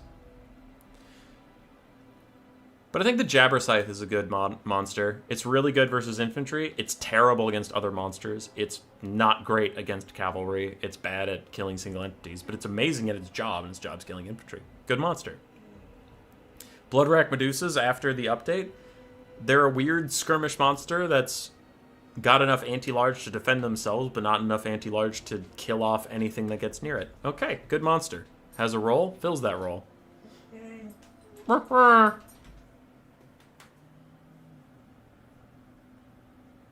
I think giants are good monsters. That might be a hot take, but they're really good duelists, and they're nearly unbreakable.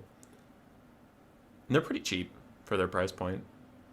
They're 1,400, but they have like 700 weapon strength, which is amazing. Giants are okay.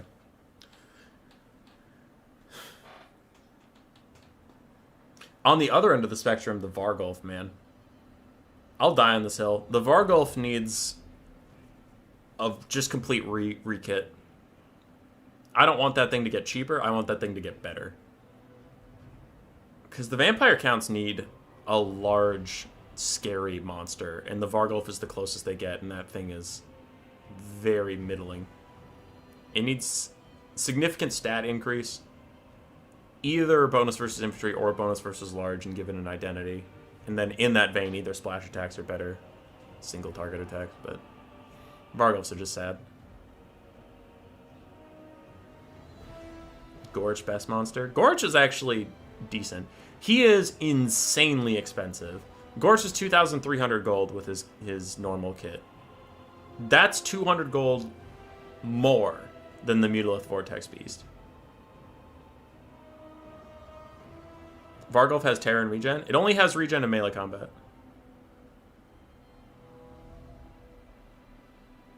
Count leak. Nice. Nice, nice. Gorch is good. He's very expensive, but he can be good. So I think he's like... I think he's well balanced. He could use a slight cost decrease if you want to make him meta rather than niche. But I think he's fine. If the next 10 patches went by and Gorch wasn't touched, I would be fine with it. He's in a fine spot. But gun to my head, if he needed a buff or a nerf, I would say a slight buff. If you had to do something with Gorch. And probably just a cost decrease. I think an important metric I've gotten with Warhammer 3 is starting to honestly ask myself, what should cost not a factor, stats not a factor, ignoring the fact that you're playing a video game, what should this unit do in a situation? And then go from there. And that's kind of where I was going with the T-Rexes, which, if you take the stat card off, should a T-Rex beat a Gorgon? No. No. The Gorgon is specially trained and horrendously transmorgified to specifically shred up large monsters. So no, a basic T-Rex shouldn't do that. Should a T-Rex fuck up some cavalry? Hell yeah. Oh, hell yeah. Empire Knights should just run up to a T-Rex, do nothing, and get stomped on. Okay, cool. Now, when you take those glasses off and you look at the price point, you're like, oh, well, I don't know if it deserves to be that expensive for what it does. So I think the Carnosaurs in-game perform how they should versus units how you think they would. I think it just costs too much money. Whereas on the other hand, we were talking about Vargulfs. When I look at a Vargulf and I see what it does in the game, I'm like, that thing looks way cooler and way scarier than what it's doing. So it needs stat buffs. And that's how I've been starting to think about things. Shredder of Lustria actually is pretty good balance. Again, everyone's sick of it because of the healing meta, but like, it looks like it costs 3,400 gold, and it acts like it costs 3,400 gold as it tears everything apart and routs them off and shoots at them with these cannons. Shredder's awesome. The healing meta is really old, but the Shredder itself is fucking pog.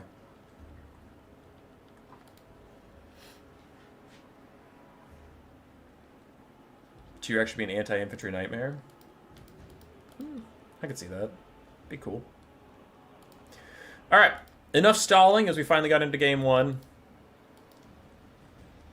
We have Dark Elves for Leopard versus Ogre Kingdoms for Salinator. I have been shitting on Ogre Kingdoms for the last, like, 6 streams. I just think they're a bad faction now.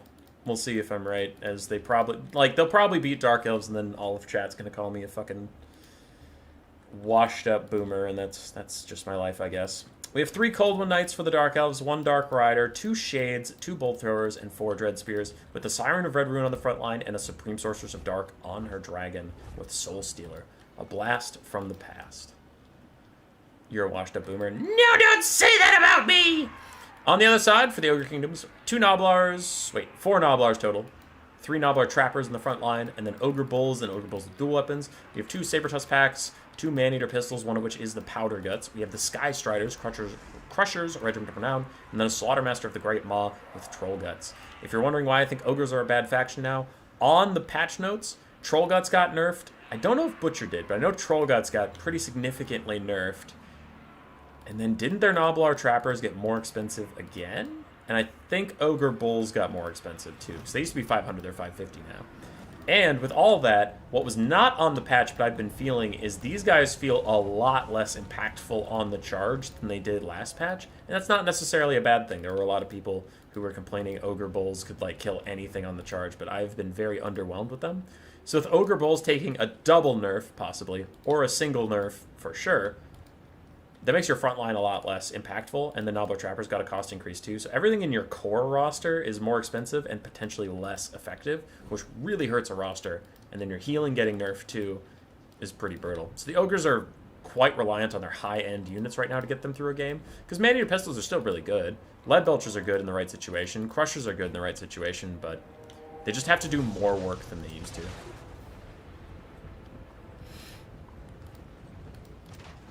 Ogre Kingdom's OP?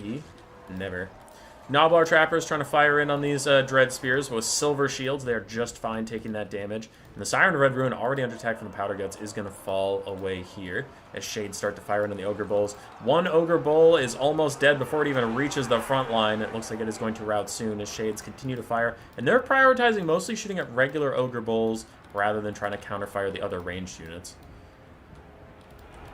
And, we have a Cold One Knight going to run out and deal with Saber-Tusk packs, but that does leave this Ogre Bull free and clear to run into the back line. Instead, though, it opts to try and help with the Dread Spears, and it takes another nasty volley from the Shades.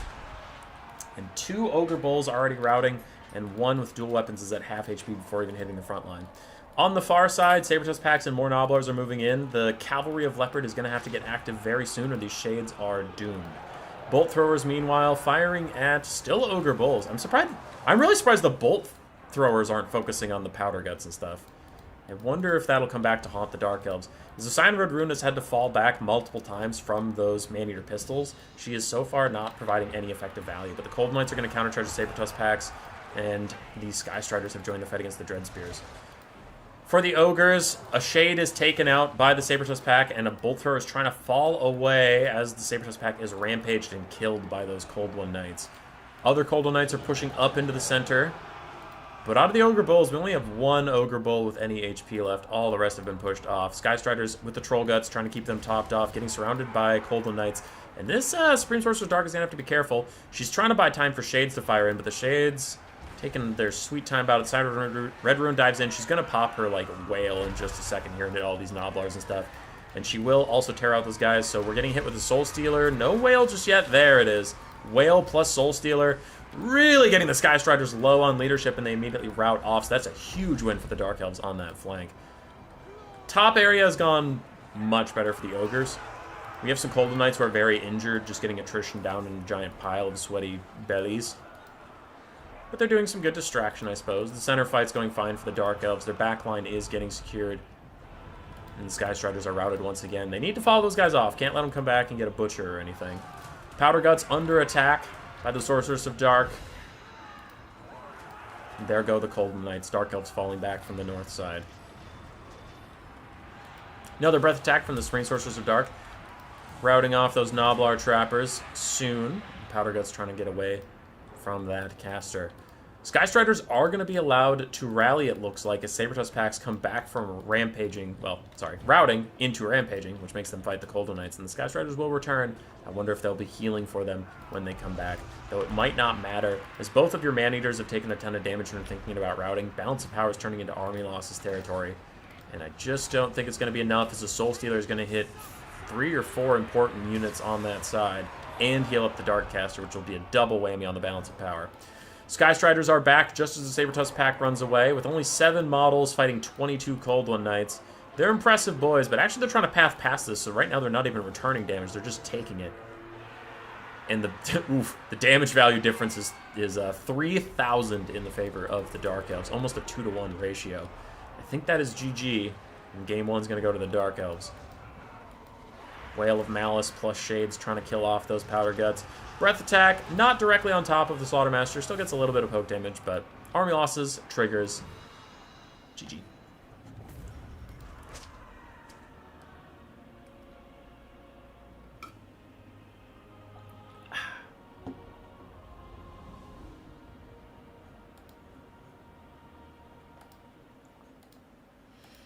Bloodwrack Medusa got about 1,000 value, 1,500 for the Dragon Lady. Cold One Knights mixed but overall fine. Shades mixed but overall fine. Bolt Throwers did fine. And Dread Spears did fine. A lot of spread out value. Dark Riders did great. On the other side for the Ogres, Slaughtermaster didn't get much done, but he's a support lord. Sky Striders also did not get a lot done, unfortunately. Both Man-Eater Pistols did alright. Ogre Bulls got shit canned. Gnoblar Trappers did pretty well. Saber-Tusk packs also got shit canned. And then basic Gnoblars, mixed. GG.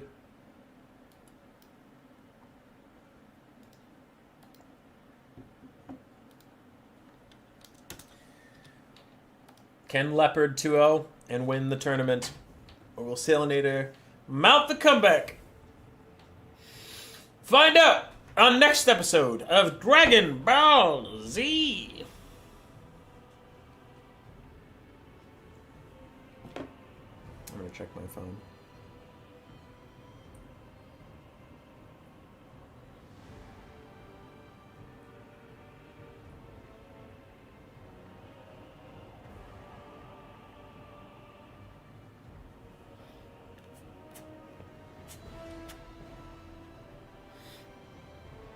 You didn't fail them, Salinator. They failed you, because they're bad. And I'm going to watch this replay every morning as propaganda to solidify my beliefs and to know that I'm right and everyone else is wrong. Pretty sure Leopard can. Nope. No, he can. It's lies. Salinator's going to 2-1. It's easy. But they are a hoot to play. I'll give you that. Ogres are fun. Ogres are very fun. And I enjoyed them quite a bit when they were meta. Recently, I've been quite salty whenever I've played as ogres, because I'm like, wow, these guys suck. And then I get mad at myself for picking them.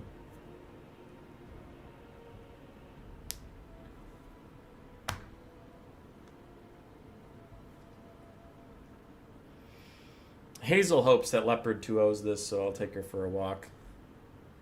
Little do you know, you're not getting a walk ever. As soon as this stream's over, I'm going to put you in the oven and bake you into a pie. And then feed you to orphan children. See, the background of this is that Hazel hates orphans. She hates them. So to her, that's the worst outcome.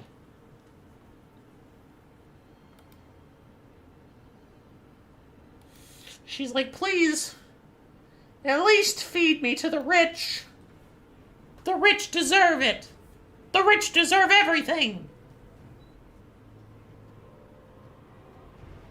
I feel like you need further context there. Hazel is an ultra-billionaire.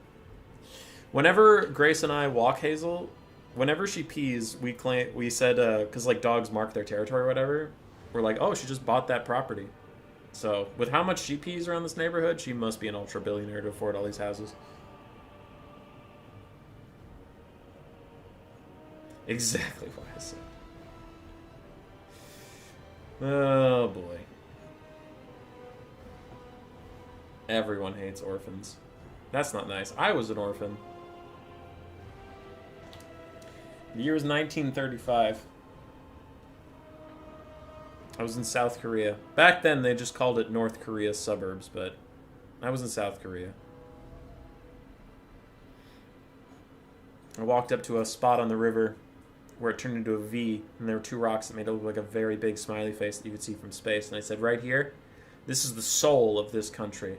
I planted my flag. 2 weeks later, I have a little grass hut going, and some people come over, native Koreans, and they're like, what are you doing here, boy? And I say, I'm just an orphan! And they go, you're right. We need to build a city here. And over the course of about 3.5 weeks, we have a population of 13 million people, all living around the smiley face. And we need a name for our city now. And I'm like, well, it's the soul of this country, so let's name it Seoul. And that's how I founded Seoul in 1935. So you're welcome.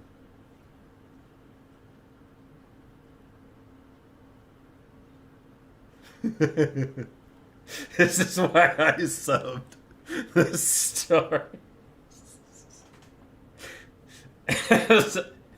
As I founded Seoul, South Korea. Alright, Leopard versus Vampire Counts. Salinator is a very good Vampire Counts player. He's a Vampire Counts main. So this is him going back to strength while he's down 0-1.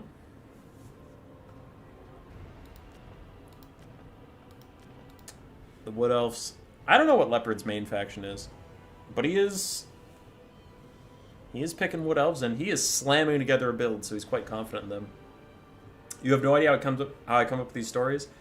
I was a D&D, a Dungeons & Dragons game master for like 8 years. Because I was a cool kid. But anyway, yeah, I was a D&D game master for like 7 or 8 years. And my party they never followed the path you set before them, so I was constantly just having to make shit up. And we wrote a book, if anybody cares.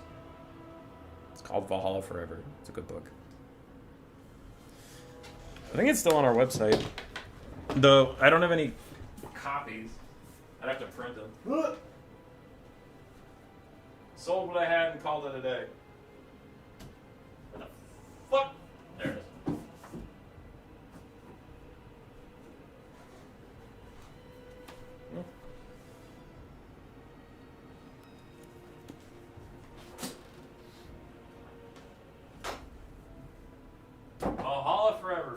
pages of dumb fantasy nonsense.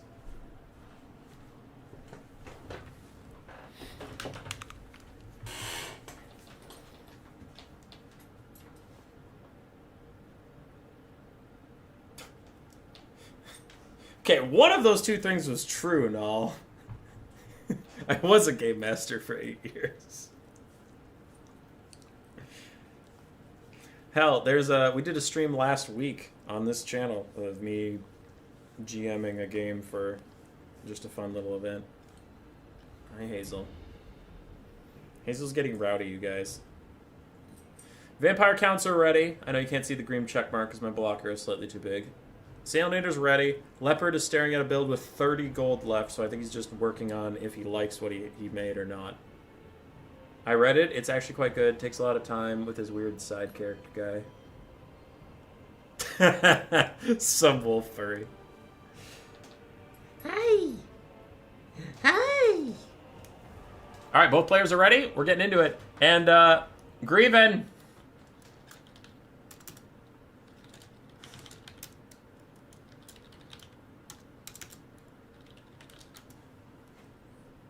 Grieven! Grieven! Somebody find him. Will, go find Grieven. Bring him back here.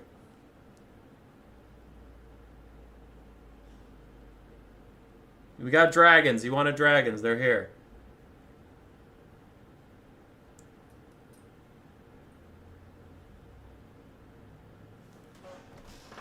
I also loved your tree representation. Hell yeah. Alright, Grieven getting his wish. Double non-character related forest dragon. Wake up, put your little makeup.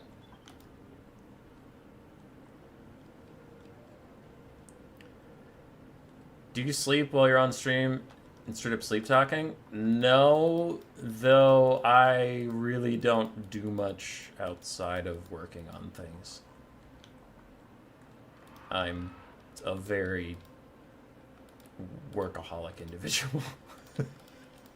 It's unhealthy. It is good that I'm in a relationship where Grace also likes to just do her own shit for long periods of time, because we don't hang out much. We live together, but we don't hang out much. We have dinner together every day, and like once every 2 weeks, we'll hang out and play a board game or something.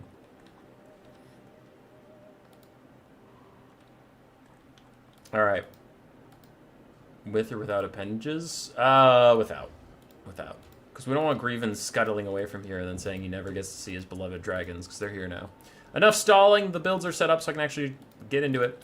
Double Waywatcher for the Wood Elves. A front line of Eternal Guard without shields, lowering their melee defense, but I guess they don't have to worry about missiles, so that's fine. 3 Glade Riders of Spears, a Sister of the Thorn, double Forest Dragon, and 1 Glade Guard with Starfire Shafts for that flaming attack to lower healing that might be coming in. A Spellweaver of Life with Dwellers Below, interestingly enough. Not a spell we see a ton these days. Still good at punishing good blobs, which is nice. And Earthblood.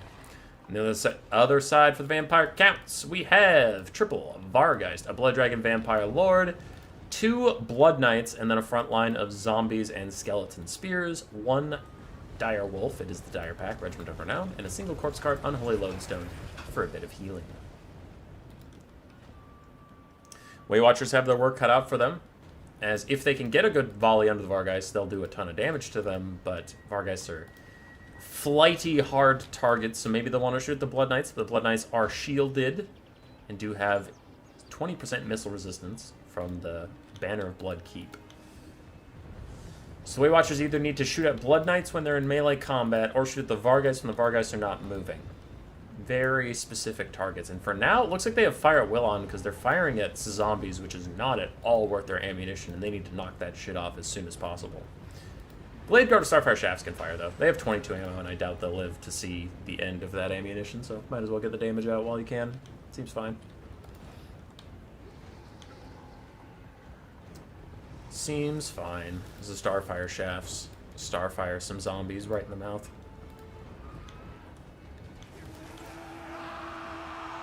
I will say, I like how zombies are made in this game. We give CA a lot of shit about a lot of stuff, but zombies, since their creation, have always been exactly what zombies should be. They're extremely cheap, so they're expendable and you don't care about them, but they're very tanky and viable.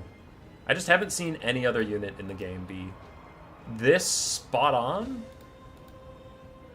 and this viable for as long as they were. Because most units go through a cycle of being like good, then bad, then good, then bad. But zombies, A+. Well done, CA. Well done. Vargeist flying straight into those Way Watchers. As I said, if the Way Watchers can hit them when they're not dodging, look at that damage. An Invocation to Heck already getting thrown out to try and keep these guys in the game. But the Vargeists not fully appreciating the Way Watcher distance and still sitting within range. And a nasty breath attack from the Forest Dragons actually getting good damage on a flying unit. Wow. Gets one of the Vargeists crumbling, and the other one is moving up. Now, these guys have no passive healing outside of the Hunger, so they're not in melee. They're not healing at all. Those ones are just crumbling away. Blood Dragon Lord answers with his own Breath Attack, which was huge. Taking half HP off of the Way Watcher unit is pretty darn good. But it looks like we're down a Vargeist on the advance. 1,000 damage value for Leopard ahead. Blood Knights challenging the Sisters of the Thorn, say, listen, we're going to kill your Way Watchers unless you turn around and fight us, and we're also just fine with that. So something out here is going to die. And a Wood Elf Forest Dragon is going to try and get a rear charge down here and try and help out, but the Way Watchers do take a lot of damage. That's overall a good situation for the Vampire Counts. Other good situations for the Vampire Counts, Way Watchers almost dead as the Helm of Discord helps out these Vargeists against them, and the Forest Dragon is getting massacred in the sky. Helm of Discord popped from the Blood Dragon Lord, but there is a Dwellers Below. Blood Knights of Salinator look like they're maybe trying to dodge it, but they can't get through all the Eternal Guards. They are going to take some damage, and they're sitting in spears. That is really, really bad for those Blood Knights. In the distance, the other Blood Knights are living their best life. They've lost half their HP, but they killed the Way Watcher in the meantime, got some damage on the Forest Dragon, and now chasing Sisters of the Thorn. In the background, Vargeists are fighting against more Glade Riders, Glade Guards, Starfire Shafts, all that shit. Everything. Just everything's a Glade or Eternal or a Guard something. Blood Dragon Lord pathing through here, back after the Forest Dragon getting good damage down. One of the Way Watchers is routing another Glade Rider with spears is also routing away. Balance of power is dead even, and the damage value has come right back to the middle, which is huge for the Vampire Counts because they rely so much on healing. Normally you're behind on the damage value, so being even at any point in the game is pretty big props to you. The last healthy Vargeist is in the sky trying to pick off that Forest Dragon, while Blood Knights on the ground chase down this Glade Guard, though it looks like Way Watchers have rallied somewhere. There's their flag. There's the unit model. So Way Watchers are back. They're diminished to about half their firing capacity, but it's still dangerous. And the distance, a Blood Knight overall got a good fight. Sisters of the Thorn are very expensive, and Way Watchers are very expensive. But the Blood Knight killed off a Way Watcher almost entirely, and half health Sister of the Thorn. That Blood Knight is very happy with the way it lived its life. Front line of the Vampire Counts doing great. The Eternal Guard are holding for now, but they'll never kill all of that chaff. And the Vargeists finishing off these other Way Watchers in the distance. Blood Knights chasing the Glade Guard through the trees. I'm getting very worried about the Wood Elf damage potential in this game, as they're increasingly coming down to the double Forest Dragon and have to do some stuff. Now he's lining up for a juicy breath attack, it looks like, but the Blood Dragon Lord beat him to it. One breath attack's down on the Eternal Guard. You still have breath attacks, right? Yeah, you still have one. Chuck it down the line, boy. Never mind, he's using it on the Vargeists. That one's a bit of a whiff because he's aiming at something on the ground while the rest are in the sky. Wood Elf, Life Mage / Lord under attack by the Blood Dragon Lord, but he is going to just walk next to her for a little bit, kind of janking out, and the Wood Elf Forest Dragon is here to help. Earthblood will heal him up a little bit. Way Watcher's offering token support, but it's really not that much, as the Blood Dragon Lord gets a big shot on the Life Mage before she leaves. He throws a zombie summon on himself as he attempts to get out of here, away from the Sisters of the Thorn, who are going to trap him on the ground. Glade Guard have rallied in the woods. Blood Knights almost heal capped, have rejoined the Vargeists, though, to team up on this Forest Dragon, though there's a lot of Eternal Guard around. These guys have to be a little careful. Vampire Count's pulling ahead on the balance of power, but only slightly, and if they fuck around in these Eternal Guard for too long, they'll find out.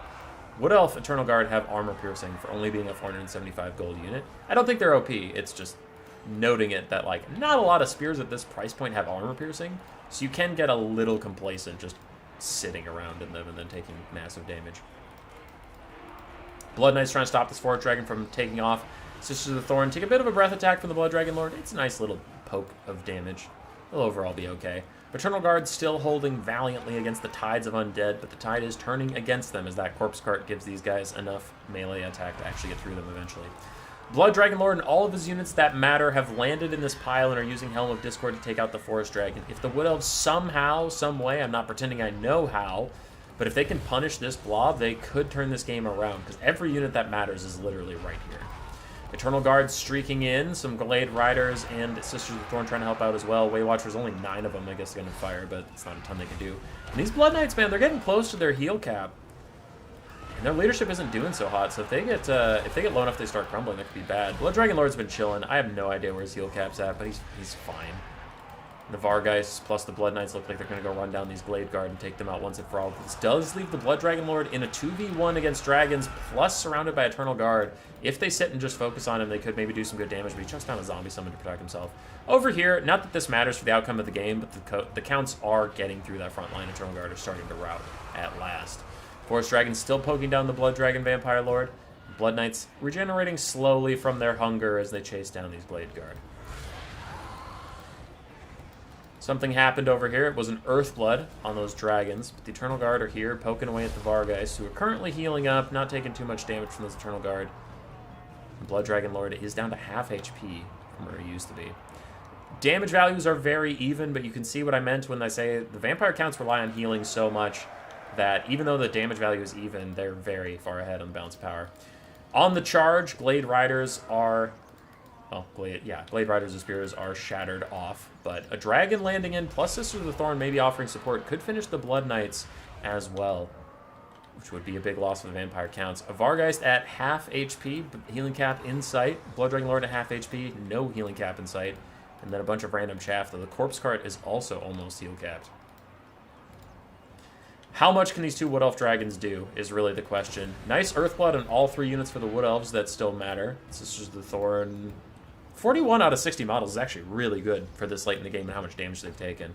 That's plenty of healing they can get back on themselves. They've used all their bound spells. How are we on breath attacks? 0. 2. Oh, that's huge! Okay, Wood Elves might have a shot in this game. Because we saw how much at the very start of the game that Vargeists took from the breath attacks. If those Vargeists are in the air when a breath attack's coming at them, that could take out... I don't know, about half the HP they have left.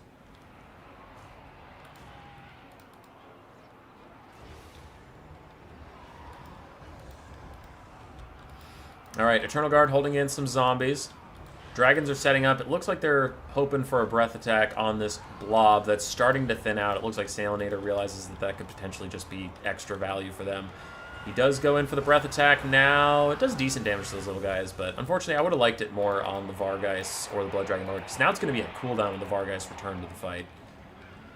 But we are getting the 2v1 in the sky. Blood Dragon Vampire Lord does throw down his Helm of Discord. 18 melee attack for those Wood Elf Dragons. They are not loving it, but maybe they can just whittle him down with, you know, having 2 attacks every time he gets to attack. But the Vargeists are here now. There's nothing else in the air that can help them. They do have to back off from this fight. This is a bad engagement for them. And one of them's actually going to rout as the Helm of Discord continues to whittle down their stats. The Vargeists are here now. But the Forest Dragons refuse to back away from this fight, and they will pay for it as one of them routs and the other one is about to die. And with that, the Wood Elf's chances in this game are gone. Blade Guard are back, maybe going to offer a token resistance, but there's not much they can do. Blood Dragon Lord's heal cap is in sight. He can finish off that other Forest Dragon as the Vargeists chase off another one. And then your only damage is a Sister of Thorn with no ammunition, because they just use the last of their ammo. Sisters of the Thorn going to charge at the Corpse Cart, who is out in the open. The Corpse Cart's offering melee bonuses plus healing to the Blood Dragon Lord right now, and I'm really surprised how well this Forest Dragon is doing at this moment. Earthblood's trying to heal up the Sisters of the Thorn, but a zombie summon from the Blood Dragon Lord tries to keep the Corpse Cart safe for now. Still have some Eternal Guard trying to rally, but they shatter. Vargeists do chase off the Forest Dragon. It's not the one with any breath attacks. This one has the breath attacks, so maybe that could come into effect, but, I mean... can't do it while he's in melee, so he's kind of fucked there. What up, Cuden? Merry Christmas. I think all their remaining Winds of Magic are going to go into Earthbloods instead of Dwellers Below. They don't just want to kill zombies or anything. There goes the second Forest Dragon. That is GG.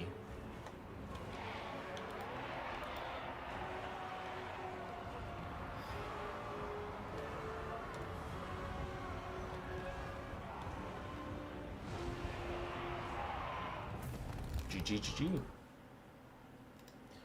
Pretty close game overall. Salinger gets a point.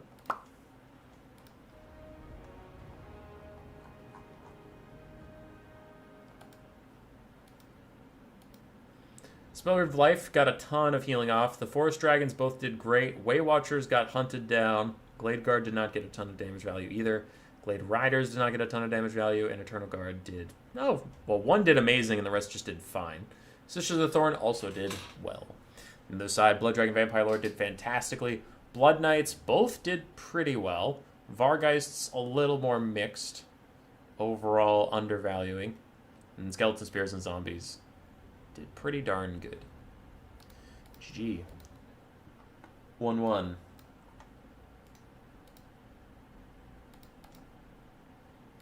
Last game of the tournament, no matter what. Who will take it? Salinator or Leopold?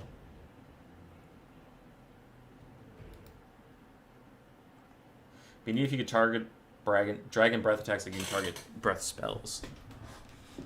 That could be interesting.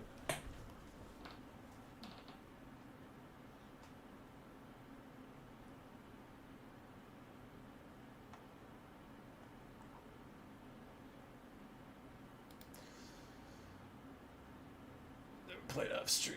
Got it. Got you, Brutus.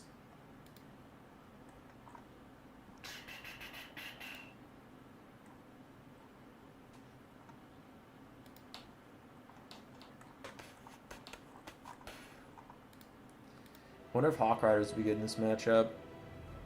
Their ranged DPS is not very good, but I wonder if in melee they'd be okay against Vargeist. I actually don't know. Maybe. If you took the Wood Elf Lord with the Helm of Discord, I wonder how they do versus Vargeists.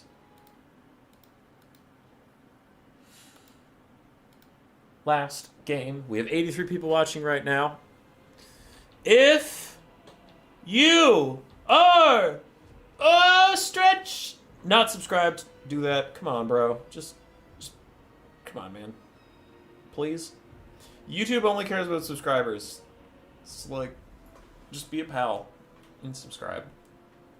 You don't have to watch all my content, but if you watch any of my content, hit the subscription button. It's free.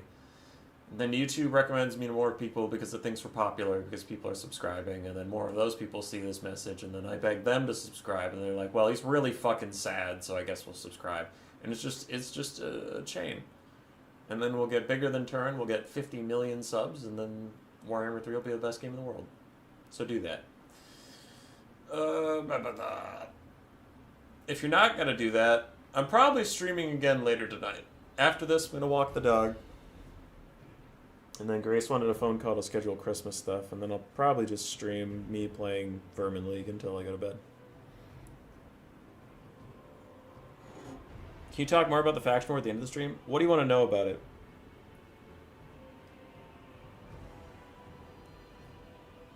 It's in January. I'm going to schedule the qualifiers both for right after New Year's, because then some people are still off of work. Some people have vacation through that, so let's see. When is New Year's? New Year's is a Monday? Legendary double stream? Pretty much, Goji. Oof, New Year's is a Monday. That sucks. Okay. Faction War. And I'm busy on the 6th. Okay. Honestly, don't hold me to this, but it is potentially that the Faction War qualifiers will be the 30th of December. Because I'm busy on the 6th of January, and then people are going to go back to school or back to work, so then they don't have as much time. So might do the Faction War qualifier on the 30th, and then the actual event will happen as it always does. So if you don't know how my Faction Wars work on this channel, I host 2 tournaments, one in the EU time zone, where you pick a faction ahead of time. Right? Best of one all the way through. You pick a faction ahead of time. Whoever gets the furthest, as each faction gets invited to the Faction War. If no one played a faction, I'll start looking for double-ups. Like, if first and second place in the whole tournament are Grand Cathay, let's just say, I'll go, okay, first place, you're Grand Cathay. Second place, no one played Ogre Kingdoms in this whole tournament. Do you want to play in the Faction Wars Ogre Kingdoms? Person says yes or no, I go down the list. whatever. So we had 24 slots that way. Now, if you have 24 slots in a tournament, because there's 24 factions in this entire game, you get 8 bye rounds. That's stupid. That sucks. So I added 8 more slots to make a bracket of 32. Everybody has a round 1 matchup. Who are those 8 other factions? I always host a second tournament in the NA time zone. It's later at night, but sometimes people can't play in the middle of the day of the European time zone. Or for Australians. So for Australians in NA, in the late night portion, I do top 8. If you get to the quarterfinals, you get one of those extra slots in the faction war.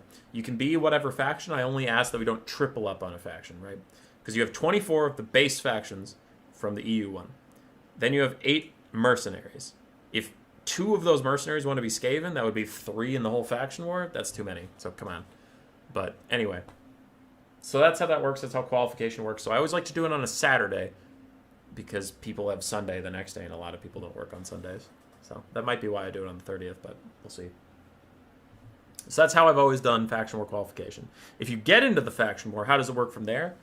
I invite you to a secret room in my Discord where only other people from the faction war can see.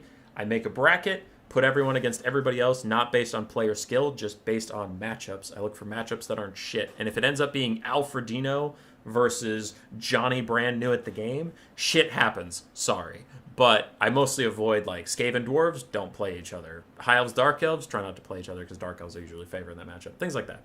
So then I make a bracket, show everyone, and I say, you have 24 hours to veto this. And if no one tells me that, like, yo, my round 1 matchup is unwinnable. Not about the player, just about the faction.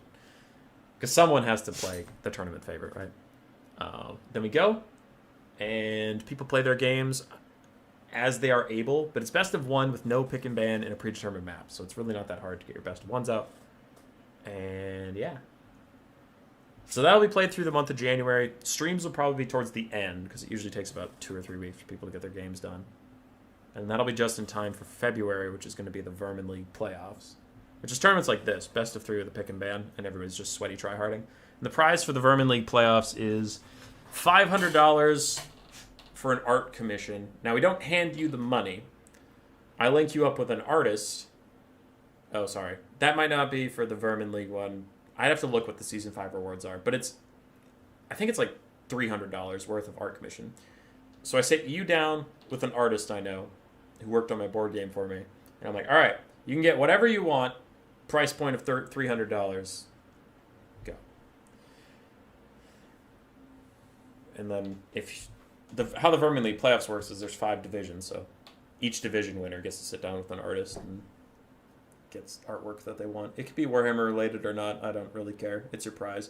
We used to do big money prizes, but then like there's a certain cohort of people that I don't really want to get into the drama, but there's a certain cohort of people that would join tournaments with big cash prizes, be fuckers, just be awful to everyone, constantly try and break the rules, cheat a bunch. And it was just awful. And ever since we switched to not using cash prizes and just giving out art as prizes, they just don't show up, and that's fine. Fuck them.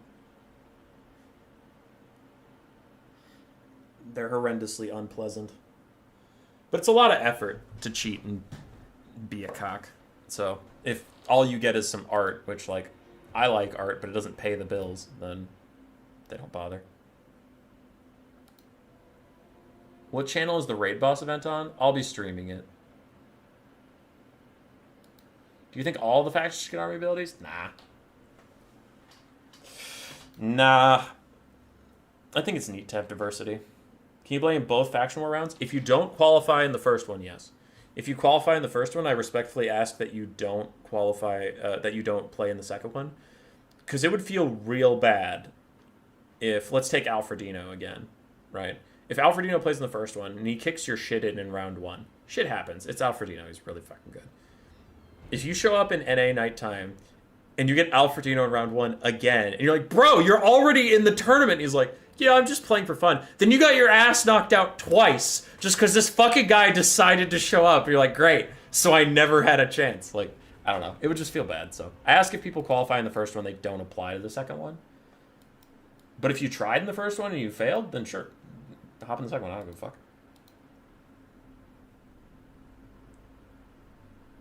For the art, I would get the cat meme where Grimgor is the lady pointing and crying and Queek is the cat. Goji, that's so good, man. All right, blocker is down. But while these guys set up their armies, you might be wondering what art we're talking about. The blocker for tonight has been some art I had made. So, like, that's some art I had done from people like this. Art that people in our Discord have gotten for prizes. I'm just showing you this while the armies are setting up. You're not actually missing anything. So for our Faction War winner of Spring of 2023, the Phoenix King won on Dark Elves, so we got that done of Lokir Fellheart. Alfredino won the Fall one, so he got the Tzeentch Cursed Bretonnia Knight. For a different event, Phoenix King won. He wanted some High Elves and Dark Elves art, so we got this done. And then we had a different event on our Vermin League ladder where you had a team. So a High Elf, a Norskin, well, 2 Norskins and a High Elf team. They opted for this one of Throg, Wulfric, and a random High Elf Prince. So I don't know. Art's Pog. We love art. Nakari T-Pose art? Hell yeah.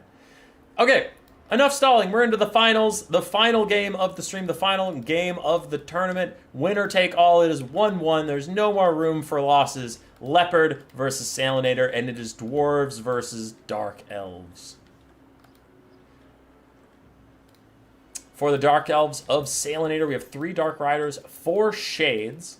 All of them are regular. No great swords here. Front line of Bleak Swords and Black Ark Corsairs. We have Crone Hellebron on horseback. With what did you bring with you, my friend? We have the Cursed Blade, which gives a Mortis Engine effect if the enemy is losing in melee combat. And then we have the Gaze of Cain to give some melee attack buffs. Cool. Sorcerers of Shadows with Pendulum and Melkoths. A Siren of Red Ruin, Bloodrock Medusa Arwar, and the Crows of Cain, Regiment of Renowned Harpies. A very interesting Dark Elf build. On the other side for the Dwarves, this is the kind of Dwarven build I like, and when I play Dwarves, I usually play them. Nice and wide, a stalwart front line, and then some artillery and slayers and shit. Love it. What do we got? Dwarf Warrior front line, some miners and miners with blasting charges in the secondary. Quarrelers all around to duel with them. Thoric Ironbrow on foot. Try and make him a little cheaper, and he does have the Rune of Wrath and Ruin and the Rune of Slowness. 2 gyrocopters. Are they brimstone guns? Yes, they both are. We do have a cannon. We have the Goblobber Grudge Thrower, backed up by Slayers, both of them.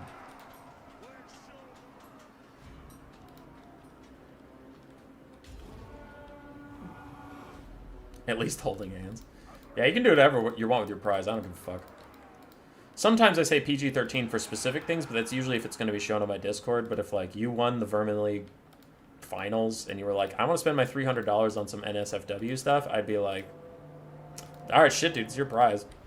It's fine. I just tell my artist, do whatever, and move on. I mean, obviously, whatever the artist is comfortable with. Like, if the artist says, no, I don't want to do that, then I'll find you a different artist. For my board game, I worked with 13, so I have plenty of contacts, but I'm not going to force somebody to do something they don't want to do. Anyway, we are off. The Grudge Thrower and some cannons. Trying to fire at, looks like the Siren of Red Ruin, and then I don't know where the Grudge Throwers are going. Looks like they're just at fire at will. They're firing at whatever they can find. Dwarf Warriors getting wrecked by Shades. 4 Shades firing in on these guys, even with Silver Shields. That 85 armor isn't doing them any good versus the Shades. The Shades have amazing armor piercing. Crone Hellebron with only 15 armor and no missile resistance. She does have 20% physical resistance, but with no missile resistance at all, these Quarrelers are actually a big problem for her, and she's going to have to be very careful about that. Looks like the Dark Elves are abandoning the southern flank. They had some Dark Riders maybe setting up, but they're starting to fall away from that. So the Dwarves down here will have to rotate quickly up to the north to actually be helpful, as the Dark Elves are way overloading this area. Pendulum goes down, some Quarrelers does a little bit of damage, and Hellebron is in here now, but she is alone. She doesn't have any backup, so her Gaze of Cain isn't going to do that much damage. Dark Riders climbing the hills, getting ready to rear charge these guys. And Shades still wrecking our friends, the Dwarf Warriors.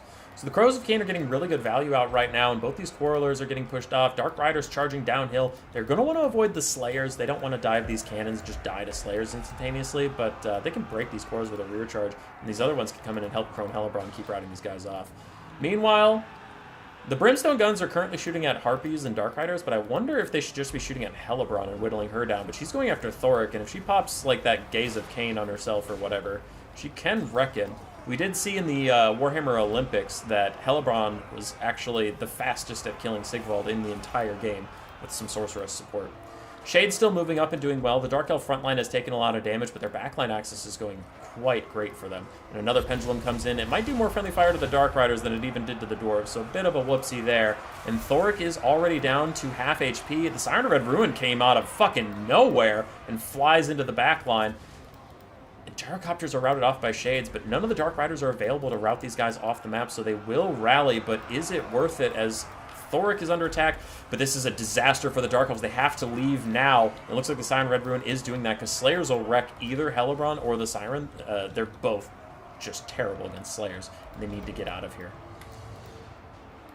Dark Riders getting inhibited on the bottom side. Balance power is about even, slightly Dwarf favored, and the damage value is very Dwarf favored. Crone Hellebron still trying to snipe out Thoric, but I think this is the end of her as Slayers are closing in and the Gyrocopters are poking away at her. She's taking a ton of damage, like we said before. Siren of Red Ruin also unlimited time. Just smokes a Gyrocopter out of the air. God, I love the Bloodrack Medusa reworks. It is my favorite rework of at least the last half a year. I'd have to think on other stuff, but I think the Bloodrack Medusas are just really fun, but also balanced. Like, they're squishy, they're expensive, but man, they do work when you get them to. Hellebron diving in onto Thoric, getting a little bit more damage, but he's just too well supported by all these Slayers, and now without Hellebron, without the Bloodrack Medusa, I almost said the Skaven for some reason. The Dark Elves are falling behind on the balance of power, and I definitely agree. There is a bit of balance of power inflation with two very healthy, with a lot of ammunition artillery being alive, and they could die quickly to these Shades, for sure. But overall, I agree the Dwarves are at an advantage. I mean, they have almost a 2-to-1 damage value difference, which is kind of insane. Slayer's getting shot by some Shades, and these Shades, decent melee stats. I wonder if fighting back against Slayers is more worth it than trying to kite away. I wonder. I actually don't know the answer to that. Gyrocopters, one is running low on ammo, the other one is fine, but low on HP. Shadow's Caster is busy just trying to kill the Goblaba on their own, and Shade's kiting out Slayers rather well. Thoric is not feeling the best as far as HP goes, but a nice Rune of Wrath and Ruin kills off a Black Orc Corsair. Another Dwarf Warrior is going to kill off another Black Orc Corsair. And Shade's firing straight up into the Gyrocopters, who fly straight over them and drop bombs on their face, taking half their HP in the blink of an eye. Things go from bad to worse to the for the Dark Elves. The cannon is still free and able to fire at whatever it feels like, and another bomb drop from this Gyrocopter routes off the Shades, who will be followed by Slayers, taking them off the map. Crows of Cain routing across the map, though some of their models are right here, which actually might keep the whole unit routing off the battlefield, because some of their models are close to other stuff, which I would find very funny, but also very sad. We'll see if they rally. Dark Elves not feeling so good. Gyrocopters just acting like dog units and diving into these Shades, daring them to stop for even a second and let the Slayers catch up. But their leadership is getting so terrible that they might just rout anyway. Elsewhere, we still have some Shades. The Crows of Cain are back, so the Dark Elves have some decent stuff, but without their Lord, their leadership's just so bad. And the Dwarves have plenty of things left up to do good work. Cannons firing sideways into Shades will be good value for them. Shadow's Caster trying to limp away from Thoric, but the Rune of Slowness does slow her down, as the name would kind of indicate. Eve. Another Melkoth popping onto the Quarrelers. It's all over but the crying, as still Leopard has maintained a 2-to-1 advantage on damage value. GG.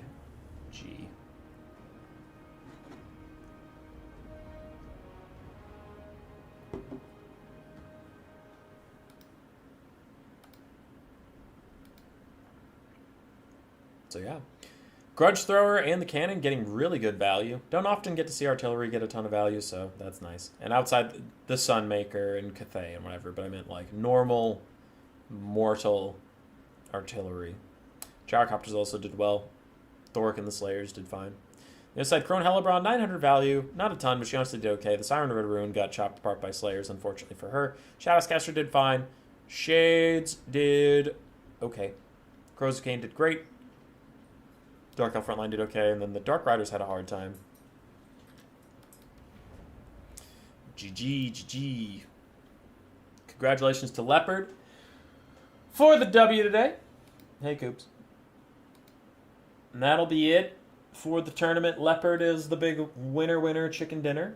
I gotta go walk the Hazel before it gets too dark outside. Thank you to everyone who played today. Thank you to the audience for chilling, despite the fact that we had some technical issues and a lot of games were crashing. But it was good. It was good. We had a good time. There are 85 of you. Is there anyone I need to send you to? Hold on. Are there any live streams? Warhammer 3 live stream.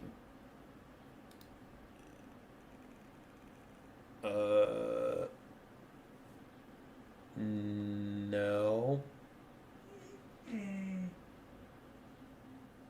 There's some campaign streamers, which are cringe.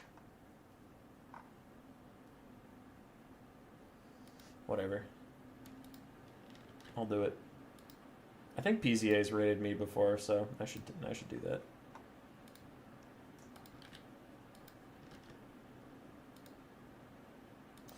Alright. There, I'm redirecting you that way. If you don't want to watch a campaign stream, that's fine, but at least follow the redirect and say hi so that another content creator knows that we tried to support them. If you feel like hanging around, do so afterwards, but if you don't want to, that's fine. Just pop in and say hi. Okay? So stream in 6 hours or what? If I stream again, it'll be in about 3 hours. Hi, Booge. Bye, Booge. Goodbye, everyone.